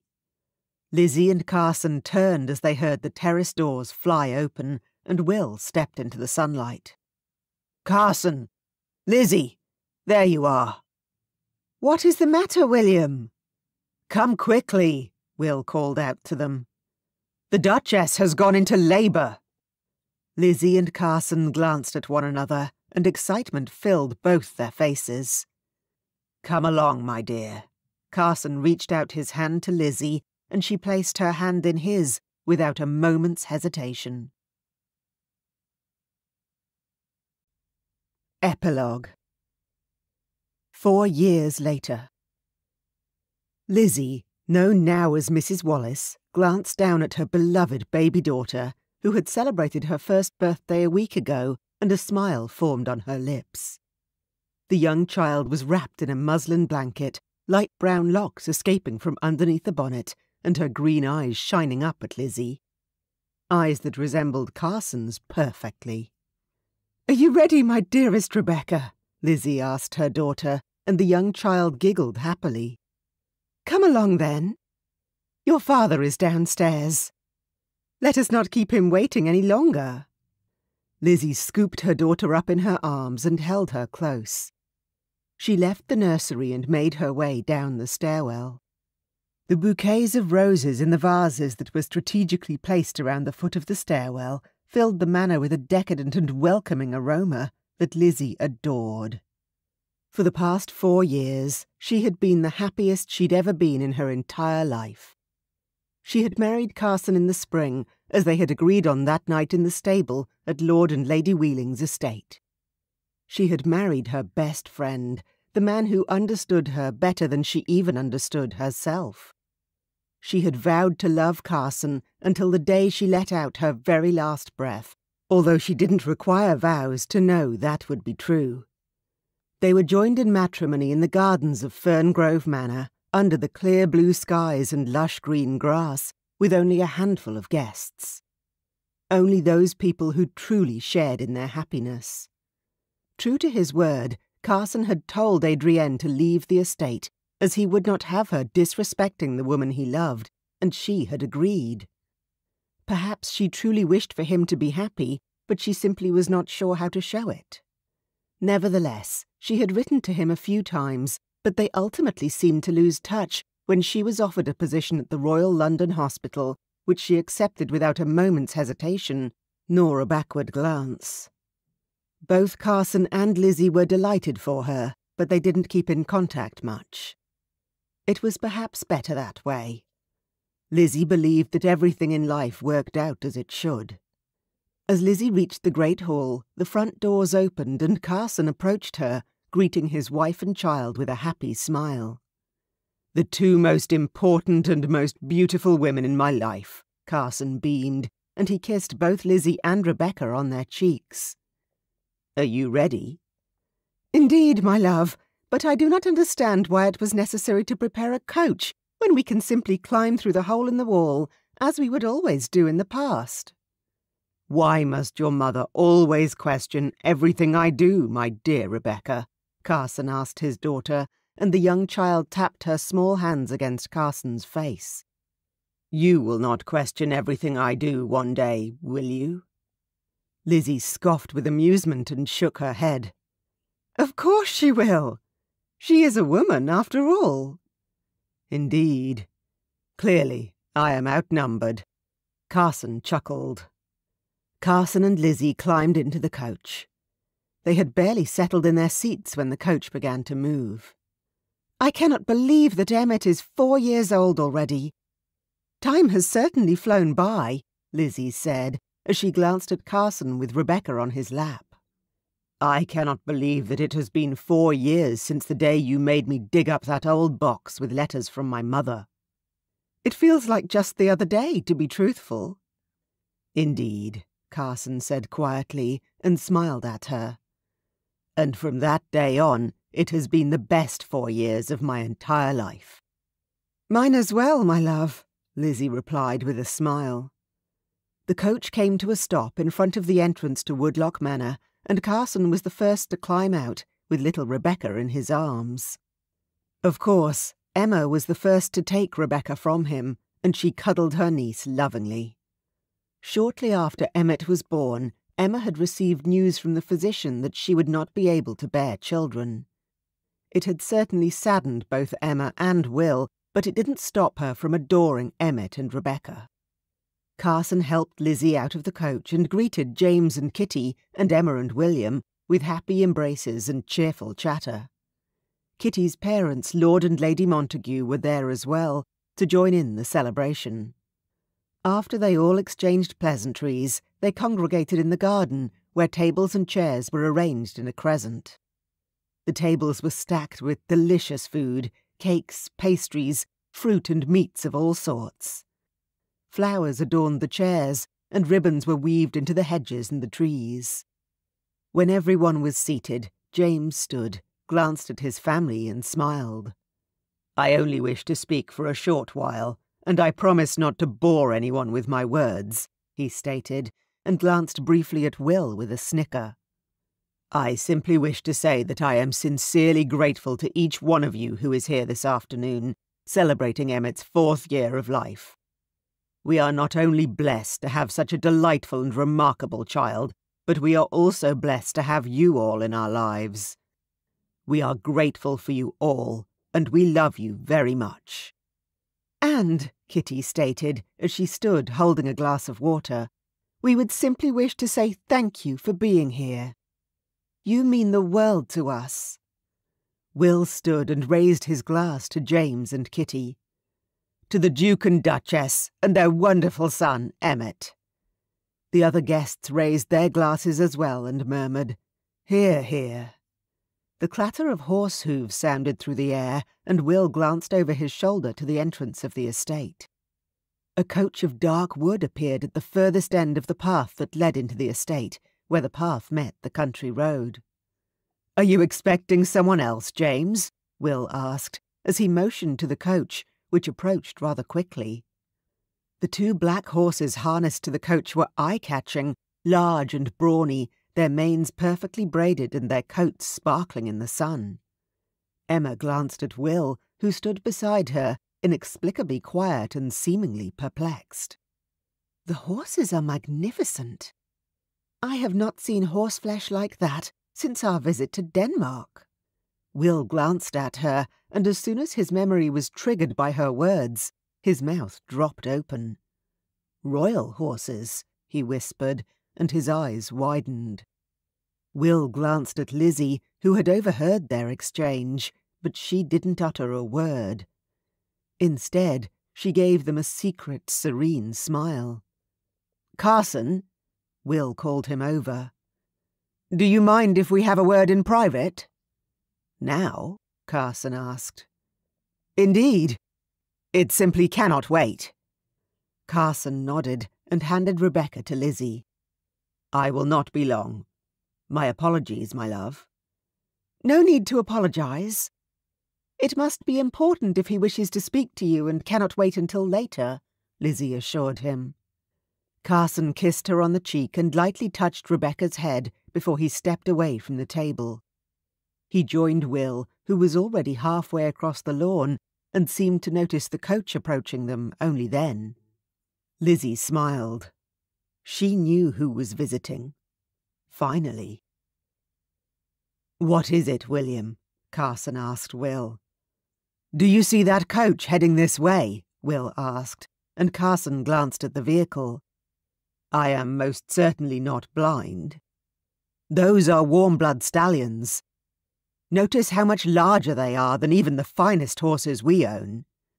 "Indeed," Carson answered with a nod, still confused about his friend's urgency. "They are royal horses," Lizzie said from behind them, and both Carson and Will whirled around. "Lizzie, you are aware of this?" Will asked.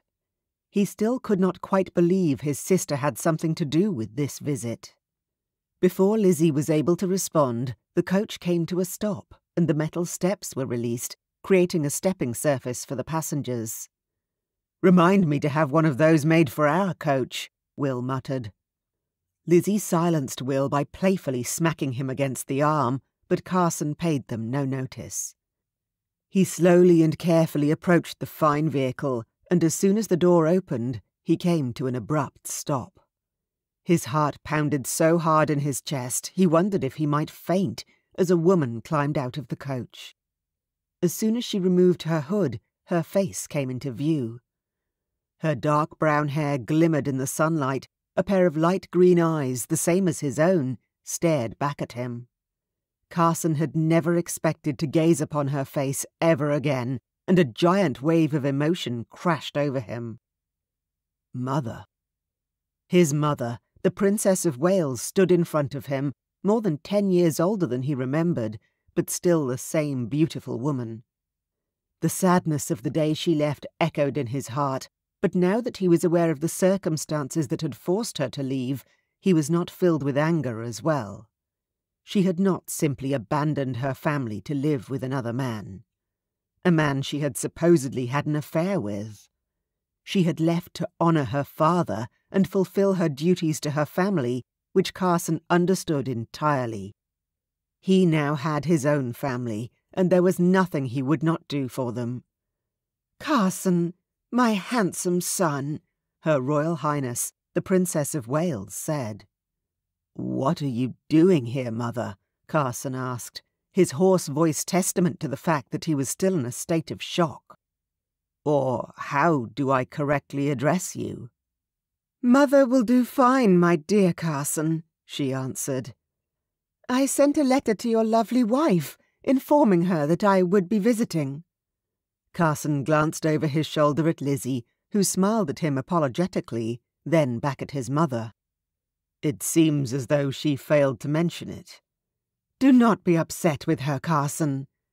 I asked her not to. She is a truly delightful woman, and I am thrilled that you married her." "I have loved her since the start," Her Royal Highness stated. "As did I," Carson smiled. "Would it be all right if I embraced you?" she asked. "I thought you would never ask, Mother," Carson answered, his voice breaking slightly as he opened his arms and enveloped his mother. Tears formed in his eyes as the familiar scent of his mother filled his nostrils, and he closed his eyes, his emotions threatening to spill out onto his cheeks. "I have missed you very much, my son." "And I have missed you, Mother," Carson muttered, and loosened his embrace after an elongated moment. "I wish to apologize for leaving without telling you the true reason why, but I was protecting you. You meant the world to me, and it broke me every single day to be so far away from you." Carson sighed. "In all honesty, I despised you for a long while, Mother.